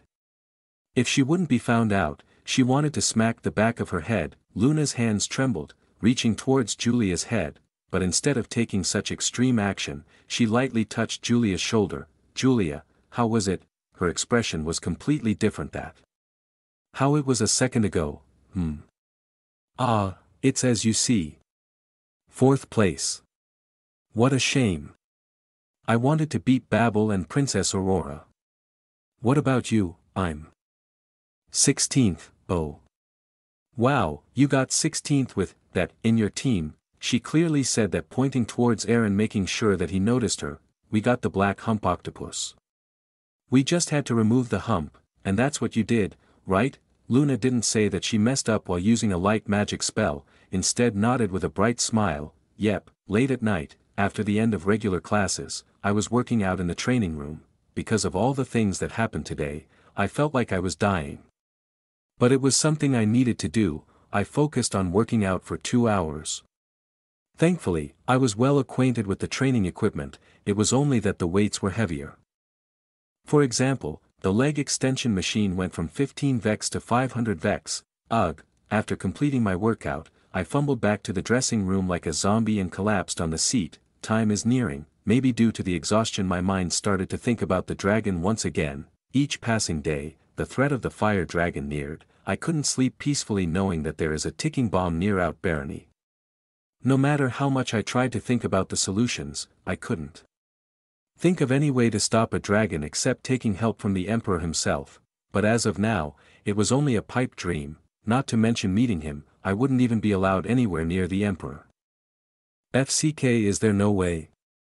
The only way to meet the Emperor is to have incredible achievement enough to attract his attention or be in a high enough noble position to request an audience. Both of them was impossible for the current me, Arch. This is giving me a headache. As I was pondering over what to do, someone entered the training facility. The lights are still on. Is there still someone working out? A melodious voice filled my ear as I saw a girl entering the training facility. Huh? Did I disturb you? The girl asked as she notices me. But I was too excited to answer her. The princess. An incredible idea hit my mind. Chapter 37, A Way to Meet the Emperor. Kaiser von Britain, the current emperor of the Mauryan Empire. The one who rules over 8 provinces and the possessor of the mythical seal. Despite such exhilarating titles, he is also the father of 4 children. The first prince, Knox von Britain, son of Queen Guinevere. He is the current crown prince of the Mauryan Empire and the most likely candidate to ascend the throne. The second prince, Evergrant von Britain, son of the emperor's second wife, Lady Aquitaine. Despite his superior talent in swordsmanship and magic compared to the first prince, he chose to step down from the fight for the throne at an early age, as he had no interest in becoming the emperor. The third prince of the empire, Ashbourne von Britain, a half-blood of the emperor born to a maid, who later become the emperor's concubine. Rumors has it that Ashbourne is eyeing on the throne, but so far there has been no quarrel between the princes. Finally, the only princess of the Mauryan Empire and the beloved daughter of the Emperor Kaiser and Queen Guinevere, Aurora von Britain. A beauty who was said to be blessed by the manna itself. The citizen of the Mauryan call her as the reincarnation of the goddess Arya due to her mesmerizing beauty and kind nature. Aurora possesses exceptional talent in both close combat fighting and magic. Additionally, she is awakened with the rare spirit magic, a trait found in only 1 in every 100,000 individuals. And now, such an extraordinary individual stood before me. Huh? Did I disturb you? Her voice as she turned towards me was charming yet soothing to hear. The princess, a way to meet the emperor. I think I just found one. As I am still weak, making an achievement significant enough to catch the attention of the emperor seemed nearly impossible. Although I could ask my father for help, I don't have a valid reason to back it up. I couldn't simply say that the fire dragon Yugrim, which our Pendragon family has been carrying for generations, might suddenly go on a rampage and destroy a quarter of the empire. My father would likely consider me a lunatic, let alone believe such a claim. Yet, in my current predicament, I saw a potential path to meet the emperor. If I get closer to the princess somehow, then there would definitely be opportunities to meet the emperor. Weren't there many rumors that the emperor loves his daughter more than anything? If I properly make use of the princess, then meeting the emperor wouldn't be a pipe dream. Are you okay? I was so lost in thought that I forgot to reply to the princess. I am fine, Your Highness. I was just surprised to see you here in the training grounds. Generally, mage students didn't like to come to the training grounds, their excuse being that they couldn't stand the sweat smell of barbarians. Of course, there were exceptions to it, like Julia and Princess Aurora, who along with magic also trained in close combat. You were surprised? I thought Your Highness wouldn't like it here in the training grounds. Aurora chuckled softly, her eyes sparkling with amusement. Why would I not like it? While I do enjoy the elegance and finesse of magic, honing my skills in close combat is crucial as well. As she said, close combat training was crucial for an individual, especially for mages, as they would be the main target in a party during the fight. Besides, Princess Aurora had an immense talent in spirit magic along with swordsmanship. She never shied away from improving her skills. The thin rapier sword hanging on her waist is a proof to that. I see. I apologize for my narrow thinking. Of course, I was aware of how the princess equally valued magic in close combat, but I am trying to build a conversation here, so I had to say that. If I may, what is your name? FCK the conversation. She didn't even know my name. Forgive me, Your Highness, to think I forgot to introduce myself. I am Aaron Pendragon. Pendragon, you are from the Pendragon family? Yes, Your Highness. Wow. I heard that your family take cares of a dragon. Have you seen it too? She seemed like an innocent, curious child, her innocence shining so brightly that it was blinding. Unfortunately, I still haven't had the opportunity. There was rule in the Pendragon family that until one turned 18 years of age, they would not be allowed to meet the dragon. The exact reason is unknown, but my father always said the same when I asked him to show me the dragon in my past life. Oh. Is that so? She seemed disappointed for some reason. Ah. I forgot to introduce myself. My name is Aurora von Britain. I would be a fool not to know the name of a beautiful young maiden such as Your Highness. Aurora's cheeks flushed slightly, a hint of bashfulness gracing her features. You are too kind. Not at all, I only speak truth. The smile on the princess's face widened hearing my words. She is weak to compliments, I see. The princess seemed more gullible than I thought. There is a chance. I was worried about how I could meet with the emperor, but Princess Aurora has appeared like a bridge between me and the emperor. I just need to strengthen the bridge before getting on. Although the princess seemed innocent, I shouldn't be reckless with her. After all, she is the princess. If something were to go wrong, let alone getting help from the emperor, it would be a blessing if he didn't send soldiers to claim my head. I can't push my luck. I will get closer to the princess slowly, and when the right time arrives, I will ask her to arrange a meeting with the emperor. Perfect. This chapter upload daily at novelhulk.com. It was a perfect plan. I'll be in your care, Your Majesty. For now, getting acquainted with the princess is more than enough. Chapter 38 A Nightmare. A plain field filled with green grass and beautiful flowers. I stood in middle of such place gazing at the Pendragon barony not so far away. It was a place filled with happiness. The commoners were engaged in their daily work in the fields, and the children were running around with smile on their face. There were no soul that went hungry in the Pendragon barony. Seeing this place, a smile rose on my face, but soon my soundings changed. A desolate field stretched before me, its once vibrant green grass now withered and lifeless. The air was heavy with an eerie silence, devoid of the joyful laughter and bustling activities that once filled this place. In the distance loomed the Pendragon barony. A haunting sight against the grey sky. As I stood there, an overwhelming sense of foreboding gripped my heart. The tranquility of this once thriving land was shattered by a sinister force. A colossal dragon emerged from the shadows, its scales a deep, blood-red hue that glimmered with malevolence. Roar, its immense body hovered ominously in the air as it let out an ear-splitting roar, reverberating through the barren landscape. Without warning, the dragon unleashed its wrath upon the Pendragon barony. Its gaping maw opened wide, spewing forth torrents of crimson flames that devoured everything in their path. The unsuspecting knights were helpless, unable to react in time. The fire dragon's ferocious breath rained down from the heavens, transforming the entire barony into a blazing inferno. The flames spread with terrifying speed, consuming all in their wake. The once thriving fields, teeming with abundant crops, were reduced to charred remnants. The hardworking farmers and carefree children, who had once painted this place with their infectious smiles, now became fuel for the raging blaze. Even the diligent citizens, engrossed in their tasks, found themselves engulfed by the merciless fire. Every direction I turned, a sea of crimson engulfed my vision. Desperation gripped my soul as I tried to flee, but my legs were shackled, rooted to the scorched earth.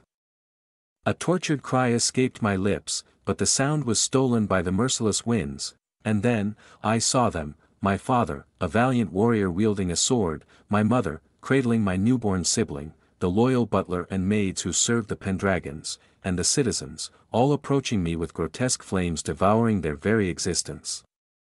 Their agonized figures drew nearer, their burning bodies casting flickering shadows upon the charred landscape. The deafening roar of the colossal dragon echoed behind them, a relentless reminder of the impending doom. In an instant, the monstrous creature materialized before my eyes, its gaping maw poised to swallow me whole. No! I screamed. The sheer terror threatening to consume me. And then, mercifully, I awoke. My body was drenched in sweat, trembling uncontrollably as the remnants of the nightmare clung to my psyche. It took several moments to realize it was just a dream, a nightmare that held me captive in its twisted clutches. With a deep breath, I attempted to calm my rattled nerves.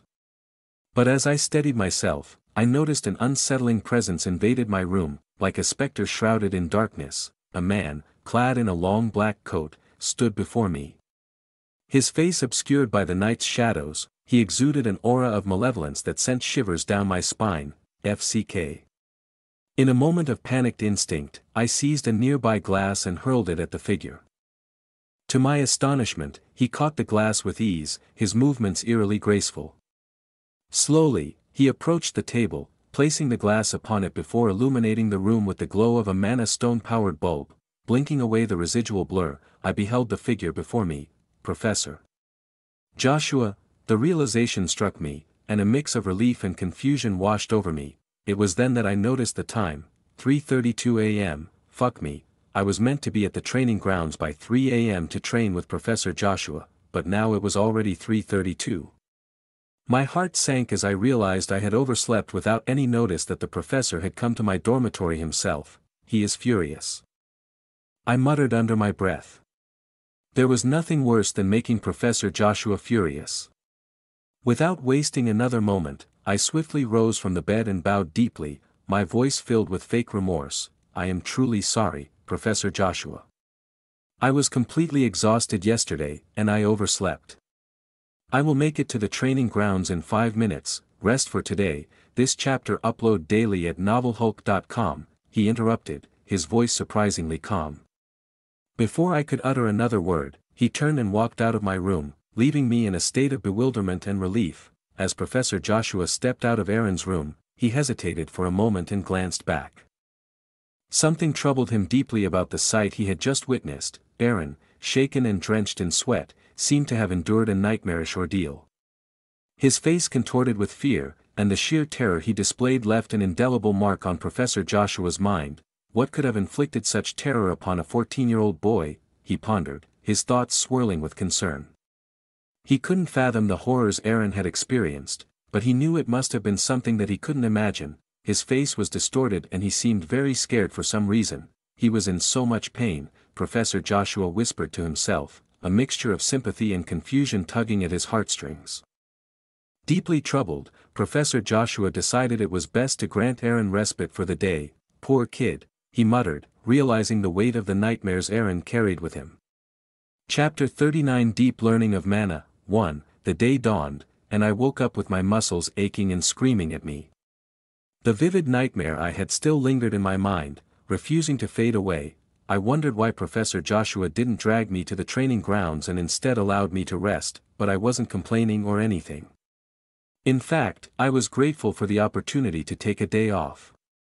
Rest was crucial for growth. After all, as I climbed out of bed, I glanced at the mechanical clock on my bedside table. Its hands ticking away with each passing second. It was just past 7 a.m., and I still had plenty of time to prepare for the day's classes. With that in mind, I decided to start my day with a refreshing shower. It was the third day of the week, and my first class of the day was Deep Learning of Mana.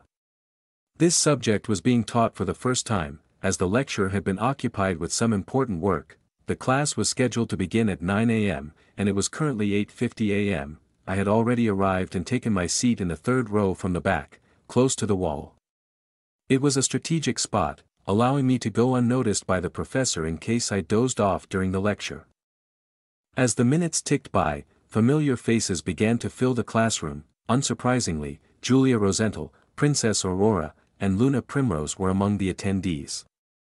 These three were well known for their natural affinity for magic, so it wasn't a surprise that they chose this class. However, there was one more face in the group that caught my attention, Esmeralda. I couldn't determine if it was a mere coincidence or not, but the gloomy kid had also chosen Deep Learning of Mana as her second elective subject. While I was aware of the other three choosing this class due to their fame in my previous life, Esmeralda's presence surprised me. This chapter upload daily at Novel Hulk.com. Considering there were 1,000 freshmen, it was highly likely for someone I didn't know to choose the same two electives as me. Nonetheless, I wasn't complaining or anything. I was simply taken aback. Suddenly, the once murmuring class fell silent. I noticed the change and quickly adjusted myself in my seat. There was only one reason why a noisy fish market-like classroom would abruptly become quiet. The instructor has arrived. As I turned my gaze toward the door, I saw the professor, and for a moment, I was frozen in awe. Her long, flowing blonde hair cascaded down to her hips, framing a beautiful face that exuded elegance. Her emerald green eyes caught my attention, but there was another distinctive feature that stood out even more: the long, pointed ears. An elf. The professor who entered the classroom was a stunning female elf. Elves, often referred to as the children of nature, were a species that lived in close harmony with nature, detached from the affairs of the world. They were primarily settled in the great forest of Nara, relying on the tree of life for their existence, which kept them secluded from the outside world. While I had heard of instructors from other species in Freljord, it was my first encounter with one. Perhaps it was because I had never crossed paths with them in my previous life, having failed to progress beyond the second year at Freljord Academy twice. Nevertheless, the sight of a beautiful elf instructor surprised me. It seemed I wasn't the only one taken aback. All the students were equally dazed by her presence.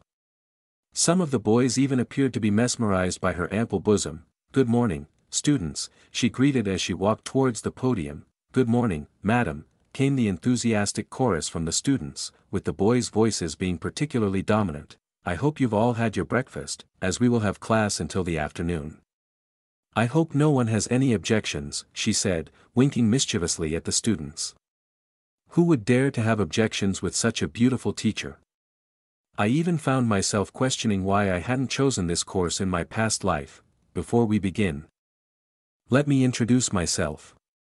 I am Iris Peacefounder, and I will be teaching the elective subject, the Deep Learning of Mana and its Principles.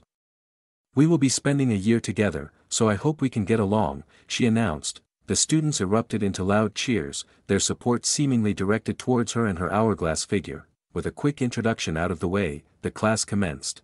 Before delving into the topic, let's see how much you all know about mana. Can anyone here explain what mana is? She inquired. A moment of silence passed before a rose among the class. It was Luna Primrose who raised her hand. "Ma'am." Luna Primrose. "Yes dear, go on," the instructor acknowledged. Mana is the energy in its purest form. It can be converted into various types of energy using appropriate mechanisms and spells. In its natural state, mana is invisible and shapeless, but users with sufficient mastery can give it any shape or form of desire, Luna explained confidently. "Excellent," the instructor praised, causing Luna to swell with pride. Out of curiosity, I glanced at Julia. who was seated just behind Luna. As expected, she rolled her eyes at Luna's behavior. "You may sit down now, dear," the instructor said, waiting for Luna to take her seat before continuing. "As your friend just mentioned, mana is the energy in its purest form, often referred to as magic energy. Going further into the topic, mana is a fundamental substance that gives rise to various fields of magical energy. These fields exist alongside other fundamental forces of science, such as gravity and magnetism. Certain creatures and objects possess the ability to manipulate these fields in various ways, resulting in spectacular effects. The key lies in how individuals manipulate mana. These acts of shaping and channeling mana out of the body is known as magic. Chapter 40 Deep Learning of Mana. 2. Instructor Iris's class continued as she further explained the intricacies of mana, capturing the attention of the students. Her slender figure and elegant pointy ears added an enchanting aura to the classroom, making it difficult for some students to concentrate fully. However, the realization that this captivating elf could potentially be a centuries-old grandmother reminded me to stay focused and respectful. Now that we have learned about mana, it is crucial to understand the concept of mana containers, Instructor Iris emphasized, directing her gaze towards the magical appearance of the words, mana containers, on the board. The chalk seemed to float in the air before gracefully etching the words onto the surface. Mana is a universal energy that exists in all creatures, plants, the air, and the water, she explained, as images of various creatures appeared in the air before us. The human body. A majestic tree, a nimble rabbit, and a graceful fish were all outlined in green, while a mesmerizing blue substance filled their insides. The storage system for mana is called the mana container, and different species have unique organs or structures that serve as their containers, Instructor Iris continued, her words accompanied by the circling of the outlined creatures around her. It was as if the very essence of mana was dancing to her explanation, whether it's the heart within humans, veins in trees, a small sphere in fish, or the brain in beasts. Each species stores mana in a container that suits them best, she added, highlighting the diversity of mana containers with a touch of elegance. If the containers is completely empty, the body will then slowly replenish itself by absorbing mana from the air or water in case of species who live underwater. As she waved her hand, small blue particles materialized in the air, representing the replenishment of mana from the surroundings. They were absorbed by the outlined creatures, emphasizing the natural process of mana absorption when the containers are empty. In order to harness mana effectively, one must treat the mana container like a muscle, exercising it regularly. Mishandling or reckless treatment of the container can lead to permanent damage, rendering the user unable to perform magic at all, Instructor Iris warned.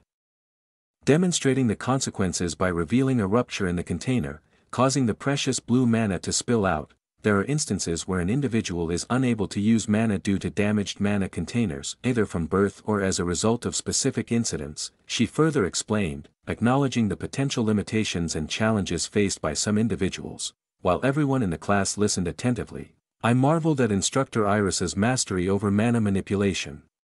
Her control and ability to create such visual aids were remarkable. Based on my knowledge, she must be at least a 6-star mage to exhibit such skill.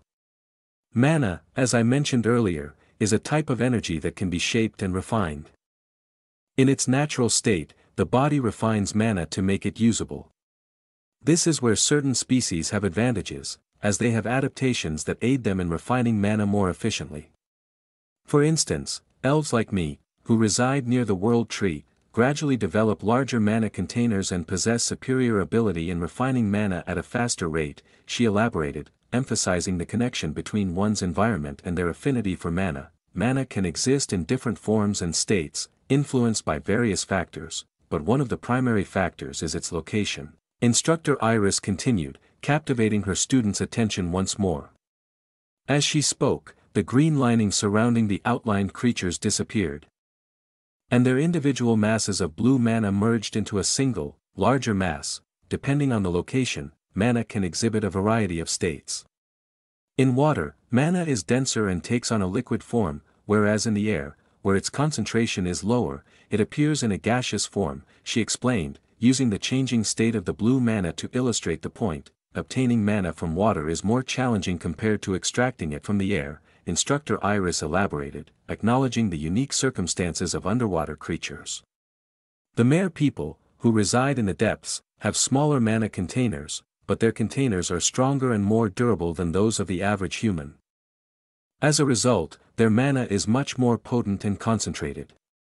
On the other hand, beings like us elves, who are deeply connected to nature, can absorb mana at a faster rate.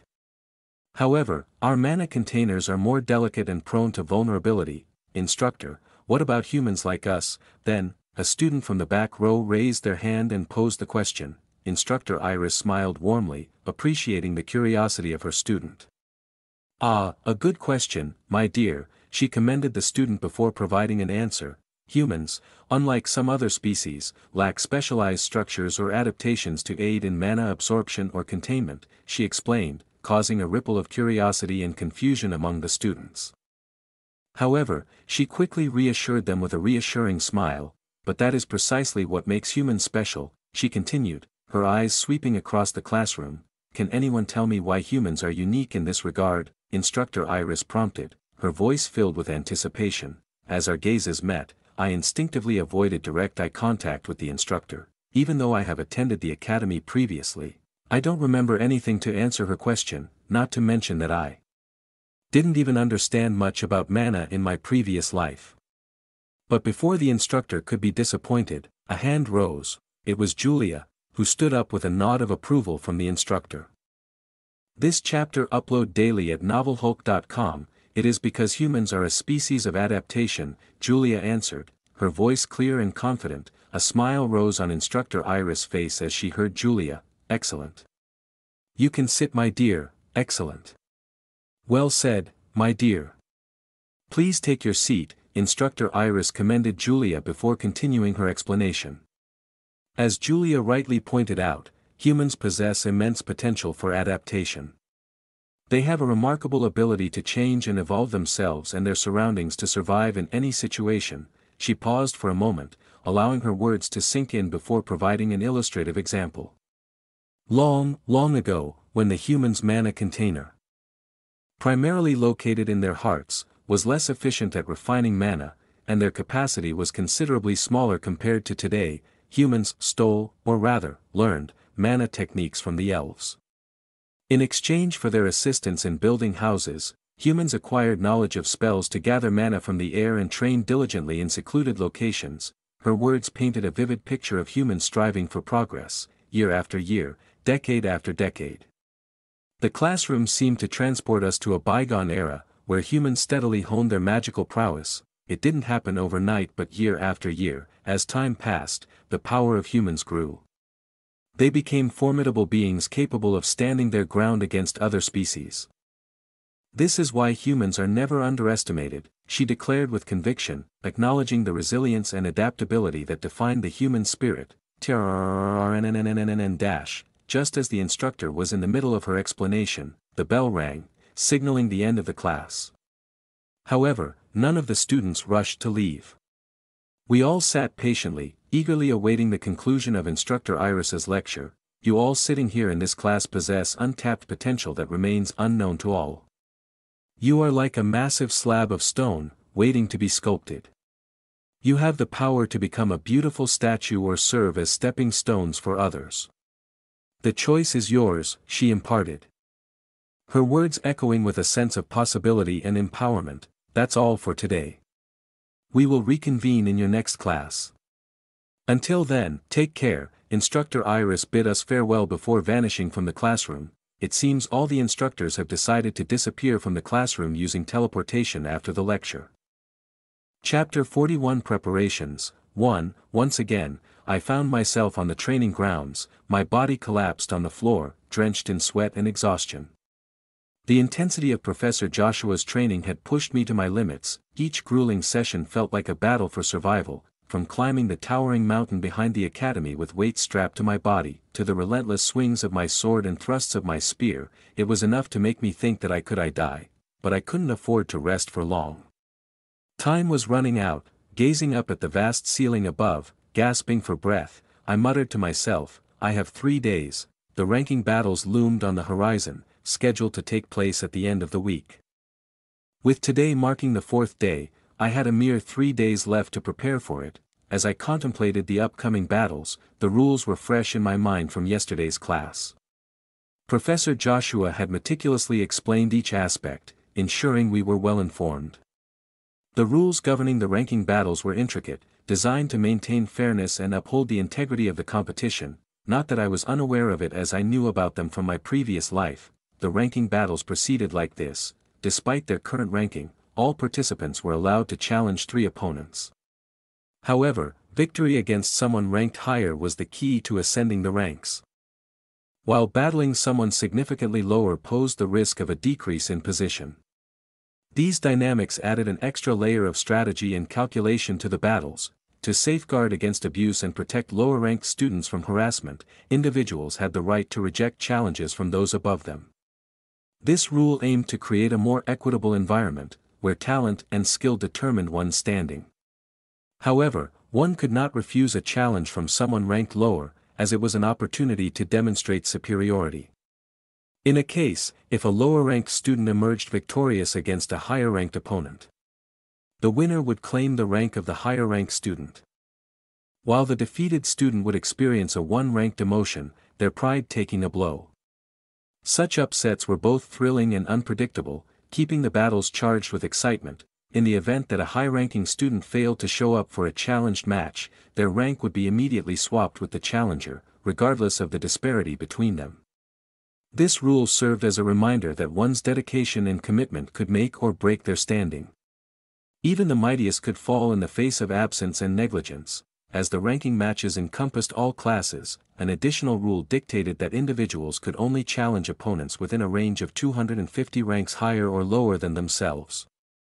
This limitation aimed to ensure that matches were competitive and prevented extreme mismatches in skill and experience. Furthermore, to prevent an overwhelming number of matches and preserve the physical and mental well-being of the participants, each student was limited to a maximum of 6 battles. This restriction meant that they could only be challenged 3 times per ranking battle, in addition to their 3 opportunities to initiate challenges. While not mandatory, refusing to use all 3 chances came with consequences: a stagnant rank and a missed opportunity for further progress. My personal goal for these ranking battles was crystal clear: I aimed to secure a position within the top 100.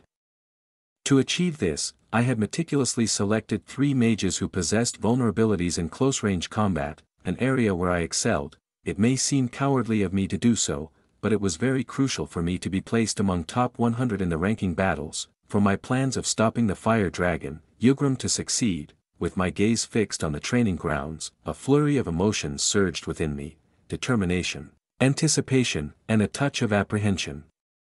Every muscle in my body ached, yet I refused to yield. Let's end with 1,000 more swings, I thought, increasing the grip over the sword in my hand. Standing atop the training grounds, draped in a flowing black robe, Professor Joshua observed Aaron with a stoic expression. His gaze held no trace of emotion as he silently watched over his grueling training. Aaron swung his sword with determination, each strike fueling his resolve to become stronger. But eventually, exhaustion took its toll, and he collapsed onto the ground, his chest heaving with exertion. Gasping for air, he fought to catch his breath. But it was not long after that his gaze became fixated on the plain roof and a look of determination appeared on his face. Lost in thought, Professor Joshua's mind drifted to a scene from the past, the haunting image of Aaron racked by nightmares, his trembling body drenched in sweat. The professor pondered the depths of fear that could plague a mere 14-year-old. Searching for answers that eluded him, he is a diligent kid. A sudden voice broke the silence beside Professor Joshua. Turning toward the sound, he found a black cat perched in the spot where the voice originated. Despite the gravity of their conversation, the feline possessed an undeniable charm. He certainly is, but Professor Joshua replied, as if already familiar with the cat's identity. But his natural talent is lacking. The feline finished his words. Professor Joshua went silent and didn't answer anything in refusal. The cat nodded knowingly, its golden eyes gleaming with mischief. Indeed, but despite his limitations, he displays tremendous effort. Would you like me to lend him a hand? Will you? Before Professor Joshua could respond, the cat interrupted with a mischievous laugh. Why would I? Ha ha ha. The professor fixed his gaze on the enigmatic feline, his expression a blend of curiosity and suspicion. Okay, let's make a bet then. If you win, I will help him. What kind of a bet? A sly smile danced across the cat's face as it outlined the terms of their wager, its voice brimming with playful anticipation. While Aaron was swinging the sword in earnest, he was unaware of the wager made on him. Chapter 42 Preparations, 2, in the middle of the night, when the world was draped in darkness and the distant hoots of owls filled the air with an eerie symphony. I wearily returned from my intense workout session and collapsed onto my bed. The exhaustion in my body was palpable, but it was the relentless flood of random thoughts that plagued my mind, making it nearly impossible for me to find sleep. Since the day I regressed, sleep had eluded me. Maybe the only day I slept peacefully was the day I regressed. There were no days of peaceful sleep excepted. As I collapsed onto my bed, a whirlwind of chaotic thoughts swirled in my mind, hindering any hopes of drifting into the realm of dreams. Images of a rampaging fire dragon consumed my thoughts, igniting a flurry of questions. How could I stop the rampaging of the fire dragon? What actions should I take? Should I seek assistance from others? And if so, who could I trust? The weight of these thoughts burdened my consciousness. Amidst the turbulence of my mind, I had managed to sketch out a rough plan. However, I couldn't ignore the fact that there were no guarantees it would work, leaving me with no choice but to consider multiple backup plans.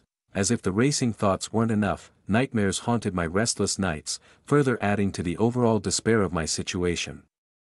It felt like I was trapped in a never-ending cycle of frustration, yet, despite all this, there was an enigmatic smile that danced upon my lips. It was due the message that was displayed in front of me. You have advanced to a 2-star knight, Strength 2. Stamina 2, Agility 2, Perception 2, Vitality 2. A surge of excitement coursed through me as the realization sank in. I had ascended to the ranks of a 2-star knight.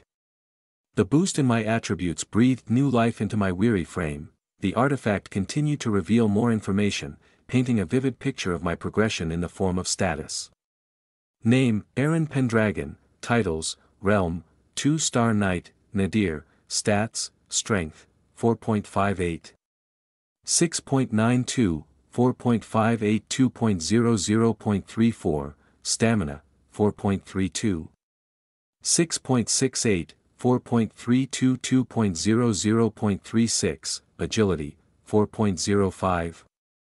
6.54, 4.05 2.00.49, Perception, 5.36. 7.40, 5.36 2.00.04, Vitality 4.54. 6.85, 4.54 2.00.31, Magic Power 4.52. 4.53, Intelligence, 6 out of 10. Perseverance, 7 out of 10, Luck, 4/10, Charm, May 1st, 10, Skills, 36 Poisons of the Poison Queen, Trap Formation, Techniques, Force of the White Fang, Asteroids Bare-Handed Brawl, Abilities.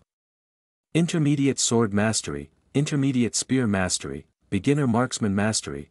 I don't know when it happened, but after I finished today's training I was advanced to 2-star. This chapter upload daily at novelhulk.com. Finally, it took me 2 weeks to advance from peak 1-star Knight to 2-star Nadir Knight. The star level served as a measure of power and strength of an individual. There were a total 9-star levels starting from 1-star on going all the way up to the 9-star. Each divided into 3 stages. Nadir, Transitional, and Peak. In the early stages an individual will experience a faster growth, but as they advance further, it will get harder and harder to advance further, be it in the field of magic or in the path of knights. But as of now, my stats were on the rise. Combined with the stats that resulted from training and increasing my star level, all my stats except magic power has crossed the mark of 6, but I was very disappointed with my growth, especially the growth of magic power, which close to stagnant. Although magic power was less significant to close combat fighters, when one advanced further in the field, it would become more and more important. I was still far from catching unto those geniuses. And as a matter of fact, I couldn't dream about catching unto them with means such as these. I needed to find some faster alternatives. Suddenly, a thought flashed through my mind, captivating my attention. The exile, a mystical realm birthed from the concentrated mana. The exile was a portal that transported individuals to a forsaken corner once part of hell, the demon's paradise. Clearing an exile meant being rewarded with increased power, even if it meant facing low-ranking demons within low-level exiles. Such an opportunity could prove immensely beneficial to someone like me, yearning to bolster my current abilities. However, there was a problem. How the heck do I find an exile in this godforsaken island? The rarity of exiles at this point in time made the task even more daunting. Not to mention, gaining access to an exile was a complicated process, tightly controlled by the Empire. Recognition from the Seven Towers or affiliation with major powers acknowledged by the Emperor, like graduates of Freljord Academy or members of recognized guilds, was necessary to gain entry. Wait a minute, a sudden realization struck me like a lightning bolt. There was one exile that had appeared in the Black Forest behind the Academy, if I remember it correctly. It was that self-centered brat, Zephyr, who had discovered and cleared the exile before the Academy could even take notice. Although it was later discovered by the Academy and an investigation was held, it had been fruitless, as Zephyr had already reaped the rewards of his triumph. Indeed, venturing into the exile seemed like the most honest and direct path to increasing my power. Yet, there was a significant hurdle to overcome. I had no idea when the exile would appear. All I knew was that Zephyr had cleared it before the first ranking battles. Darn it! I exclaimed, frustration boiling over. Time was of the essence, and Zephyr might have already discovered the exile by now. I ran out of my dorm to find Zephyr. No matter what, I was determined to enter the exile. Little did I know that my impromptu quest to find Zephyr and following him to find the exile would inadvertently earn me the dubious title of Male Stalker. Chapter 43 Stalking Zephyr. 1. At the very top of the Freljord Academy, where the golden bell that would blow only once a year at the time of graduation was placed, a young man was sleeping leisurely. With black hair and a well-built physique, he looked stunning even with his eyes closed. His one leg was crossed over the other as he had slipped into the world of dreams. The sun, setting at the far horizon, cast a mysterious glow on him, painting a perfect scenery that would have been a feast for the eyes if only there wasn't another young man hiding behind the enormous bell, gawking at the sleeping boy. As the sun dipped lower, shadows danced around the silent academy grounds. The young man's frustration grew, contemplating how long the other guy would continue to sleep there. Darn it! How long is he planning to sleep here? I thought, my gaze fixed on Zephyr, who seemed to be sleeping without a care in the world. This bastard! My anger was reaching its boiling point. It had been 3 hours since he had fallen asleep, and I had been watching him intently for the entire duration. When the hell is he going to find the exile? I muttered, my impatience mounting. 2 days and 1 night, that was how long I had been stalking Zephyr. The time had been filled with suffering and frustration. That bastard, I don't know if he was aware of my presence or not, but he roamed throughout the academy for absolutely no reason for the past 2 days. I even lied to Professor Joshua about not feeling well, just to follow him. I muttered under my breath, remembering the close call with the professor. To my surprise, Professor Joshua didn't question me further and simply told me to rest. I had prepared myself for a scolding, but he had let me off easily. Putting that matter aside, the ranking battles were scheduled for tomorrow, and the sun was already setting.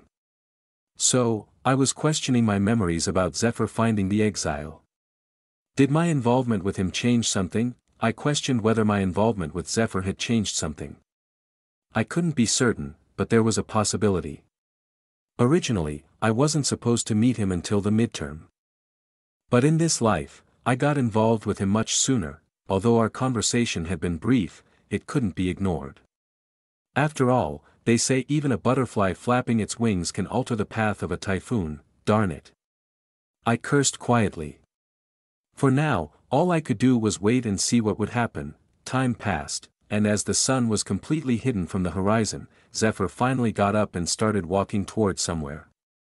Alarmed by his sudden actions, I silently followed him, a mischievous smile playing on my lips as I realized he was heading toward the Black Forest. The Black Forest, students had given it that name due to the thick, towering trees that blocked the sunlight. leaving the forest in perpetual darkness. It was a forbidden area, off-limits to students, as it was said to be inhabited by ferocious monsters and dangerous plants. The massive walls separating the Black Forest from the academy served as a clear warning of that. The darkness embraced the Black Forest even during the daytime, so there was no need to say something about the night. I could barely even see the silhouette of Zephyr moving in front. Zephyr seemed to be aware of his destination, deftly climbing the towering wall and disappearing into the forest. I followed suit, albeit not as gracefully, making my way over the wall at my own pace, determined not to lose sight of him. The night was dark, and the looming trees only intensified the sense of horror. Zephyr moved with a grace that seemed almost supernatural, effortlessly navigating through the obstacles that obstructed our way. His keen senses and sharp reflexes were on full display as he deftly avoided grasping vines and twisted roots that reached out like gnarled hands from the forest floor. The Black Forest lived up to its name, enveloped in an eternal darkness that seemed to swallow any hint of light. The towering trees stood like ancient sentinels, their branches intertwined above, forming a dense canopy that blocked out the moon and stars. The air was heavy with an earthy scent, tinged with a hint of decay. As if the forest itself exhaled a haunting breath. The ground beneath our feet was a mosaic of fallen leaves, moss-covered rocks, and patches of damp soil. Mushrooms, luminescent with an otherworldly glow, sprouted from decaying logs and the base of ancient trees, casting an eerie radiance that added to the surreal atmosphere.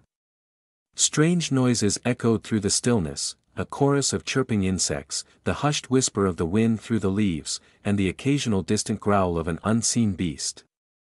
Shadows danced and flickered, playing tricks on the eyes, as if the forest itself was alive, shifting and pulsing with an ancient magic. Occasionally, we would come across clearings within the forest, where beams of moonlight managed to pierce through the dense foliage. In those fleeting moments, the true beauty of the Black Forest revealed itself. Exquisite flowers, vibrant and delicate, bloomed in a riot of colors, their petals shimmering with an otherworldly luminescence. It was a stark contrast to the surrounding darkness, a testament to the resilience and splendor that could be found even in the most forbidding of places. The distant cries and howls of monsters echoed through the air, sending shivers down my spine. While my focus remained solely on Zephyr's back, afraid to lose him in the darkness, about 5 to 7 minutes passed as I followed behind him and we delved deeper into the forest. Does he plan to go further deep? As we ventured deeper into the forest, I couldn't help but wonder if Zephyr planned to go even further. The thought crossed my mind as I accidentally stepped on a dry twig, causing it to crack under my weight. Crack, dash, my heart skipped a beat, and in that moment of panic, I lost sight of Zephyr. The forest became eerily quiet, with darkness enveloping my surroundings. I strained my ears, hoping to catch any sign of movement, but all I heard was the soft rustling of leaves in the gentle breeze. The silence was suffocating, amplifying the unease that had settled within me. Suddenly, before I could even move, the cold blade of a training sword was pressed against my neck, sending a chill down my spine. The metallic edge grazed my skin, reminding me of the danger that lurked in the shadows. "How much longer are you planning to follow me?" a voice, laced with a mix of annoyance and curiosity, asked from behind. Chapter 44 Stalking Zephyr. 2. Startled, I froze, my eyes widening in both surprise and fear. I recognized the voice immediately. It was Zephyr, his tone betraying his irritation at my persistence. I swallowed hard, my heart pounding in my chest, and slowly turned around to face him. In the dim moonlight that managed to seep through the dense canopy, I saw Zephyr's face, illuminated by a mischievous smirk. His eyes, usually warm and welcoming, now held a glint of danger. The sword he held against my neck was not meant to cause harm, but it served as a stern warning. I stammered, struggling to find the right words. After all, Zephyr is a nutjob who wouldn't hesitate to kill me if I seemed like a threat to him. I was just curious, I managed to utter, my voice trembling. Zephyr went silent for a brief moment, before he released his grip on the sword and took a step back, his expression softening slightly. "Curious," he repeated, his tone more curious than confrontational now. "This chapter upload daily at novelhulk.com, yes," I nodded, regaining some composure. there was one thing that Zephyr liked more than anything. Curiosity. If he was curious about something, then he wouldn't leave the matter until he satisfied his curiosity. As I said, I was curious about him. It seemed to have created a curiosity about me inside of him too. I saw you sleeping at the top of the academy, and then you headed towards the Black Forest. I couldn't help but wonder what you were up to. He studied me for a moment, as if weighing my words.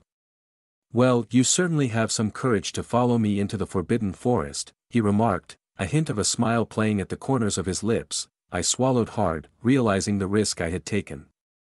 I apologize for intruding, I said, my voice filled with sincerity. I didn't mean any harm. I was just curious about you and what you were doing. He seemed to mull over my words, his gaze thoughtful. Curiosity can lead to trouble, you know, he said finally. Especially in a place like this. His voice was filled with a hint of doubt and anger. I understand, I replied, my voice steady despite the lingering fear as I tried to think of something to say to him, and after thinking for some time, I said, but there's something about you, something intriguing. I couldn't resist following. There was a deep silence for a moment before Zephyr spoke. Are you gay? Startled by the unexpected question, I stumbled over my words. What? No. I didn't mean it in that way. I was just curious about you, not in any other way. I only have an interest in busty women, I blurted out, desperately trying to convince him. Although his eyes still looked at me with suspicion, a flicker of surprise flashed across his face at the mention of my preference before he chuckled softly. Busty women. Not a bad choice. Although I prefer younger girls, I can understand your choice, he said, nodding in a knowing manner. Well, you've certainly piqued my curiosity now, he admitted, sheathing his training sword. I heard you use multiple weapons, including a gun.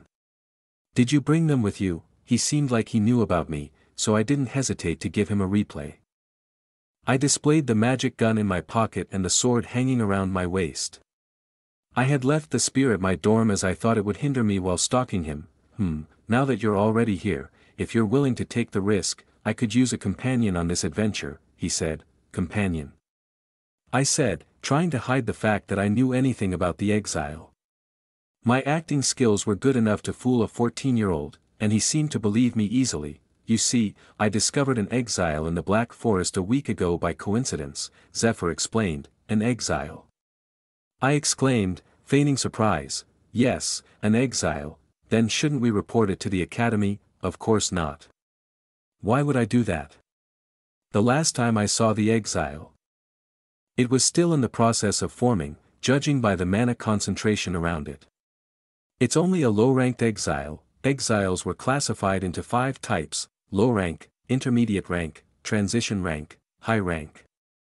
And finally, the territorial rank. The low-rank exiles are usually the barren lands of hell that were inhabited by some low-ranking demons. As most low-ranking exiles would have weak demons, it wasn't hard to clear it as long as one knew a little about combat techniques, and generally, the exiles that appear would take about 3 days to a week to stabilize in their surrounding. While it was possible to enter as soon as an exile appeared, it was safer to wait until it had fully stabilized. Zephyr seemed to share the same understanding. In the creation process of an exile, it remains unresponsive to mana detection, which is likely why the Academy hasn't discovered it yet. I had originally planned to enter alone today, but now that you've followed me, I could use some support, I guess, Zephyr said, glancing at the gun in my hand. So will you come with me? Of course, I would. I had been following him for the same purpose all along. However, I couldn't simply admit it. I acted as if I needed time to think and eventually replied, if you can promise me my safety, I will accompany you. Zephyr's eyes met mine, and for a moment, the intensity of his gaze made me wonder if he was contemplating my request. Then, a confident smile tugged at his lips. Of course, don't worry. As long as you're with me, no harm will come to you, he assured me. Those were some fancy words, but I couldn't help but agree with him. Among the freshmen in our batch, Zephyr was undeniably the strongest after all. Chapter 45 Exile Exploration 1. As I prepared to venture into the exile with Zephyr, a mix of excitement and happiness welled up inside me. like a bubbling cauldron of anticipation ready to overflow. I can't believe that it worked, I thought, my mind still reeling from the fact that Zephyr had asked me to accompany him. I don't know how I ended up in this situation, but it was good for now. I wanted to enter the exile, but thinking about it, I wouldn't have been able to clear it by myself with my current power. Zephyr's presence in such situation was a godsend. Blessed is he who expects nothing, for he shall never be disappointed, they say. It seems like it was indeed the truth. As we ventured deeper into the forest, the ancient trees stood tall around us, their gnarled branches reaching out like skeletal fingers, whispering secrets carried on the wind. The scent of moss and damp earth permeated the air, mingling with the faint fragrance of wildflowers. Every rustle of leaves and distant hoot of an owl added to the mystique of our surroundings, a symphony of nature's symphony that played in harmony with our journey. The forest embraced us, its dense foliage creating a sense of seclusion and mystery. Rays of moonlight filtered through the canopy above, casting dappled patterns on the forest floor, painting a tapestry of light and shadow. Time seemed to slow down, as if the forest itself held its breath. Aware of the gravity of our purpose, I followed Zephyr's lead, his steps deliberate and cautious, each footfall a calculated move. The ground beneath our feet felt solid and yet alive, as if it held ancient secrets that only the forest itself knew. Minutes turned into moments, and we continued delving deeper. As I was about to question Zephyr, my impatience getting the better of me, the forest revealed its hidden secrets. It was as if the very fabric of nature recognized our presence. The air grew heavy, as if charged with an otherworldly energy that set my senses ablaze. A tingling sensation crawled up my spine, sending goosebumps cascading across my skin. It was a tangible reminder that we were no longer in familiar territory, that the exile awaited us. In a clearing bathed in moonlight, we finally caught sight of the fully formed exile. It stood tall and ominous, its body comprised of swirling mist and crackling energy. The air crackled with an unknown power, and a palpable sense of danger hung in the atmosphere. Zephyr's eyes gleamed with a mix of excitement and caution as he assessed the situation. The power emanating from the exile was unlike anything we had encountered before. Demonic energy, I whispered, my voice barely audible amidst the charged air. I could sense the malevolence that emanated from the exile, the dark energy that fueled its existence. It was a sinister force, born from the very essence of demons, embodying their malice and defiance. It is as ominous as ever. In the annals of ancient tomes and tales passed down through generations, scholars and sages spoke of demonic energy as an ethereal substance, an embodiment of evil intent that defied the natural and divine order. It was a force that pulsed with a malevolent glow, casting an eerie pallor that seemed to swallow the surrounding moonlight. Its very presence sent chills down the spines of those brave enough to gaze upon it. Demons, creatures of darkness and despair, wielded this energy, harnessing its volatile nature to unleash their supernatural abilities and sow destruction in their wake. It was a power that corrupted the essence of life itself, defying the laws that governed the world and creating fractures in the fabric of reality. As tendrils of demonic energy intertwined with the realm, it twisted and warped, distorting the very essence of existence. It was through these fissures that the exiles emerged, anomalies that defied comprehension and challenged those who dared to face them. This chapter upload daily at Novel Hulk.com. Legends whispered of demons drawing upon this energy to augment their physical prowess, to bend the minds of mortals to their will, and to invoke dark and forbidden magics. The tales I had read spoke of excruciating pain inflicted upon the unwary, the erosion of one's spirit, and the manipulation of innocence into instruments of evil. Some believed that demons sustained themselves by feeding on the suffering and negative emotions of humanity, drawing nourishment from these dark wellsprings. Whether it was true or merely the stuff of folklore, the allure of this demonic energy was undeniable. Zephyr's voice cut through the hushed ambience, laced with a hint of mockery. You still plan on entering the exile? Right? A chuckle escaped my lips, my confidence buoyed by the experiences of my past lives. Zephyr may possess unmatched power among his peers, but he had yet to confront the true horrors that awaited within the exile. You wouldn't have asked that question if you knew any better, I replied, my tone firm but tinged with a hint of amusement. I have entered many exiles and even cleared many in my previous life. For my eyes, the exile didn't look any special compared to the worst of what I have already seen. If anything, it only fueled my desires to gain more strength, but, there was no need to explain that to Zephyr. I just smiled and brushed it off. You sure talk big for someone who had a sword pressed at his neck some movements ago. Zephyr said, trying to provoke me, but I wasn't so easy to induce. Are you planning to talk all day? Or should we enter the exile now? Although it wasn't my first time or anything special, I still couldn't help but feel excitement running through my body. The time for words had passed, it was time for action.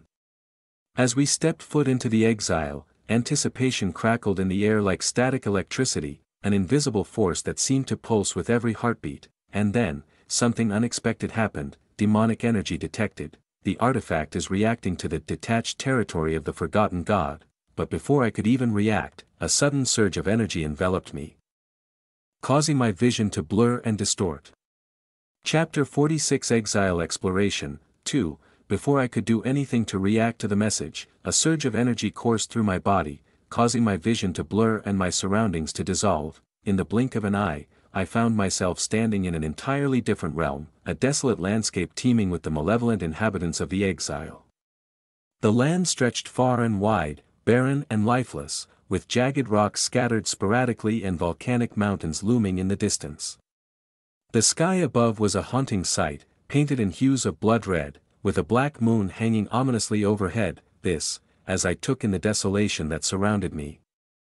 Zephyr stood beside me, his expression a mix of curiosity and apprehension. We exchanged glances, silently acknowledging the gravity of our situation, but rather than my surrounding, my attention was drawn to the series of messages that materialized before me, hovering in the air like ethereal projections. Demonic energy detected. The artifact is reacting to the detached territory of the forgotten god. The title is partially activated. Your strength is temporarily increased by 2. Your stamina is temporarily increased by 2. Your agility is temporarily increased by 2. Your vitality is temporarily increased by 2. Your perception is temporarily increased by 2. Your magic power is temporarily increased by 2. This chapter upload daily at novelhulk.com. The proficiency of all the skills, techniques and abilities are temporarily increased. There was a long list of messages on display before me.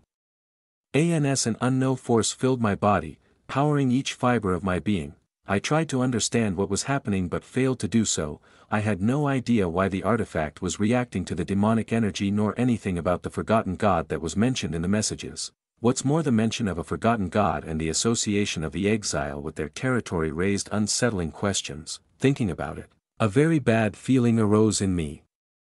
I was given the title of, was this deity a benevolent force or one that brought harm to mortals? Will I also be considered hostile to the humans? FCK. What the hell was I supposed to do now? I didn't have any answer for those type of questions. The uncertainty gnawed at my mind, fueling a mix of frustration and determination, but there was something that made me more happier than frustrated. This power. Name, Aaron Pendragon. Titles, Realm, 2-star Knight, Nadir. Stats, Strength, 6.922, Stamina, 6.682, Agility, 6.542, Perception, 7.402, Vitality, 6.852, Magic Power, 4.532, Intelligence, 6/10, Perseverance, 7/10. Luck, 4 out of 10, Charm, May 1st, 10, Skills. All my stats has been boosted for unknown reason and the proficiency of all the skills has gone up. Although it was said to be amplified temporarily, this feeling of foreign power was still exhilarating, but I couldn't stand still thinking about that matter now. I was currently inside an exile. Letting my guard down here is akin to suicide, so pushing aside those lingering doubts, I redirected my focus to the surroundings once more. The air was thick with a sickly miasma, a combination of sulfur and decay that assaulted my senses. Jagged rocks jutted out from the barren ground, their sharp edges reflecting the crimson glow that emanated from the cracked sky above. Eerie whispers echoed through the air, carried by unseen currents, as if the very fabric of this forsaken realm whispered secrets that no mortal should hear. As I took cautious steps forward, each footfall disrupted the suffocating silence that clung to the atmosphere. Zephyr, a few paces ahead of me, muttered in awe, "So this is what hell looks like?" I paused, turning my gaze towards him, a glimmer of experience and somberness in my eyes. As exiles are a part of hell, detached due to unknown reasons, it was normal to think that the hell could be like this. But the truth wasn't far off. The real hell is far worse, I said, the weight of past memories echoing in my voice. Zephyr turned towards me. How do you know? Is that important now? What is important now is to find the exile owner and kill it to clear the exile.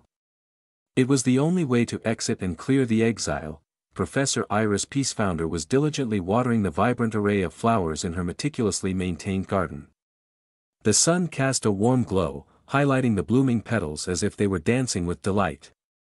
Just a few steps away, a sleek black cat lazily reclined on the intricately designed tea table, basking in the tranquility of the surroundings. Iris. Can you make me another cup of tea please Niang? The cat's voice interrupted the peaceful ambience. Professor Iris sighed and wiped a bead of sweat from her forehead. Seriously? You don't have any work other than lazing around, do you? The cat's eyes narrowed playfully as it responded. What? Do you even know how much work I do every day? Curiosity piqued. Professor Iris glanced over, raising an eyebrow. You do? A mischievous grin spread across the cat's face. Of course, who do you think protects this island night and day? It's me. I patrol the entire island, ensuring that no harm befalls it. Slightly amused, Professor Iris teased, aren't you just walking around because you're bored? The cat tilted its head, its gaze fixed on the distant horizon. Anyway, I want a glass of tea. Will you give it to me or not? With a resigned nod. Professor Iris chuckled softly. Yes, I am coming dash, but before she could finish her sentence, Professor Iris froze in her tracks, her attention suddenly drawn to the dense black forest that loomed behind the academy.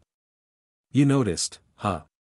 The cat's voice now carried a hint of mystery. Her eyes widened. Professor Iris turned to face the cat. You knew it was there? A satisfied smirk curled on the cat's lips. Of course, do you think there's anything on this island that escapes my notice? Puzzled, Professor Iris inquired further, then why? The cat's eyes gleamed mischievously. Why? Perhaps I was too bored Niang. Chapter 47 Exile Exploration 3. There was only one way for an individual to exit the exile after entering it. The treacherous path to freedom required them to kill the owner of the exile, better known as the master of the exile. This enigmatic figure typically resided deep within the confines of the exile, surrounded by its formidable subordinate demons. To reach the master, one had to navigate through a horde of terrifying creatures that lurked in the shadows, ready to strike at any moment. I can see a monster up ahead, Zephyr exclaimed, his sword swiftly unsheathed as he continued his graceful drift. I too didn't waste any movement and took out the magic-powered handgun in my pocket.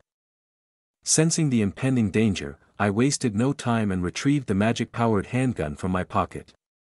While Zephyr excelled in close combat, it was best for me to support him from a distance, intervening only when necessary. As we paused for a moment, my gaze fixed upon the monster Zephyr had discovered. A wave of shock washed over me. Oni demon? I caught sight of the colossal Oni demon before us. Standing tall and exuding pure intimidation, it easily reached a towering height of 8 to 10 feet. Its muscular, robust frame emanated an overwhelming aura of strength, leaving me feeling utterly insignificant in its presence. Hey Zephyr, didn't you say it was a low-ranked exile? I shouted in frustration as Zephyr fearlessly charged towards the Oni demon. Did I? It seems like I misjudged. Zephyr trailed off, his voice tinged with excuse.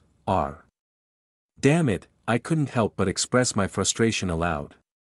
The demon in front of us was a low intermediate rank demon, which typically only appeared in intermediate rank exiles. Mortals classified demons who appeared in the exiles into 6 realms: low rank demons, intermediate rank demons, high rank demons, transition rank demons, transcendent rank demons, and finally, the monarch level demons. Each of these were further divided into low, intermediate, and high ranks based on their power, whereas the monarch level had different classification as knights, counts, marquises, presidents, dukes, princes, and the kings, which represented the position of 36 monarchs of hell. Normally, only low-level monsters and demons inhibited a low-ranking exile, with a low intermediate rank demon being the master of the exile.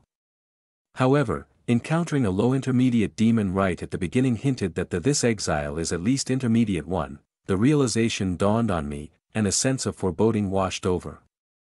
If this was an intermediate exile, we were bound to face a low high-ranking demon as the master of the dungeon, possessing strength equivalent to a nadir 5-star knight. Merely contemplating this fact filled me with fear and trepidation, as a newly promoted nadir 2-star knight. I knew my limitations. Even with heightened stats and combat experience from my previous life, I could only tap into the power of a low-rank 3-star knight at most. Engaging with these low intermediate rank Onis, let alone the master of the exile, would prove incredibly challenging. In this situation, there was only one way for me to safely clear the exile: to rely on Zephyr's abilities. Darn it, however, the thought of depending on him sickened me to the core. Zephyr, the top student among the first years, was at least a peak 3-star knight. Combining our powers might offer a glimmer of hope against the master of the dungeon, but as I observed the monster before me, doubt began to creep in. A towering creature loomed in front of us, its red eyes fixed upon us with an intense glare. Although to the observers, it may seem like the difference between low rank and low intermediate rank isn't that much, only experiencing it would know what it feels like. Despite that, I aimed my gun at the Oni demon. The Oni demon's skin, a deep shade of red, appeared rough and textured, resembling scales or hardened hide. It boasted supernatural resilience, rendering my bullets ineffective unless I targeted vital points. The scarier part is not its body, but it was the Oni demon's face that truly chilled me to the bone. Its piercing eyes seemed to penetrate into the depths of my soul, while curved horns protruded from its forehead, enhancing its already menacing countenance. The jagged fangs lining its mouth sent shivers down my spine, a testament to the devastating power it possessed. Adding to its fearsome appearance, untamed, vividly colored hair cascaded around the Oni demon's face, giving it a wild and savage aura. It billowed in the wind, a visual manifestation of the creature's untamed nature. The Oni's tattered and torn garments hung loosely from its powerful frame, a blatant display of its disregard for convention and order. It was a creature that embraced chaos, embodying the essence of malevolence. This chapter upload daily at novelhulk.com, with each step the Oni demon took. A deep, thunderous sound resonated, magnifying its physical presence and reinforcing the feeling of impending doom. Its muscular arms and hands, adorned with claw-like nails, served as a chilling reminder of its lethal capabilities. As I stood there, a mere nadir 2-star knight, I couldn't help but be overwhelmed by the sheer strength radiating from this monstrous entity. In that moment, I realized the true terror of encountering an Oni demon.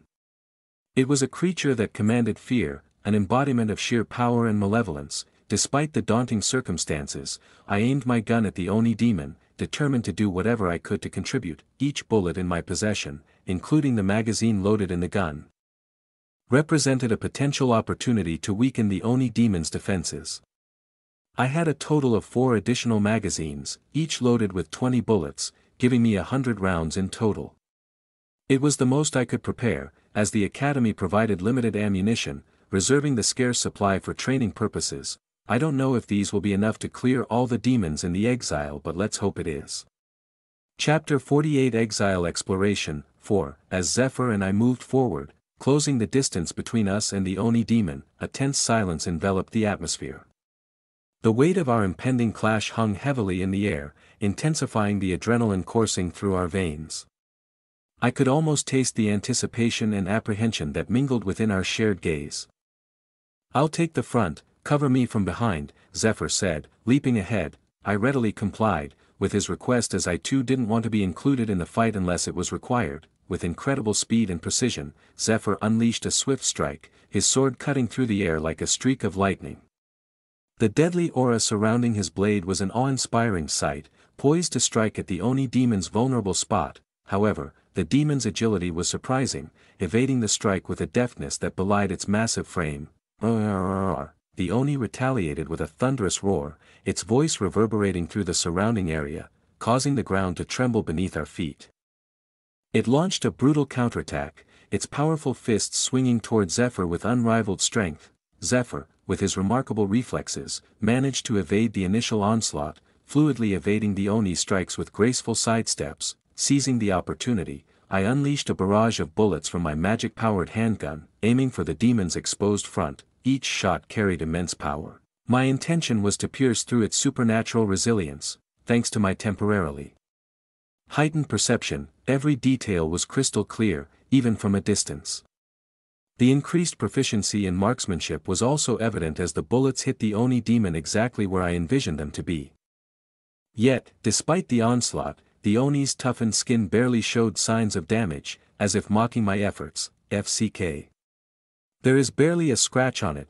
Recognizing the futility of my bullets against the Oni's formidable defense, I quickly recalibrated my approach. While my attacks might not cause significant harm, they could serve as a means of distraction, creating openings for Zephyr to exploit. It was a risky strategy since the aggro of the demon would turn against me, but in the face of such overwhelming power, we needed to employ every possible advantage. As Zephyr continued his agile dance with the Oni demon, I observed its movements keenly, searching for patterns or weaknesses that we could exploit. Maybe due to my increased stat, my eyesight was very clear and I could see even the small details very clearly from afar. The demon's attacks were ferocious and unrelenting, its immense strength evident with every strike. However, I noticed a brief moment of vulnerability after each onslaught, a fleeting instant where its guard dropped slightly. With that observation, a plan formulated in my mind. Can you make it so? Its back is exposed towards me. I communicated the strategy to Zephyr through a swift exchange of words. Zephyr didn't ask any questions in return and just nodded at my request. As the Oni demon prepared for another thunderous assault, Zephyr skillfully evaded its initial strike, narrowly dodging the powerful blow. After the big attack, the Oni demon revealed a movement of weakness. Sensing the momentary weakness, I leaped forward, my movements swift and decisive. A surge of magic surged through my veins, empowering my body. With precision and decisiveness, I unleashed a concentrated burst of energy alongside the bullet, aimed directly at the demon's exposed flank, exploiting the brief opening. Eat this UUBTCH, Ruhuair, the Oni bellowed in pain as my attack found its mark. It staggered backward, momentarily stunned by the unexpected assault. Seizing this opportunity, Zephyr unleashed a series of lightning-fast strikes, his sword dancing through the air like a blur. Blade met flesh in a symphony of steel, each strike a testament to Zephyr's prodigious skill. With each successful blow, the Oni's defenses crumbled, revealing the toll our united assault was taking. However, it was far from defeated, its raw power still a formidable force to be reckoned with. And his regeneration power was no joke either. As the battle raged on, time seemed to blur, our movements becoming a fluid dance of survival and perseverance. We pressed forward with unyielding determination, unrelenting in our pursuit of victory. The clash between us and the Oni demon intensified, reaching a crescendo of ferocity and desperation. Each swing of Zephyr's blade carried the weight of his expertise. His mastery of close combat evident in every fluid motion. I wasn't still either. I constantly fired the bullets, distracting the demon's attention from Zephyr. The Oni demon, too, fought with a relentless fury, its attacks reverberating through the air with bone-shaking force. At this movement, I was relieved that the Oni demons weren't moving in groups, because dealing with even a single one is so exhausting. I couldn't imagine fighting these brutes in group. This chapter upload daily at novelhulk.com. Nevertheless, I continued to provide support from a distance, channeling my magic to bolster Zephyr's strikes and disrupt the demon's defenses. Bolts of magic energy shot forth from my fingertips, intertwining with Zephyr's sword, imbuing it with an otherworldly power. The Oni's resistance weakened under the onslaught, its once mighty form showing signs of strain, but the demon was not one to be easily subdued. It unleashed a devastating flurry of blows, each strike threatening to overwhelm us. Zephyr's expert reflexes and agility allowed him to narrowly evade the brunt of the assault. Thank God I was in the back. I couldn't imagine how much of a daunting task evading its attacks would have been. The fight continued and the relentless onslaught began to take its toll. Sweat glistened on my brow, even Zephyr seemed to have slowed down, his muscles seemed strained with the effort of parrying the demon's attacks. But it wasn't like the demon was fine either. its once thick skin was in ragged state and its movement had slowed down. Sensing an opportunity, I unleashed a barrage of magical projectiles, bombarding the Oni's face from a safe distance. The concentrated force of my bullets hammered into its already battered form, causing it to stagger and falter. It roared in frustration, its movements momentarily slowed. It was then that Zephyr launched himself forward with a surge of adrenaline-fueled strength. Finally he was using that skill, the infamous, matchless swordsmanship, that he inherited from his master. His sword cut through the air in a dazzling display of skill and precision, finding purchase in the Oni's vulnerable flank. A deafening cry of agony filled the air as the demon's defenses crumbled, unable to withstand the onslaught any longer. With one final, resolute strike, Zephyr delivered a decisive blow, severing the Oni's head and ending its connection to this realm. The demon's form dissipating into a swirling mist of dark energy that slowly dissipated, leaving behind a sense of eerie stillness. We stood there, breathing heavily, our bodies weary from the grueling battle. The Oni demon, once a towering figure of intimidation, was now turning into dust, its threat extinguished. Hey Zephyr. You sure that it wasn't the Master of Exile but a normal demon? I couldn't help but ask that question. Chapter 49 The King of Onis, Shuten Doji, 1, Hey Zephyr. Are you certain it wasn't the Master of Exile, but just a regular demon? I gasped for breath as I collapsed on the ground, my body drained of energy. The intense battle had taken its toll on me, but I couldn't help but ask that question. The monster we just faced was a low intermediate rank monster, which was comparable to peak 3-star knight. It took both our struggle just to defeat one monster. Thinking that we are going to face at least a dozen of them ahead, my frustration jumped up. Zephyr looked at me, his own breath labored. It was evident that his involvement with the Oni demon had left him even more exhausted than me. I don't know, do you think I'm some kind of monster appraiser? But regardless, I'm glad I brought you with me, he replied. Well, of course. It would have taken forever to defeat that monster without my help, I quipped. If it isn't for me constantly distracting the monster, Zephyr would take much more time to defeat it, but, Zephyr shook his head. No, I'm not saying that because of your assistance. Then why? I asked, puzzled. Even if I were to die here, at least I would have a companion, right? Zephyr's words hung in the air. You, Kerr. As we took a moment to catch our breath, I marveled at the surroundings. The air in this hellish terrain was oppressively heavy, saturated with demonic miasma that could prove fatal to ordinary humans. It was a stark reminder of the inhospitable nature of this realm. Zephyr voiced his discomfort with the environment. The air here is unbearable. I can't get used to it. Indeed, the atmosphere was thick with malevolence, making it a constant struggle to breathe. However, to my surprise, I found myself unaffected by the miasma. Even I struggled a lot in past life because of the miasma, but for some reason I wasn't having any problems with it now.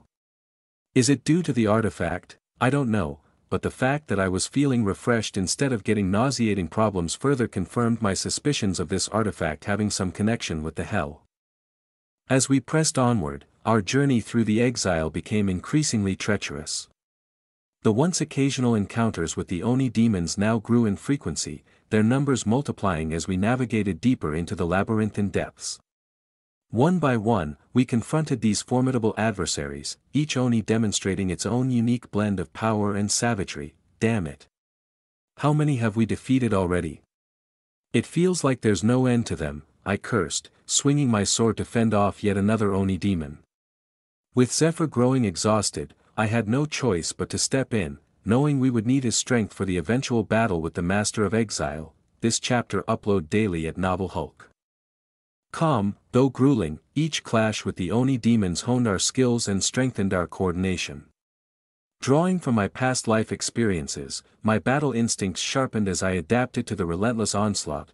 The Oni demons varied in size and strength, some towering over them with brawny frames, while others possessed a lithe and agile demeanor. Each encounter pushed us to the limits, and then, amidst the chaotic fights, something caught my eye. Hey! I see something up ahead. I called out, noticing a remnant of what appeared to be a grand chamber unlike anything I had seen before. Zephyr's eyes widened with excitement. Is it what I think it is? I believe so, I replied with equal anticipation. The ruined room emanated an aura of ancient power and mysticism. Half-destroyed walls showcased intricate tapestries and ornate carvings, while at the center, perched upon a grand throne, sat a figure that commanded attention, an Oni demon unlike any we had encountered thus far. That's got to be the Master of Exile, right? I inquired. If it's not, then I don't know what else it could be, Zephyr responded, his voice filled with determination. This particular Oni demon dwarfed the others in size and presence, radiating an aura of authority and command. It was clear that this demon held a position of great significance among the Oni. As I approached the throne, my eyes fell upon the words written below it. Partially obscured by debris, the King of Onis, Shuten Doji, the inscription read, "The King." I got puzzled reading the title and its name, "The King?" I murmured, puzzled by the title and the demon's name. In my past life, I had learned that titles for demons held significant meaning. Titles meant much more to the demons than just displaying their status, and even among such titles, the title of King was exclusive to the highest echelons of demonic power, that too only 7 monarch-level demons could hold that title.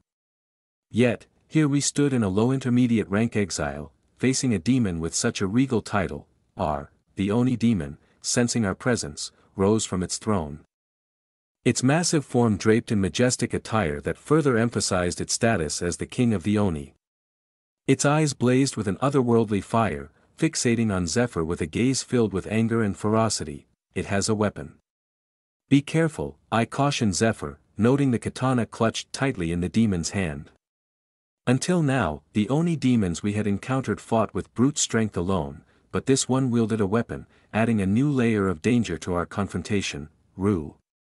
The demon's guttural voice rumbled, as if struggling to form coherent words. There was an air of desperation in its words. The monster slowly descended from the elevated platform where the throne stood, brandishing its katana with a menacing air. Its actions seemed to defy our expectations, and for the first time, I detected a plea hidden within its monstrous growls. Finally, I heard what the demon was saying. "Run away." My heart skipped a beat. The demon could speak. How was it possible? Intermediate demons were not known for their linguistic abilities. Chapter 50 The King of Onis, Shuten Doji, 2, the demon could speak. How is that possible?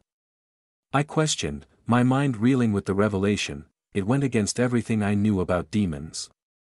Only high-ranking demons possessed the ability to speak, and this demon before us seemed far stronger than any ordinary intermediate-rank monsters. Then that meant that the demon in front of us is definitely far stronger than what we had thought of. But what troubled me the most is not the fact that it could speak but that it was telling us to run away. "Hey, Zephyr. Did you hear that?" I exclaimed, turning towards Zephyr. Zephyr scoffed, his expression a mixture of confusion and frustration. "Do you think I'm deaf?" "Of course, I heard it. That monster just spoke, I can hear it too." My anxiety boiled over, and I couldn't contain my anger. "You bastard, you told me it was a low-rank exile, then an intermediate one. Now it turns out there is a demon capable of speech. Are you trying to get me killed?" I shouted, my eyes darting between the demon and Zephyr. Zephyr's tone hardened as he responded, his frustration mirroring my own. "Do you think I had dreams that this demon would appear here? I'm just as confused as you are, damn it." There was no use in talking with Zephyr. I had to do something, frustrated with our conversation going in circles. I knew I had to take action. Zephyr had cleared this exile in his previous life, so there had to be a way to defeat it. I needed to think calmly, to find a solution amidst the chaos. "Calm down, Aaron," I repeated to myself, willing my racing heart to slow. I had to focus on the task at hand and find a way out of this dangerous situation, but before I could gather my thoughts, the demon lunged into action. It vanished from its original position with a fluid motion, unsheathing its katana in a display of deadly elegance. The air crackled with power as the King of Oni made its move, its speed and precision unmatched. Caught off guard, Zephyr barely had time to react as the demon appeared before him in a blur. "Ack!" The sound of metal meeting metal echoed through the air as Zephyr defended against the demon's swift strike, their weapons clashing with force. clang, the impact sent Zephyr flying through the air, his sword slipping from his grasp. My face paled, witnessing the devastating blow. Forget about calming down. If I take a hit like that, I'm done for, I realized, the fear gripping me tightly, but the demon wasn't finished. It leaped forward, ready to deliver another blow to Zephyr. It, finally mustering the courage to act, I moved swiftly, determined to intercept the demon before it reached Zephyr. I fired a bullet from my gun, knowing it would be futile against the demon's defenses. But my intention was to distract it, to divert its attention from Zephyr, even if only for a moment, and I succeeded in doing so as my bullet hit the mark on its shoulder, but it failed to do any damage to the demon. Its skin was as thick as an iron shield, but in exchange, its concentration was now on me. In turn, the demon's focus shifted toward me, its eyes filled with a mix of anger and annoyance. "I'm dead meat," I muttered under my breath, bracing myself for the imminent clash. Unsheathing my sword, I charged at the demon, prepared to face my own mortality. But before I could reach it, Zephyr appeared in front of the demon, his entire body surrounded by flickering electric flashes that momentarily disoriented me. He had managed to grab hold of his sword once again in the short time I brought for him. Matchless swordsmanship. First move, Zephyr's voice resounded in my ears. In an instant, a black line appeared horizontally in front of me, as if the very fabric of space had been split in two. Black lances, last strike. I stood in awe, witnessing the incredible swordsmanship unfolding before me. Zephyr, who had been behind the demon, now stood on the opposite side. In a matter of seconds, the black line passed through the demon, and just when I thought it had dealt a critical blow, I heard a resounding clash. Clang! The demon had deflected Zephyr's attack with its katana, blocking the devastating strike. This chapter upload daily at novelhulk.com. Run away. The demon growled once again, its actions contradicting its words. TCH, Zephyr clicked his tongue in frustration. Despite the setback, he didn't back down, continuing his engagement with the demon. I joined in, seizing every opportunity to aid him in the fight. The battle unfolded in a flurry of strikes and parries, the clash of blades filling the air. Each move showcased the skills and resilience of both sides. The demon, despite its tattered state, exhibited a masterful command over the blade, its strikes heavy and precise. While we relied on the agility of Zephyr and my occasional disturbance shots to counter the demon's onslaught. Zephyr, with his close combat expertise, engaged the King of Onis in a dance of blades, their swords meeting with lightning speed. He sought to exploit any opening, any vulnerability he could find in the demon's relentless assault. But was unsuccessful so far. Meanwhile, I fired my gun whenever the opportunity arrived, and switching back to defense when Zephyr was pushed back. As we fought, I couldn't help but marvel at Zephyr's power. This guy. How strong is he? He is using Aura Blade that only 3-star Knight and above could use, and that too he was using it from the start of the battle, not to mention the strength he exerted was obliviously more than that of a peak 3-star Knight. Maybe he is at 4-star level. His techniques surpassed those of a typical 3-star Knight, utilizing Aura Blades and displaying the matchless swordsmanship. He's already at the level of an average mercenary, I realized, amazed by his prowess. But what puzzled me even more was the demon's ability to effortlessly parry all of Zephyr's attacks. It seemed impervious to our assaults, and my bullets merely irritated it at best. How the hell are we supposed to defeat this demon? I muttered, feeling the weight of the battle pressing upon us.